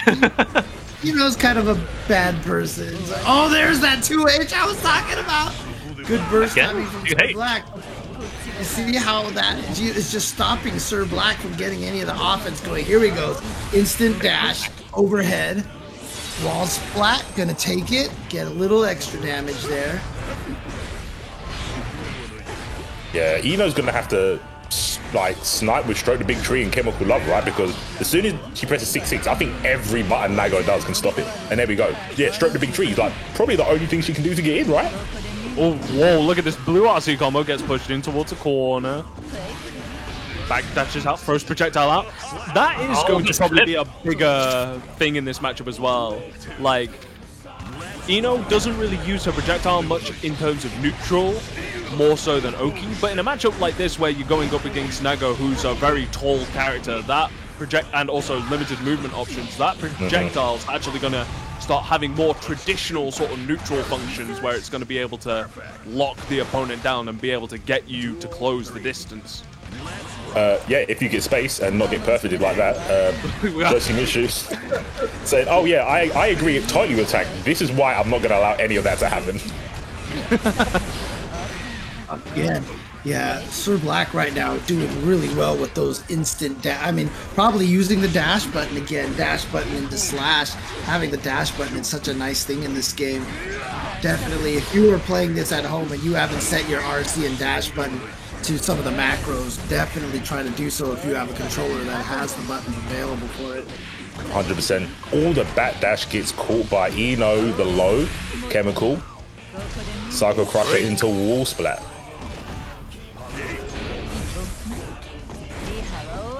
Try to check the dive. I think that's what we're calling it. From Eno with the 5P there. Yeah, I don't know what Actually got official all coming out of the wire, see. Yeah, James, I'm definitely going to have to look at the command list after this. Another thing to write down. What is that move called? someone in the chat can probably tell us. Send assistance, Eno plays, and send your energy to Sir Black. He needs it. He's Oh close. my word, look at that wrist gauge from Sir Black. There you go. There's Stroke the Big Tree, making it right under that 2H. Yeah, we're Snake Belmont. We're talking about Eno's air dive, you know, head attack with the charge, basically. Psycho Crusher. On the head Angled butt. Psycho Yeah, Crusher. Psycho Crusher, right? Angled Psycho Crusher. Is that what we're going to call it? Psycho Crusher, there you go. 90-degree Psycho Crusher. Oh, and again, snipe with the stroke the big tree. Oh, the footsies. Yeah, I think this is The extension. her best option, right? How is she going to get around Nago normals in neutral? Sultry performance. Thank you. There you go. There you go. I like that name. That's pretty cool. I hate the character. I hate fighting this character. It does my head in. The movement. Wait, that girl? OTG? She get killed. Ooh. He needs it. You know what he does need? He needs nipples. I don't know why Nago's not got nipples. It's really weird. It's so then ICFC doesn't need to turn on an 18 plus filter. That's fair. Good point. But Oh, now it's with like, that's it. Beyblade into Crow. Getting fancy with the schmicks. Stroke the big tree, 6H. Chemical love, 6P. What is 6P? Yo, that was sick. Check the guitar. Like, Eno is like definitely got one of the better 6Ps. I won't take no for an answer. Eno 6P is just ignorant. yeah, it's out there. It's out there. Dude, I love what Sir Black is doing right now. His offense is so terrifying, but then just came in there and blew up, broke the big tree. Oh, no, that's No! finish. Don't like this. Wait, wait, a it's minute. fine. Never mind. No, those instant air dashes right there. And again, you know, to do the little bounce attack, the bounce movement off of the sultry performance, you know, you have to have pretty good timing. So Sir Black right now just doing a great job at being consistent at that. Indeed. Oh, wow, interrupts the projectile. Yeah, the clones beat projectiles for some reason. I guess that's... They had to give it to him to fight around like zoners, I guess. Yeah, I think the clone goes to burst. Oh, tried to bait out a burst, but nothing. I'm actually curious what his burst bait combo is, because a lot of characters have to like air dash back and back air dash forward. And Oh, yeah. tricky. I've heard that both Potemkin and Nago have some burst, dust. There you go, dust baiting right there. Interesting. Burst baiting off of the dust, I should say. Look at the steady pace, and if you notice, Joe, his blood rage is so high that he can't really use the teleport stuff, right? He's But committed this to... does have 100 meter to force the situation, though. He could just drift RC his way into a scenario, but doesn't matter. Sir Black going on the offensive. Gets some Megalovania at the end. That's one of the biggest weaknesses of Nago is if he gets to that point where he's almost at blood rage, you can't use any special moves anymore. And so you're so scared because you just get yourself killed. Ow! There we go, big damage, yeah. Got a burst out of that and still took like a third damage off of bursting the second hit. I was just about to say, look at Eno's health. That was 2 hits. That was 2 Yeah. hits. Nago is a beast, but he's also cornered right now. Burst getting devoured by Eno. Gonna break the wall? 100%. Get that positive bonus. Trying to stink it with those 2 S's. Catcher standing, catcher low. A good defense from Sir Black. Gets in there with the instant dash slash again. Too far! Why didn't he RC? The cyber. Full stick of butter. Yeah, I hate to see it. Maybe the BRC from Sir Black ate Joe's, maybe? Yeah. But I mean, You know, if you have that much meter and you go for a throw, whether it's a command throw or a regular throw, you kind of want to just make sure you're always kind of option selecting the Yeah. VRC afterwards, right? yeah, I 100% agree. Maybe that's something in Joe's toolkit that he needs to implement into his game plan. Maybe he went for it and he got eaten up, like I said. I feel like he would be mashing RC.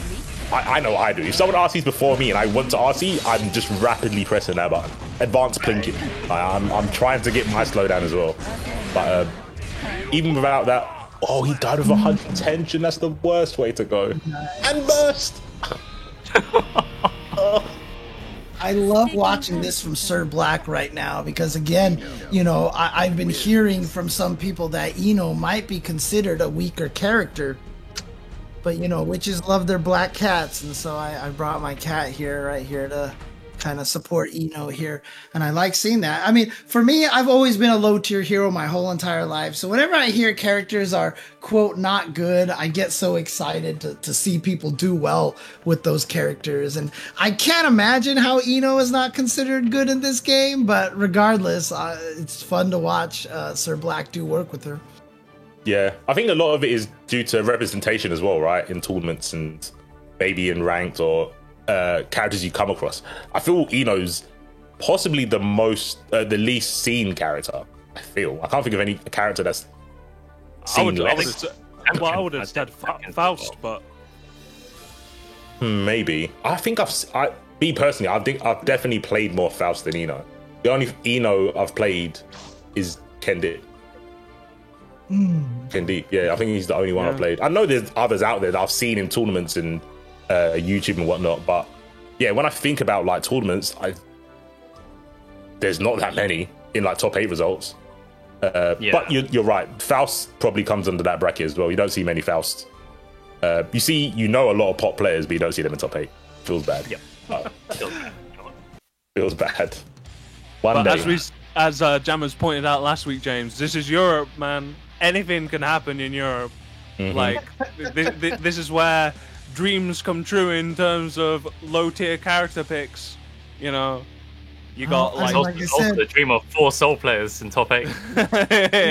last night at Wednesday Night Fights, we had 3 pop players in top 8. So there you go. Nice. That's sick. But then again, I did say that, pot is legalized in California now, so there you go. So here's Retro Mix-Up with the far slash, but we've seen some of the cool stuff that Jester's been able to do with Millia. Look at this movement from him again. Such good control over this character. Yeah, nice, good amount of staggers, a lot of backdashes, trying to just see what Retro likes to do in a sort of bait situation. What kind of options does Retro want to go for? Does he like to option a jump, a DP? What does he like to do? This first round kind of just like conditioning Retro into what sort of options he likes to do. Gets a burst out. Gets push out. How safe is that on block? How safe is her heavy disc on block if she just does it raw like that?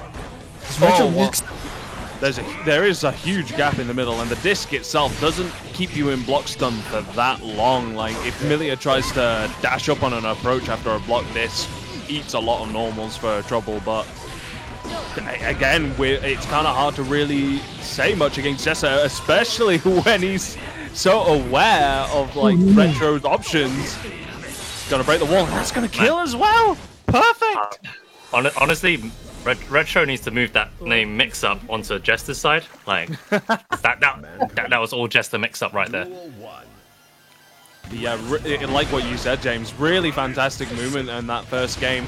Really good patience. Really good array of options to try and go up against Retro's like defensive options as well. But now it looks like Retro's turn to start tearing up on the offense, and he gets the dust launch. Is he going to get a burst out of this? Nope. Decides to hold on to it. Didn't even need the finish off of that. Just 3 hits and it was enough to kill. Wow. But I mean, look, we have this situation where Retro Mix-Up was part of a Soul versus Soul Grand Finals last week. And if Jester can win this, we won't have a single Soul in the top 6. Gets the knockdown, gets the low option this time. Burst in the side of Retro. The 5p Amare anti-air. Oh no, there's a big counter hit, and the RC gets a dust launch. Connects this time. And that's good. Oh, I thought that would wall splat for kill. Oh no. Okay. Excellent air, bro. Opportunity for Jester now. Opportunity. Look at this mix-up. Oh my gosh. It gets the counter hit on that. Goes for the low option. The counter hit, unfortunately, makes it a longer reel, so it's a little bit harder. Wow, chases the back. The comeback. Absolute genius. Gets the throw into the corner. Starts off his offensive game. Deja Vu gets the dust launch again. Baits the burst. Gets nothing for his trouble. Put on Jester to keep that burst. Oh wow! Same side mix. Oh, Right. he tries to be cheeky with a It's charge not- launch. What a first mate! Oh my word, the HVV. The chip is dangerous right now. Okay, here comes. Does he have another one in him? Does Jester have another comeback in him? Here we go. It's the other side. Goes for the throw. Set up disc. Stays on the same side. Catches low. Again, a mix up. Vortex. Time. Gonna burst out of there. Crosses up with the Capel. I guess. Oh! Of course it had to be. Of What else? course. What's the only thing we didn't see for 30 seconds straight? Right to be a when the guide in the chat said DP, and it happened, dude. Nice call. An anime round man. start. Friggin' uses the ground movement to dash through Bandit Revolver. Oh, left, right. You can't see this. There we go with the DPs now. 6P. Your Got it. 60. Catches the jump out, keeps him there, says you're not going anywhere. Burst. Oh! Oh no. Oh. You could be dead. You could be dead. This is Milia we're talking about here. Almost. Almost. Oh, and then, hey, what's that move? I think I've seen that picture on stream a couple of times already. He needs buffs. Has anyone heard from C4? I think he's died. I think I think the pace of this match might have sent him into a coma. See, was like, I'm done with this, man. He's just like, nah. I was here to have an intelligent conversation. I can't do this. Milia's dead. RC dust launch. Oh, he went for reset. Purple RC.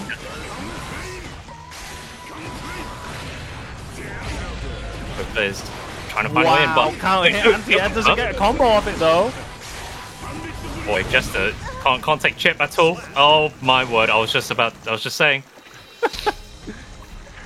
It just seemed like that entire first match, Retro was just kind of like, God, man, he's really getting in on me. What am I doing wrong? Oh yeah, I forgot I've been DPing this entire time. Starts off pressure, good interruption, gets the knockdown, overhead options, gonna carry towards a corner, goes for a mix-up, cross-up, trades. Right here. But the burst and gonna get him back in there, and a counter burst out Delay of the burst. corner. Nice. 8-tick Dagger, nice. YRC.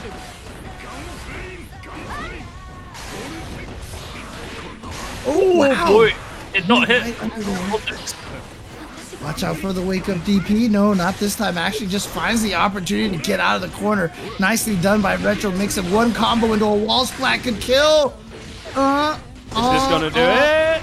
This is the HTV. At the end. But you still couldn't punish the DP in time. But Jester's still gonna manage to get the hit into the hair car to take that round. Little bit of a scramble at the end with Jester coming out on top. Just like me, sliding back into commentary, we see Jester slide in with the hair car, taking a match of Retro. Let's get the mix going.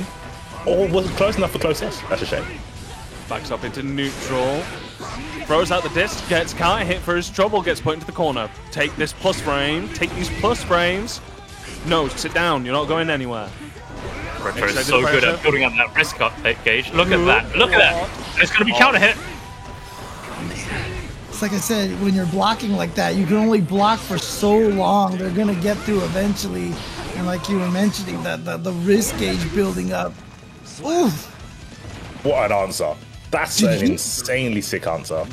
Did he just auto-correct with Vortex? I think he tried to DP, but it's an option select. Because I'm pretty sure Milia did 14 HS and obviously Vortex is low profiles. Yeah, just So, yeah. scooped her up. Ooh, YRC. Right, YLC. Doesn't want to deal with the plus frames, wants to get out. Well, you're going to have to deal with the Good mix frames in RC to the keep the corner. combo up. Oh, that's the wrap. 6S is like one of the hardest moves to backdash. I don't know the frames on it, like how many active frames, but because backdashes are only 4, I don't know if you can backdash 6S. I think it's just gonna hit you. It's active. You would already have to be like, think- Yeah. Yeah. 5 whole frames. So yeah. Is it 5? You can't backdash it then. Damn, backdash. Soul just the character that honestly, gives on giving. Actually, Father Christmas. If you, well, it depends on your character. Like, if you have a DP, like, or a flash kick, sorry. So you if can, your Soul then. your Soul. If you block 6S, Soul can't do anything to like get hit. Well, you can just DP flash kick or reversal, and it will beat whatever Soul tries next, unless he RCs, of course. Yeah. I mean, the thing about it is, I think that they didn't want to make the backdashes as strong in this game because of the BRCs, right? So being able to backdash BRC through things would be really, really powerful. So, I think that's probably why they took it away from a lot of the characters. Potemkin's not going to have all but one invincible frame on his backdash anymore. Yo, What a shame. What a shame. I feel you being sarcastic. Leave Pot alone, man. I mean, I'm Well. a apologist, but leave me alone. But you shouldn't leave the match reel alone. Get in there, contribute. Nearly 220. You got to at least get to 220. That's not hard. You only need what? 5 Still people? You got those same 10 coupon codes just chilling there. Let's get some people in there to get that in there. It's still at $98.33 for the first place person. We're only at $1.70 away from being able to get him $100 for first place. Yeah, don't even need to type in the code. You actually just have to click a button. Yeah. And you've got multiple logins as well, so even one person could at least do 5 or so of those coupons, so no excuses for sure. Fish out that Battle.net login. Go on. That Battle.net login, that line login. You can log in with anything. Absolutely anything. It's great. I'm so baffled by why Battle.net even is an option, but it's an option. Open up. Yeah. It's so cool. Hey man, some people still use MySpace, I think. Probably. Maybe. I mean, you probably log in with MySpace as well. Yeah. MySpace That would be exists. sick. I always have to make to see how old everybody is if I mention Friendster and see if anybody even remembers what that was, dude. So that was like MySpace before MySpace. So yeah, Is that still nobody. around? Might Google that later. Just to know. Like timecapsule.com. Yeah, I know, right? Just want to take one more chance here to shout out Astro, of course. Astro with the official headset and mix amp of the ICFC for Strive and for Tekken. And of course, Hitbox allows you to take control of your game. That wouldn't be possible without Hitbox. Shoutouts to all the sponsors for making this event happen. We appreciate you guys. Check them out at hitboxarcade.com/ICFCG so they know that we sent you there. So there you go. Thanks again to Hitbox and Astro. Yeah, and of course, this is, as we've been mentioning before, this is only pre-season. This is week 2 of pre-season, and we're already having the possibility of getting $100 for the first place winner, and it's only going to get bigger from here. Season 1 is starting next week, every Thursday. Of course, supporting the 3 major regions with Asia over at twitch.tv/Margin Obama. Europe, of course, you're watching right now at twitch.tv/Tenno Media, and North America at twitch.tv/Tasty_Steve. Of course, being played on PS4 and PS5. Super fantastic stuff. I'm super excited. Like we were mentioning before, like at the start of the stream, with some of the crazy, amazing things that have been given as prizes for the various seasons for Tekken that they've had, like statues. Really amazing. The one that I'm super excited for is going to be like some of the artwork that's going to be coming out for potential prizes at ICFC, because I have a lot of wall space. I have some walls that's like I can do with a sick poster right there. So I'm looking forward to that. Please don't drop in Leo art. Oh? No, we got the bait and switch. Bait and switch. I thought it was a Tenno matchup. I thought. Man, definitely. Production team spent the meter on that one. It was like, I'm cancelling this disconnection problem with meter. I'm spending all the bar. That was definitely a BRC. It was a whiff throw with the BRC. It's like, oh, keep it safe. We're still in there. But Black Ace versus Sir Black. Battle of the names? Battle of the colours? Both of them with the color 10s. using some of the prominent story characters here. Yes, for On a, sure. on a whiff burst, he's going to get blown by one of the swords, reset into a load. Oh, Still just barely alive. Is this enough to allow Sir Black for the comeback to get knocked down? Here we go. Oh no! After he threw the note, you saw that little stall right there. I think he wanted to dash and it just didn't come out. Black Ace didn't just do that, did he? He actually just over did the that note. He did that in reaction to the note. He's pretty good at this game. Yeah, he popped over the note from the air. It was so sick. that hit. This is going to be a conversion. Oh, decides to keep the corner, goes for Oki. Nice. Stops the jump out as well. Picks the swords back up. Look at this extended schmicks. Look at that risk gauge build up as well. He's going to be able to cash this out as well. One more mix up potentially. No, he's holding on to it. He's got 100 bar. He could have killed him. Uh-oh. Black Ace He goes crazy. Eno. He's saving it. Oh, great beat, but it does the same damage. Oh no. Oh, Pick up Baited. Super. Aussie. Oh, it's they changed side. Yeah, I thought Eno blocked. Maybe Eno didn't block that. I think it's got the red off. He's lost. That was like 4.5D fighting right there. Like that was so, like left, right, left, right, left, right. I didn't know who was going to be standing where at the end of that. Black Ace taking that round fairly quickly. Just, it's kind of textbook rap. Like, it's, you block something, now you're in the corner, now get explosion mix-ups. And he's shown so many options of explosion, like jump, button, IAD after the button. He's shown the lows, they seem to be hitting a lot. He hasn't even really produced like the grab. That's when it's going to get really hard to defend against. Yeah. empty check low. Sir Black hasn't been able to get anything going this round here. Just getting destroyed into the corner. Is that a perfect? Oh my! Ow! Ow! Yep. Eno, oh no. Did it? What a pickup as well. First time. Do it again.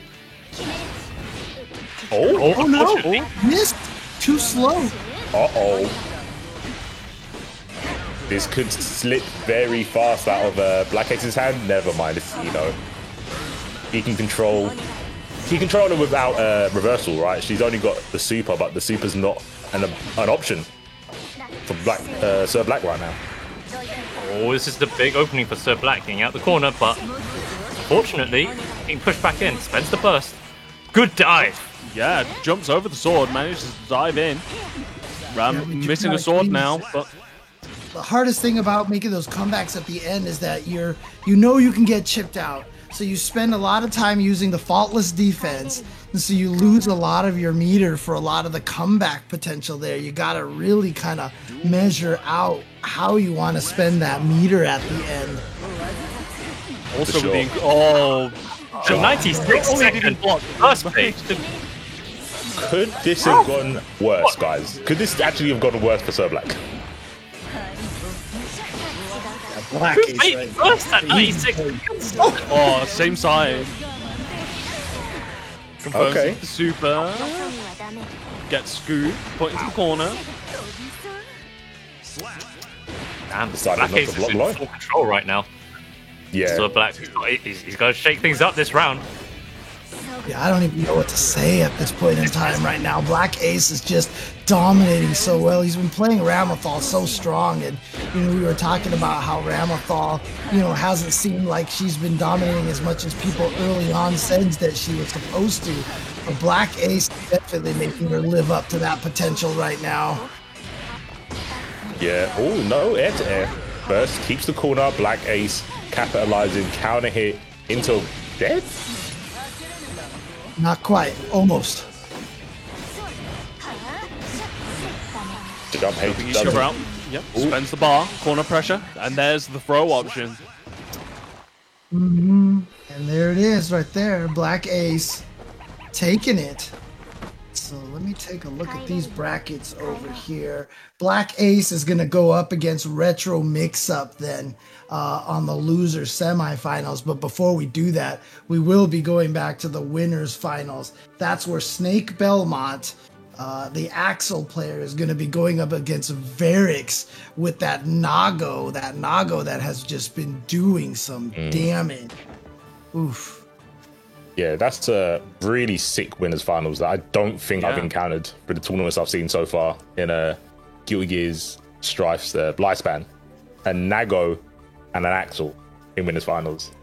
Yeah, But it's and kind the of characters ironic. that you would expect in what you typically expect, all the people that we've been saying are really strong, are in the loser semis. Yeah, that's what I was exactly about to say. In losers, winners losers is Ram and Soul.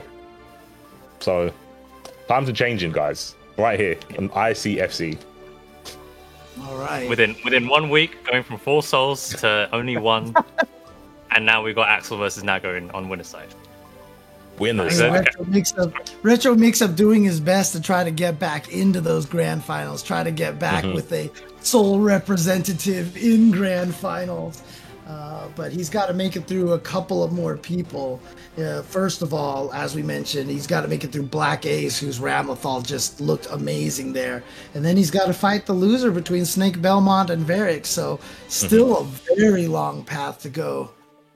Yeah, not an easy one either. I think the two characters on the winner side, Axel and Nago, they demand a very specific way for you to play against them.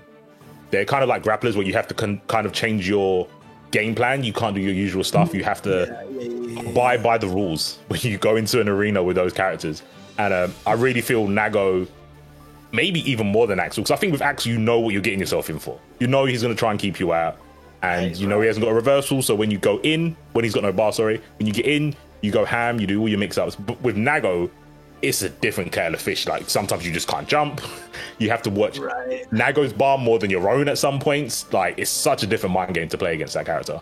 Yeah, and Nago having the ability just to be able to switch gears from being this very stonewall passive aggressiveness with like 2 H's to then suddenly be like, oh, my blood gauge is empty. And then just initial D shift into gear and just zip all his way into crazy plus on block and neutral Beyblade pressure extension. It's just like it catches people like just completely switching, and then once you build up that blood gauge, back to that stonewall defense. So it's really quite hard to adjust on the fly, trying to think, right, is he going to go in now? No, he's going in now. Oh, I tried to predict him doing a Beyblade in neutral and it didn't work. Counter hit. Oh, I guess I'm dead. Whoops. And the other good thing about that too, with all the ability and versatility that Nago has, even for a character that's kind of stiffened movement wise, but his options are all there. So much to the point that even if you have a ton of practice against a Nago, it might not even help you against the different Nago out there.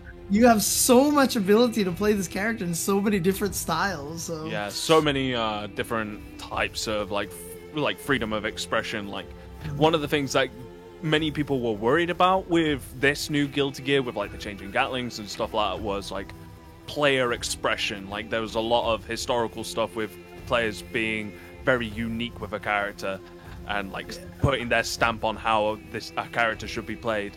And people, before the game was released, were saying that that was no longer going to be a thing. There's going to be a very staple way of playing a character. And then you just look at a character like Nago, and I just don't think that's the case whatsoever. Like, you really do get to see a lot of different playstyles just emerging with this new character. It shows that the guys at Arc System Works definitely still have the game design chops to make these really versatile, interesting characters, which makes me super excited for when Happy Chaos comes out. And I see a top 8 of Happy Chaos. It's all 8 of them. I'm being that guy right now. Yeah, I mean, Guilty Gear has always been about that, right? Throughout its history, different players have such distinct styles using their characters, and that was one of the biggest fears coming into Strive. A lot of people were like, oh, well, they're simplifying it, it's not gonna be... No, it didn't turn out like that at all. Like, no. I feel like at this point in time, you can see such a difference between the way everybody plays character. Even like a character like Mei, where everyone jokes about dolphin spams, you could see the different Mei players actually have very different distinct styles. And I say that as soon as someone jokes about Mei diversity in the chat. Hey, Nice. If people want to play her that way, then that's up to them. But what people should want to do is go to the Match Arena, hit that claim code. I'm not sure if we've got any left. Have we got some left? Still got 10 10 codes left. left. Oh, we're past $220 now. Yeah, and if you look at the 221. payouts now, $99.45 for first place. We're almost there, guys. We're almost there, boys. Let's get. Come on, let's log take- into let's your take the Battle.net rest of the account. way. There's Log into that 600 Battle.net people account, in click there. claim code. There's 600 people here. There's definitely 10 people in the chat that have not clicked that button. Just do it. You could do it in between the next set. So after Snake versus Verex, we go back to losers. You can do it in between there. It's fine. You're not going to miss any action. I mean, this is going to be. No, it's got a Nago. It's not. I was about to say it might be a slow match. if Axel blocks, it could end real quick. So yeah. Oh, slopping time. The thing though. is, this is winners finals. Like, both of these players are absolutely fantastic. So it's a question of how well each of them are going to adapt to each other, or if they're just going to steamroll. Like, I reckon it'll be good. It's going to be a good one. Exciting, yeah, exactly. Getting Nago versus Axel here. And like C4 said earlier, we've not really seen this matchup in tournament. So who knows what's going to happen? Maybe they've got matchup experience against each other's characters. Possibly. I mean, they've probably got matchup experience against each other. They must have come across each other because they're both really high level players, right? So, what's beyond the Celestial? Probably Penthouse. In the Penthouse level, they're probably each other. I Mile like how High Club. you go from the 10th floor to literally heaven and then to the penthouse. That's a nice penthouse, man. It's scary up at the top. I wouldn't know because I'm not there. But these two players could definitely be homeowners. But right now, Oh my word! look at the damage. Look at Axel is one of those characters that takes extra damage. Is that going to be in time to punish the kick? It is, but not enough to kill. Chip gonna be a Watch factor. out. Yeah. no, Nafty. Renson saving the day there. Snake Belmont hanging on. That match was very, very scary for him at a moment. But he holds on, clutches it out. But now he's in the corner. Can everyone just be okay with how much risk Nago racks up as well? Like, next time you see someone block a Nago, see how many moves it takes for him to get to like 50%. I think it's almost as devastating as when Soul's doing like Fafnir. It's really high. So cool, man. I mean, that's just a cool way to make your character. Well, here we go. Gonna RC. No burst yet from Snake Belmont. There we go. Wow, late burst. No health left. Really means he's got to take this round. Yeah, gets a side swap, which is crucial. Moves a bit too quick. Makes the Burst. burst. Not a huge conversion, but managed to keep spacing. YRC's to push out. Doesn't want to deal with the incoming mix of command grab. OTG into another command grab. Vortex. The Vortex. Grab into grab. It always works in. It always works in the quick set, man. It's too much. Oh man. It's too much. But Snake has shown that card fairly early because this is first to 3 because we're in top 8. So maybe because he's in counter hit state the whole time he's in that throw animation, command grab animation. So he's gonna have to worry about if Verex can react with Bayland because that was just blowing up.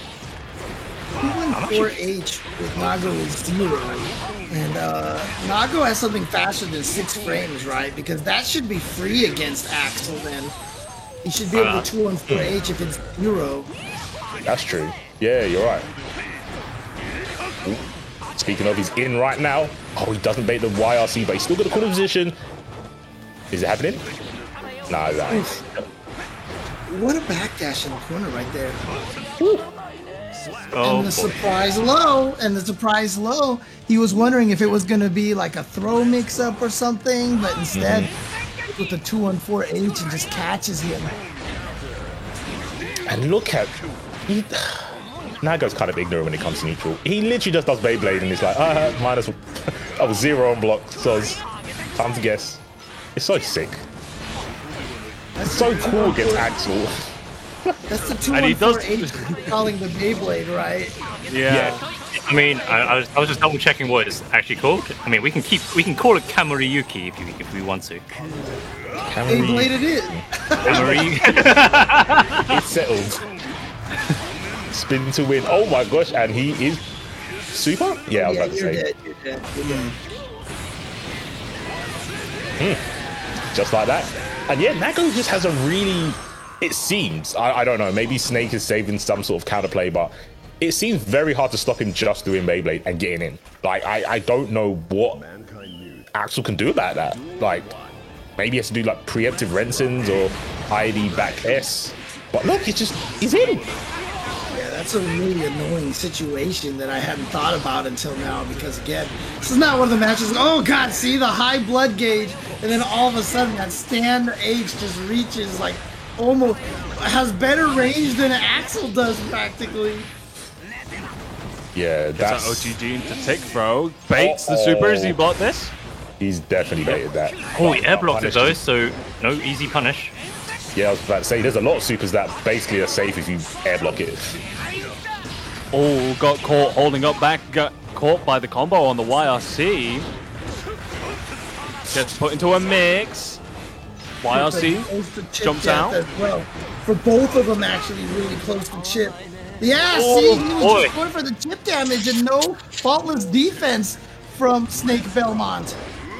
Yeah, you called it, James. That was risky because if Snake clocked on and FD'd, I think he would have activated and then he would have just punished him. So Eric's paying attention, not seeing the FD going, oh cool, you're right to take the chip damage. Fine, I'll serve you that up, no problem. He actually spent RC to keep the pressure up. I mean, and look at that risk gauge. Snake Belmont cannot get hit. He can't get hit right now. He gets hit by like a meaty, like a beef. I shouldn't say meaty, a beefy 2H, and then that all that health is going away. Oh God! He tried it. He's listening. He's listening, James. One. He's obviously wearing two Astro headsets at the same time. He can hear your thoughts. The secret tech. Yeah, dead. No Fished meter to out burst. so hard. Varix trying to get in the grand finals with the Nagoriyuki. Just needs one more match to do it. Hopefully Snake Belmont can adjust. It's not like... to be honest, I think running forward, it's hard to sort of understand what Snake Belmont has in mind without any meter. Oh, Gets look at the put blood into range. corner for sure. It's very high. This is going to be Back to the back. this is going to be the best point for like Snake to apply pressure because he doesn't have to worry about specials. Just gotta watch out for that command throw, but as a Potemkin player, I'll tell you, Axel's one of the best at keeping you from command throwing him. He is for sure. He's definitely constructed to do so. Even that with Rensen, and it brings him in, and then yeah, that's kind of a left-right mix-up. It's pretty quick to like fight against if you don't know.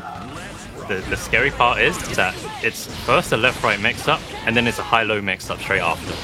Yeah, Because he can pretty much always do close slash, and then, does he instant overhead? Does he do 2D? It's so scary. So scary having to block that in the air. Ooh, canceling to get a little bit more. That blood gauge is gonna fill up.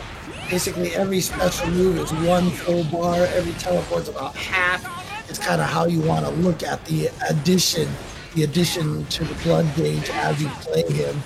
So there you go. That was about 1.5 right there that he fills up. So here he goes, stuck in the situation again where he can't really afford to do any more special move at all. no, he can't, and I think Snake clocked onto that, keeping his distance. He's going, well, if you want to grab me, you got to follow me over here. And big body, low mobility, very, very hard to do. So yeah, I think Snake's adapting well. He's like, okay, cool. I can't really stop you from getting into me, but when your resources, as in your blood rage, is high, I know I can play my patient Axel play. And also one of the crazy parts as well is that one of the stronger aspects of Chip is actually, of Axel is his chip damage, probably on Rensen and Rensen Explosion as well. Like, we've already seen 2 rounds go to Snake Belmont just through being able to get that chip at the end of the round. Yeah. done a lot of damage just through getting chip on Renson alone. And a great whiff punch for 2H, and Varix reacting to the command grab this time. Teleport gets snuffed by the YRC. Great double jump, avoiding 2H from Nagoriyuki. This is where Snake Belmont's gonna have a nice little dash. I can see right now he has kind of a feel on the zoning right now. Oh no! Oh, that he was- believed! Oh, and he paid the price for it. So We now we talked have the about answer it to a our lot. question. It was not a hit confirmed. Yeah. Man just believed really hard. Uh-oh. Exposed? Ow! Ooh, oh, no. I think Snake is also spending some time thinking about that, because Varix is just busting him up right now. And Varix, with a perfect, is going to be moving on to grand finals on the winner's side. Got a Nagoriyuki in grand finals, ladies and gentlemen. Nice. Nah, bad character. Bad character. Bad character. I don't believe it. I love this kind of results we're seeing in the first 3 weeks of this game. Just every character managing to do some form of damage at all these different tournaments. I love it. I love it. It's really sick. It's really sick. And it's like, it's been very different due, depending on the region. If you look at a tournament NA or a tournament in JP or over here or all the other places that are grinding out this game, you ask them what are their top like 5 characters, there'll be 2 or 3 that are the same, and then they'll be like, oh yeah, no, this is the problem as well because this character just keeps smoking everyone in tournaments. EU, like big range characters are up there. I know not many people talk about Nago practically. They're like, oh yeah, tool wise, he's absolute menace. But Axel has had the results, and that matchup looked okay for Nago. I like to know from Varix and Snake how they felt about it, but that didn't look too bad for Nago at the start of the round. The longer the round went on, it seemed to get a little bit harder for him to keep control, and Snake definitely adapted. But yeah, like you said, Nago in grand finals. Where else then at ICFC? And who knows, maybe after today, that people will start to think more highly of Nagoriyuki. Especially as, like you say, characters with long range. Nago fits that bill, and 2 of them in this top 8. Here's that matchup that we were talking about. 2 characters who very early on were slated as clearly number 1 and number 2.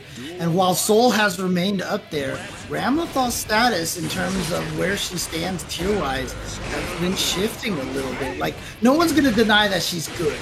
But is she, like, clearly top 2 like she was before? Not really. Yeah, I definitely. Oh, Blimey, Black Ace. top tier character, top tier character. Yeah, James, take it back. Ooh, Nice. even better 6P. 5k extension, micro dash 5k gets put into the corner. Blue RC couldn't really do much since 6p was already in Close was already in startup. Push towards the corner. Oh, Vortex to scoop onto the projectile. Doesn't get a confirm, but You wanted the burst so burst. bad. The greed might get you killed, Retro. Never mind your soul. You're alright, man. You're alright. Retro mix-up landed that jump kick, and I feel like I felt the same as Black Ace, that it was going to be a cross-up, and it stayed in front because the jump kick didn't combo into the ground move. Black Ace just got hit by it, but I thought it was going to be a cross-up as well. Ow! But you felt that all the way from West Coast, didn't you? Oh yeah, oh yeah. Look at that, a perfect to close out that round. The tie this one up 1-1. Jumping around with the H's and the S's, trying to control space, Black Ace. But Retro doesn't care about that. He's going in, run up 6P. He didn't believe in the combo. Nah, he was like, 6P ain't this good, right? Oh, damn it. 2p, actually 2p, 6h, Abare. What? I've been saying all this time, man, just 6p, bro. It's that good. And that's relatively universal, except for like Axel's. Yeah. Bait Ace is is- super. Yeah, and remember that thing is super negative, so make sure you take advantage of that. If you block it, make sure you kill Ramlethal. Whoa. Vortex. I thought the Vortex was the thing that hit and got the counter hit. But it was Ramlethal. There's the overhead. Oh, Black Ace. During the Red Prime. Bull exhibitions, and I was like, oh my god. Oh! He is. What a call out. That was genius. He saw that Retro had bar and he was like, of course you're going to Vortex RC. Of course you're going to do that. So why am I going to stick out an S? I'm going to do a low, stuff you out. That was immaculate decision making by Black Ace. Neutral just to quit yeah. Gets a DP for his trouble, pushes out back into mid-screen. Bit of a scramble, gold burst from Black Ace. Purple RC gets an air throw, puts him towards the corner. It's the meaty. And again, now the cross under combo damage. Take him to the wall, yes, gets the explosion. Is going to be able to send him through. Black Ace here with a good sizable lead this round, but the PRC giving Retro Mix-Up a chance to do some good damage. Jumps back. Black Ace fighting his way out the corner. Gets clipped by the Gunflame. He Looking good for Black Ace. so close for the confirm. Uh-oh. Brown bread, right? Oh, Drops the combo. No, not now. This Okay. runs up against Pro. There you go. Okay. Salvages. Definitely salvages. I really want to tell Retro, I was like, please, just tournament combos only, please. Please, please, please. But to be fair, that's the one thing that we have been knowing with this week with Retro, that he has been having a lot of those situations where those 5k link juggles just haven't been working out for him. It's either been whenever he tries to go for a fully charged dust or when he tries to do a 5k link afterwards. Yeah, no, I 100% agree. But I feel everyone's got them in the back pocket, right? The online tournament combos, they're like, I can't mess this up. I could drop my pad on my stick and it would still just come out. Like, everyone should get at least one of those. I think Retro would be doing a little bit better because you need consistency against Ram because she can make you explode at a drop of a hat. Yeah, especially Black Ace's round. What? Oh my word. 6P right From there. downtown. 6P. All right, Just ties it up 6P. 1-1 for Black Ace and Retro Mix-Up. That was a gourmet 6P. Damn, that was good. And Black Ace not deterred, just going straight to the air, going, "Oh, you got a cute 6P there. Do you want to try it again, though?" And the bringer finding its way in there. Blue RC going to give Black Ace a chance to get something going, but now an RC from Retro Mix-Up. Again, an excellent stop on approach using Crouch S to stop any sort of forward approach on the side of Retro. And here's that combo again, drops again. I love him trying to get in there with the BRC, and what was Retro Mix-Up's response? Just DB. But slow that one. Take away these Oh, invisibility frames. rolled out the DP. Oh my. Yo. That was the third Blue RC in such a quick succession. Retro Mix-Up was trying to make that BRC work so badly and actually finally got it at the end. Yeah, that's a good point. Black Ace had a lot of meter consecutively used in that round. Right. Jump H I though. can't remember if there was a positive bonus that gave him all that. I hope there was, James. I really do. I really hope there was. I'm scared to look at the clips. Oh, that kill. Yeah. Oh, that kill! That move, I was always in. Oh no, we spoke about this last week, right? When he did the throw into to OTG with that, and we're like, the OTG did more than the throw. What is that move? It's just one of those moves that does more damage if she has both of the swords. Yeah. Ooh, good DP. DP's out Oh, the string. good. 6-8 count hit. Yeah, has to burst out really. Come on, Steve, don't compliment those DPs, man. They're safe on Rift, too. Wake up 5K. Baited. Probably couldn't punish. I thought he made it over, but he didn't. Oh, there is a lot of fire on the screen. Retro. He's just trying to light up Black Ace right now. Ooh.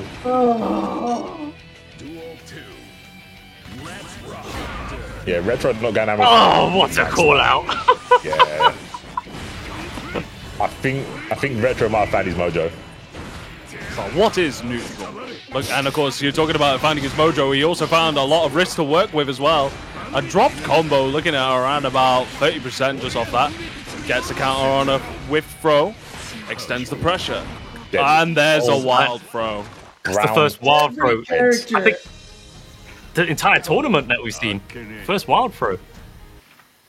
When it mattered. Yeah, actually, you might be Yeah. right. Yeah. I mean, to be honest, we only saw retro mix-up in terms of soul players, True, but true. first wild throw on stream. And like what you Saving said, it. when it mattered as well. Oh, the Yo. godly 5K. Oh, he delayed it. He was looking for the burst, and Black Ace has been excellent at just delaying it just enough. But get out of my face. 6P. Do it again or Yeah. DP? Dragon Punch. Oh, good thing you didn't. Oh, Good the action to jump in. Tries it. Fade away. And then Black Ace looking for a burst on Retro side, but Retro not taking the bait, and now he can't burst on this combo. Oh boy, oh, barely alive. Right, he's got almost the full meter. He's also got a burst still sitting there. Where does he plan to use this burst? He doesn't. Even need to. Saves was a- it for the next round. There was a bit too much pushback on the ground to air, right? Staircasing down to the ground. Black Ace goes for 6P and 5K. Although it's fast, the range isn't great. So, yeah, Black Ace taking that round. 2-2 as well, so Retro is fine for his life literally right now to stay in winner's side. Oh, no, this is losers. This is losers. So, yeah, he's Yeah, losing tournament semi-final, life. so yeah. There's only one person left in the winner's side. Oh, yeah, of course. It's the two characters, man. I'm sorry. It's the two characters. I'm like, how can this be in losers? I This is don't ridiculous. blame you, Seaball. I don't blame you for sure. Yeah. You see Soul and Ramathal, you're like, these guys aren't winners. Come on. Nice. DRC gets the throw. That should do it And that's right it. there. And Black Ace is going to eliminate last week's second place player with the Ramathal and move on to losers finals. Wow.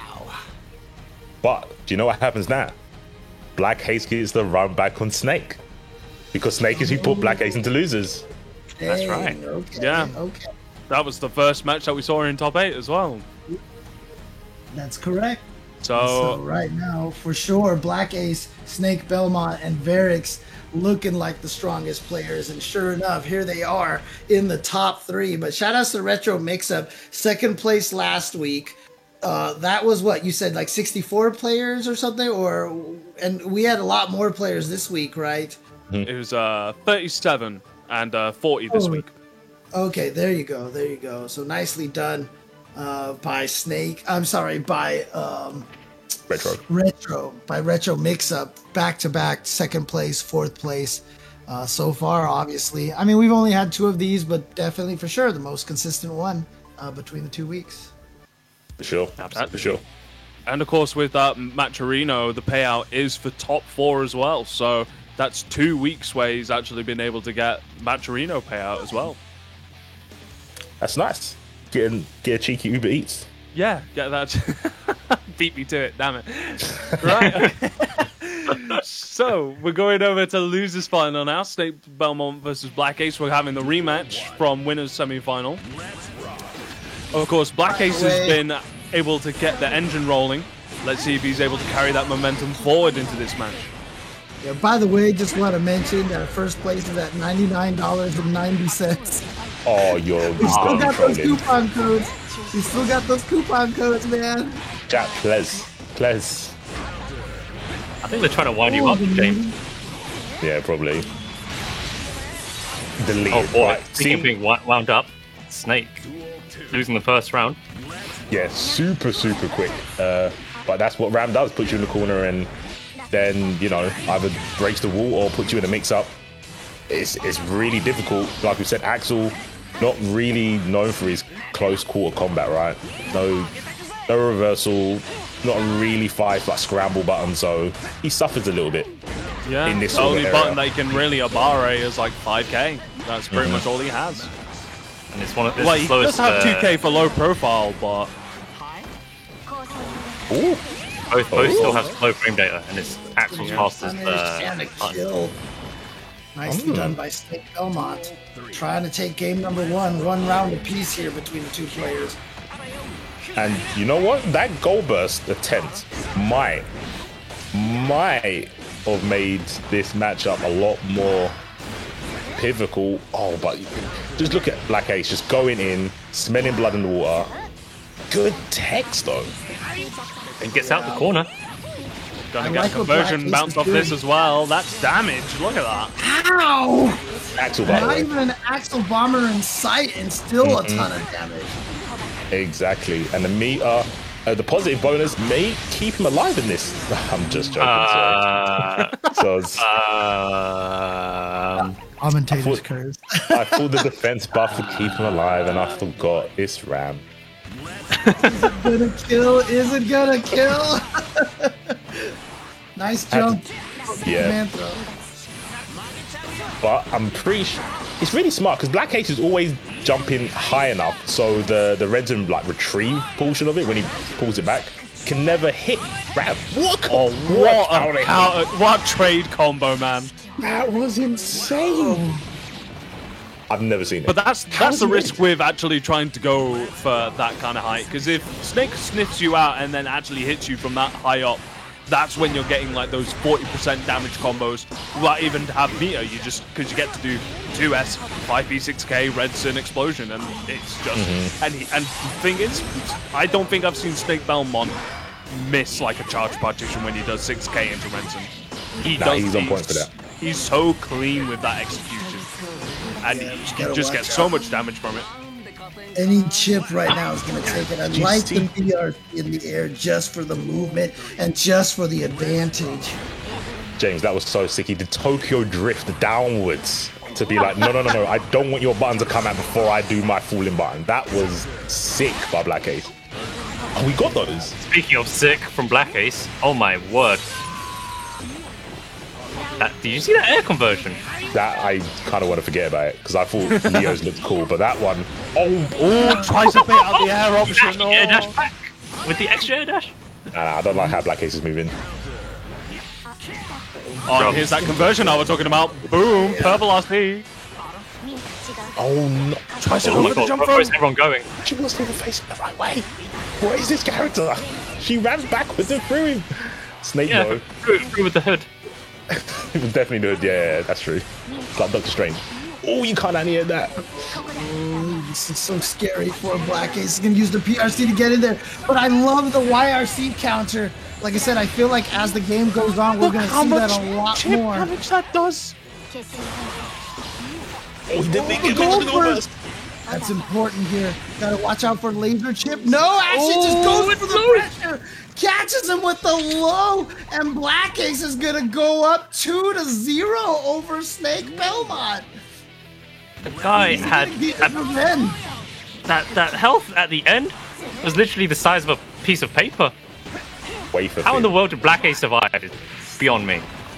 Adaptamantation. He said, not mean to losers. Don't think I didn't watch the matches in the background. I took notes. I know to Tokyo Drift Blue RC backwards to make your anti-air whip.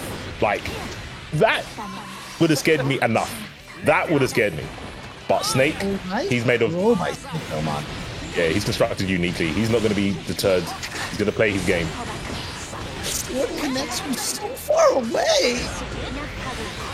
6P, bro. Let's go. XP's the cross up as well. I wonder if some of these players are doing option selects with when they do FD. Like, does that exist in this game? We can. There's two that I know of. I know you can tech throws and burst if you get hit. And if nothing happens, you get FD. I know about that one. Now look I at this think here. you hold Black Black Ace at A match plus. point. Again, just as a reminder to people, if I'm not mistaken, he went, yeah, it was 3-0 on Snake Belmont's side on winner's bracket. And Black Ace might return the favor here in losers finals. Oh, we saw Ram getting the sword back. Good IB. The important thing about if you can get an IB on Ram is that you don't get pushed back from the swords. So Snake avoiding getting pushed into the corner, but Ram's going to do it herself now, not rely on the swords. Here we go, the throw. Good tech. Nice tech. Gets Uh-oh. hurt by the It's swords. Is this gonna be it? Wall splat. No, misses the wall splat. Here comes, oh my goodness. Just goes for the YRC straight into slash into heavy slash. Gonna take that round. He's still in it. Snake Belmont is not out yet. He's fighting at full screen where actually likes to be the high sword whiffs and throw from Black Ace, runs up, get the swords back. Jumps out of sword explosion, throws Black Ace into the corner, baits the super, but gets pushed back out into full screen. Counter hit, gets scooped up for his trouble. Yo, oh no, Snake. He jumps immediately out of the corner. And he's back in there. What is this character? Good throw. Nice throw. Snake Belmont also working with that 50 bar. He has an opportunity to convert the next hit. Or has a possibility, is he going to YRC this? Oh, burst. Immediately. Save himself. Yeah, Both players first. All bursts. Gets the air throws. Hoop.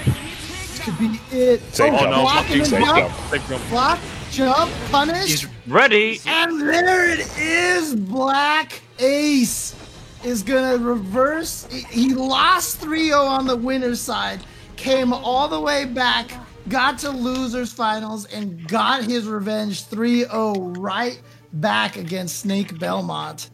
Wow. He definitely thought about it. He definitely thought about it in that match, right? Adaptation. You look it up in the dictionary and you just see refer to Black Ace in the dictionary. Yeah. Complete reversal. I don't know if maybe Snake lost a bit of steam. Obviously, that match he had with Verex was grueling. Like 3-2. The matchup is hard, but can't take it away from Black Ace. Nothing to take away from Black Ace at all, because he adapted to a lot of stuff that we saw him go, okay, last time I got hit by this, I want to do something different this time. Even when stuff like that doesn't work in a match, the fact that the opponent is doing something different should give you like pause for concern. And I think that showed a little bit in Snake Belmont's play. He had all the text down, but escaping the corner was really rough for him. Good job there, showing that Ram Lethal definitely has the chops to be able to make this. Once again, just talk about the Macarino here again. What are we at? Did we get to $100? No, we're still at $99.90. We've got 10 more coupon codes. Come on, guys. I know you guys got some. Someone in the chat's got to have an account. Yeah. To be able to add to You're on the Twitch. You all have an account. You're all on Twitch. Like, there's no We're on hiding. Twitch. I'm sure most of you have like a Battle.net account. You know, all those people that jumped on Overwatch. Just log into that. Use the code. that Battle.net code that you're still fascinated by. Oh my gosh! Oh no! Oh no! He drops the combo, but it doesn't matter because it looks like Varric's still in there right now. A little bit of defense here. Yeah, patient play. Too high up to get that air special move combo. Yeah, and these double lows are working wonders and forcing a burst out of Nago. Black Ace is probably feeling, you know what? I burst early, didn't really work. I could have lost this round if he completed that combo, so I'm going to take all of this. And he is fighting like a rabid animal. Nago did not... Not enough to kill yet, though. Oh my word. How much bar head did Black Ace have? I swear he must have had like 800 meter. Like... Bro, I saw bare like sword throws and RC to dust. Oh my word. Just getting quarantined, right? He's just isolated. Like, he just can't get out of this corner. Either Look one. at this stagger pressure as well. Finally finds a way Finally out. manages to get found out. How rude. He did drift forward RC on his wake up. He woke up and went, I'm going to wake up and throw you. But first I'm going to slow down time. Like, this is dominance. A good backdash, but the next time was a little bit too fast. Nago finding it very hard to try and get space against Ram. This would help if it hit, but it's not going to. Gotta spend that burst here, but that jump H just covers so much field under him. I think Varric's tried to dash under, but he's just gonna get stabbed in the face with that. And so Black Ace going up one game. Remember, he's in loser's bracket. He actually has to win 2 sets. He has to send Varric's to losers first in the 3 out of 5 before he can actually eliminate him. A long way to go for Black Ace. Sorry. For sure. But the engine is running hot for Black Ace right now. He seems to be on fire at the moment. Ever since getting put into losers, he seems to really be taking these wins highly and just taking that momentum forward. But Verix definitely not being slouchy on it. Gets a wall transition, gets a positive bonus. Has a lot of health to work with. And Verix was playing so smart. He kept trying to bait the super earlier in the last, I guess, stage that before they transitioned to this one after the wall break.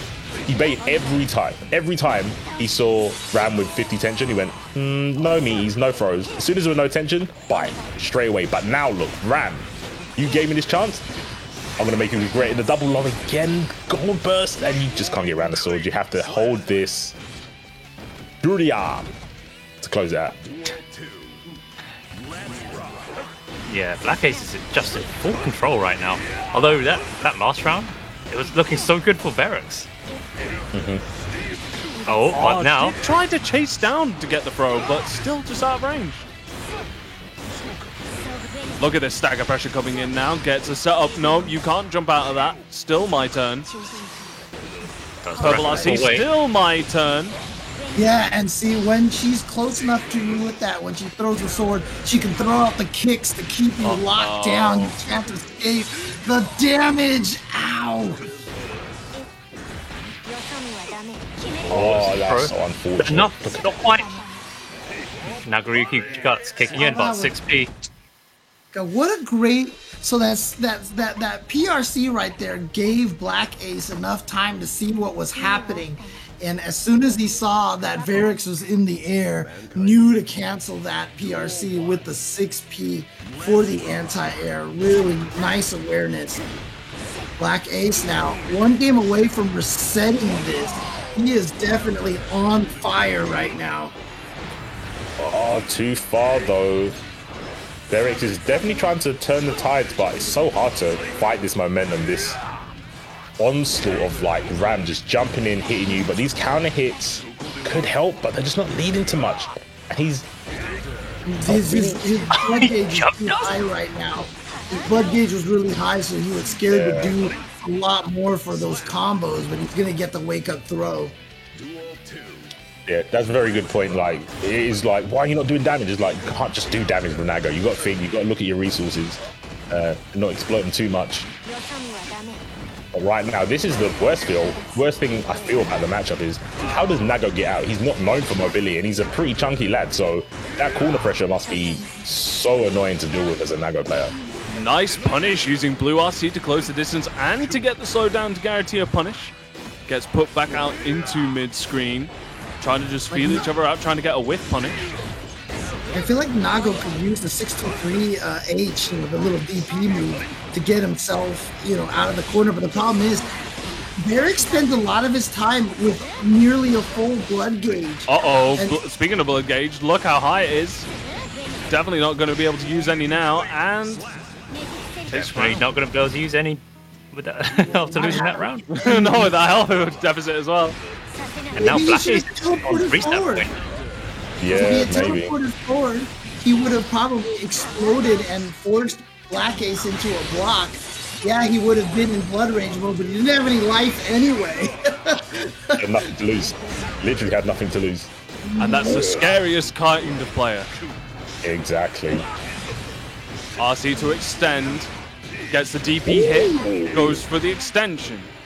Cheeky. Beyblade. OTG What backdash. that OTG 6H does a lot. I think something that James was talking about earlier about the way that Verix plays, he plays with high blood because I think the normals do more damage, right? Yeah, and the far RH reaches like 3/4 across the screen and has better frame data. Like has faster startup. Yeah, like 2S into 5H combos, from far ranges when he has that much blood gauge filled up. Very, very cool way that Verix plays it, right? He gets the big damage early on with the Guilty Gear combos, then he goes to sort of like a Shamsho mode where it's like, I'm just going to hit you once or twice, but these are going to do like 20% of your health every time they hit because my blood is so high. Oh my word, he just did it. Just And that actually makes Black Ace one round away from resetting the bracket, putting Verix on loser's side for a bracket reset. Stagger pressure gets put into the corner, gets the pickup. Is he going to go for a setup or is he going to break the wall? He goes for the wall break positive bonus. 50% gone. Blue RC, good immediately. Right now, poised in a great position, but yeah, that's plus. I mean, sorry, that's 0 on block. Here we go, gets the throw. Back to. Oh, got him! But didn't get the combo off of that. Maybe he's expecting it to be a counter hit. Nice throw. Merrick's still in this. Uh-oh. But he took the burst. This could be dead. This could be dead. Oh, Nani? couldn't finish it. Purple RC goes with the sword. Tries to lock him in. What? Ooh, you're actually really good at this game. Oh my word. That was Black Ace who got the throw, not Varix. What? What a clutch back throw. Oh my days. Oh, gets pushed towards the corner. 2H whip. Swap sides. Gets the sword put on him. Nah, sit down. Man, just did wake up throw. I mean, Varix has shown that he hasn't got meaties, he's got tokens. He won't real. Wake up throw. It's always going to be the option to go to, just to keep him in check. Oh man, is he gonna go coverage? Oh no. Did my man just walk up and full charge dust?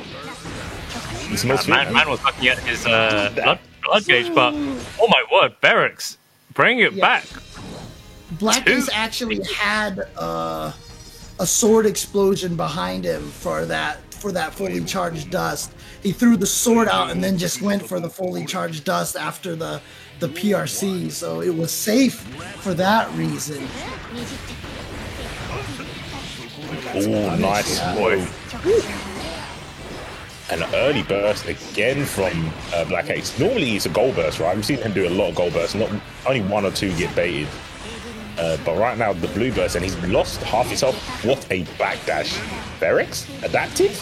Adaptimentation? Are you brown bread? What? Oh no, big opening for Black Ace.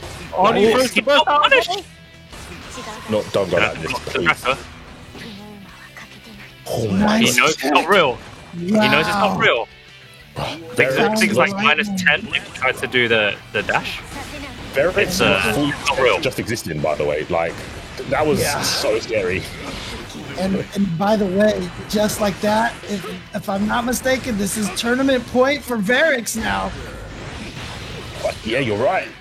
Black Ace wants to reset the bracket. Obviously, he wants to get that first place, but wake up, throw, Toku setups. Oh, now you're boy. going to have to hold this. No, that's it. Let's Varix go. is your champion for ICFC Preseason 2. Nagaryuki winning a tournament. Go Nago! I love this. I love He's top this 5, top again. tier. Number 1 in the game. You saw it here first, guys. That's in Europe. Anjis, Souls, Nagos, Fausts have won tournaments. We have people winning with every character. Axles are winning tournaments. This is such a great start to the game. And like I said, I'm not trying to throw any shade on Arxis or anything, but even longtime Arxis players say that they tend to not have the best balance right out the gate, but they've done a great job and really took a lot of the feedback from the first couple of betas, and they've released a game that I feel like the characters are in a wonderful state, dude. It's really impressive. Yeah, and it's just, again, it all comes down to sort of like that character expression. Of course, brilliant performance from all these players that we've had right here. Like, even just like the difference between that and last week. Like last week, we were kind of just memeing about, because it was Sol, and we had, of course, Kai as well and stuff like that. But Four souls. yeah, but it's nice to know that, like, that was week 1, and straight out the bat, week 2, this is what we're going to be seeing going forward now. A lot more diversity. And yeah, of course, brilliant work from all of our top 8 players, just having that really nice, diverse top 8 performance. Yeah, congratulations to Varix, commiserations to the Black Ace, but yeah, fantastic work. And of course, with the Matcherino now as well, of course, you can see there 222 American dollars being distributed to our top 4, meaning that Black Ace actually, well, So let's break it down here now. Black Ace is getting the $55.50, and At Varys is getting $99.90. I'm sure he's got some pocket change somewhere in his wallet, like right at the bottom, to make up for that, to be the triple figure. But props to Eric. He's taking home close to $100, which is fantastic. And as you were saying, Matcherino will pay it out pretty much immediately. Yeah. It's so good. It's so good. And again, that was only the preseason, guys. We've got the official season starting next week on July 8th. Again, even today, don't forget that North America is happening, but all Thursday long, we have Asia on twitch.tv/Majin Obama. That's Guilty Gear action from the Asia region, followed immediately by the Europe, which is what you're watching right now on twitch.tv/Tenno Media. And then after that, North America, twitch.tv/Tasty Steve. You don't want to miss that either. Really cool stuff. Shout outs to Tenno Media for throwing these events, through the ICFC for Tekken as well. That goes on all Wednesday. So a lot of fun fighting game action put onto you and given to you guys by Tenno Media. Shout outs to that entire team out there. Yeah, and of course, if you're not able to join us on Thursdays, of course, that upload schedule's really, really fantastic. Like, really quick response time on upload schedule. So make sure to follow Tenno Media on social media and also find them on YouTube if you're not able to join us here on Wednesday for Tekken and Thursday for Guilty Gear Strive, just so you can take in all of that amazing content. So yeah, you can just see right there, Twitter, YouTube, and also Patreon as well. Of course, if you want to see, like, you can tell that these guys who have been working on production, like guys working in the background, do such a fantastic job bringing such amazing content for you guys to enjoy. And so being able to give back to those guys that have been working really hard. So be sure to check all that lovely stuff out there. And yeah, big shout outs to Tenno Media, and fantastic work. Big shout outs to the mothership, which is Tenno, and the players. Verex, I know personally, is grinding so hard trying to get better, always asking people to get set so he can learn matchups. Very, very nice guy as well, like very polite. He just goes into the chat and go, "Oh, can I have some games? I need to understand." And it's paid off. I know in the next coming weeks we're going to get more players joining the tournaments for the ICFC. So it'll be cool if he can keep this up, because holding the Nago torch right now, I think, is Verex. He's definitely up there on the EU side of things, for sure. And that top 8, I think he was the only. He might have been the only non-UK player. Black Ace as well. He's from Bahrain, technically. Oh, but, I mean, yeah, that's it. Black Ace studying UK. That's where he's mixing you up. I know I played Black Ace. He's got the OS. Offline. Yeah, I know I played him offline, so I always think he's UK. But yeah, he was obviously visiting. So, but yeah, shout out to Verex holding it down. Nago #1. Hopefully we see him and everyone else who entered, and people in the chat. You can also jump in and enter too next week. Yeah.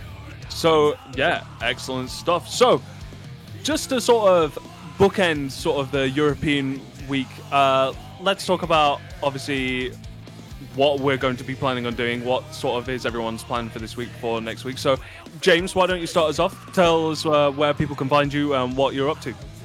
Yeah, I'm at J Chenzor, basically on everything. I'll probably be streaming some Guilty Gear myself later on tonight. I've been trying to run viewer lobbies, but the lobbies aren't working very well. So I might actually just play some ranked, and now that it's a new month, see if I can actually get myself into Celestial, if the Axels don't keep hunting me down. But that'll be on twitch.tv/jchenzor later tonight. I'll be doing that, and then just doing as much as I can for commentary at random events for Street Fighter, for Soul Calibur, for Guilty Gear as well. So there you go. Well, if you're having trouble with Axel matchup, just hit up Snake Belmont, man. You could just hit him up and just say, "Hey, this game has rollback. Teach me the matchup, man." So what about you, Mystery? What are you up to, my guy?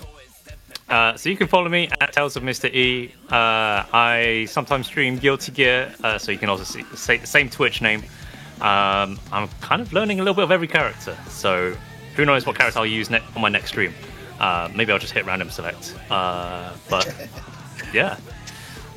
Sometimes you'll hear my voice, not just on ICFC. I do sometimes join a couple of other tournaments in terms of commentary. So like last week, I joined Damascus, his Wanted series. So I know C4 also is part of that as well, and that leads me quite nicely to segue onto you, C4. You're a busy guy. What have you been up to? I mean, I'm not as interested in you. I'm not learning all the characters. I only play Leo. I mean, I picked up Leo last night, so... Well, then hopefully this segues into what I was going to say. I'm doing a Google Doc on Leo, how to use him and beat him. Cool. I need to read it up. King's Dictionary, Volume 2. It's on my Twitter, IMC4IQ. Everything tech-wise I find about a character, I will show him how to do it and how to beat it off the bat. Like, I don't hide tech. So I do that, and I'll be on other people's streams commentating, bit of a vulture for that. So, Monday, Tuesday, Wednesday, Thursday, I'll be doing Guilty Gear Strive or Dragon Ball on some place somewhere on your computer on someone's stream. So that's me. Everywhere and all at the same time. Yeah. Of course, for me, nothing really too much for me this week, really. At the moment, on my Twitter, at BBTank, which you can see down there, I've got a straw poll going on. I'm letting you guys decide who I'm going to be playing to get entered into Celestial and win 100 Celestial matches. I think so far Eno's in the lead. Faust, pick Faust. There's not enough Fausts in Europe. Another Faust, please. And I also want to see you struggle. You can pick Faust. Like, to be honest, like, I've been playing Milia for, like, so long, so trying to play anyone else is going to be a struggle regardless, so it's going to be interesting, to say the very least. It's going to be entertaining, yet somewhat painful content that should hopefully come out. I'll be streaming at BP_tank, depending on what the result is. I think I left it for, like, 24 hours or whatever. So, that's pretty much my main thing for Guilty Gear this week.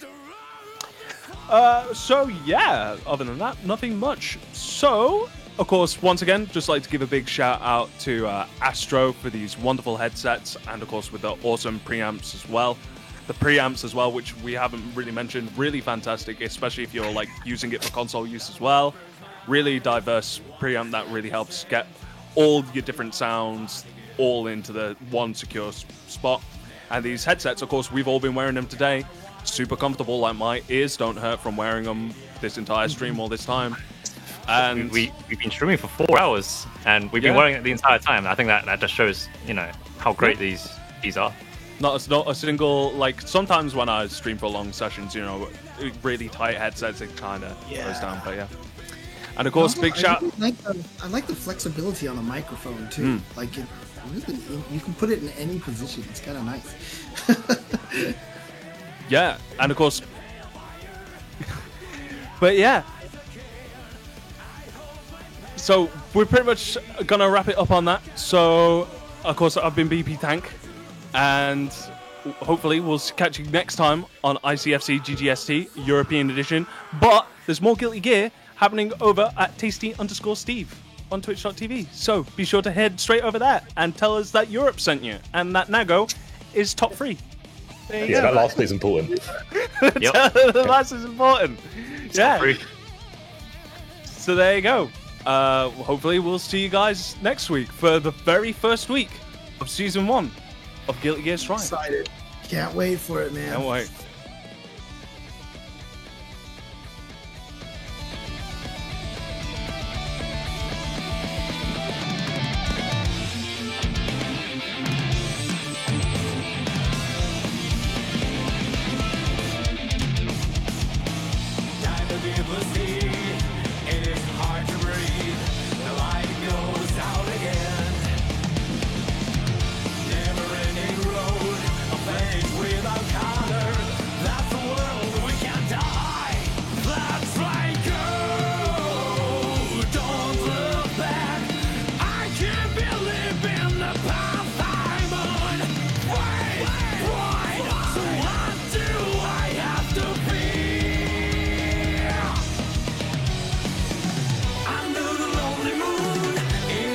Black sword.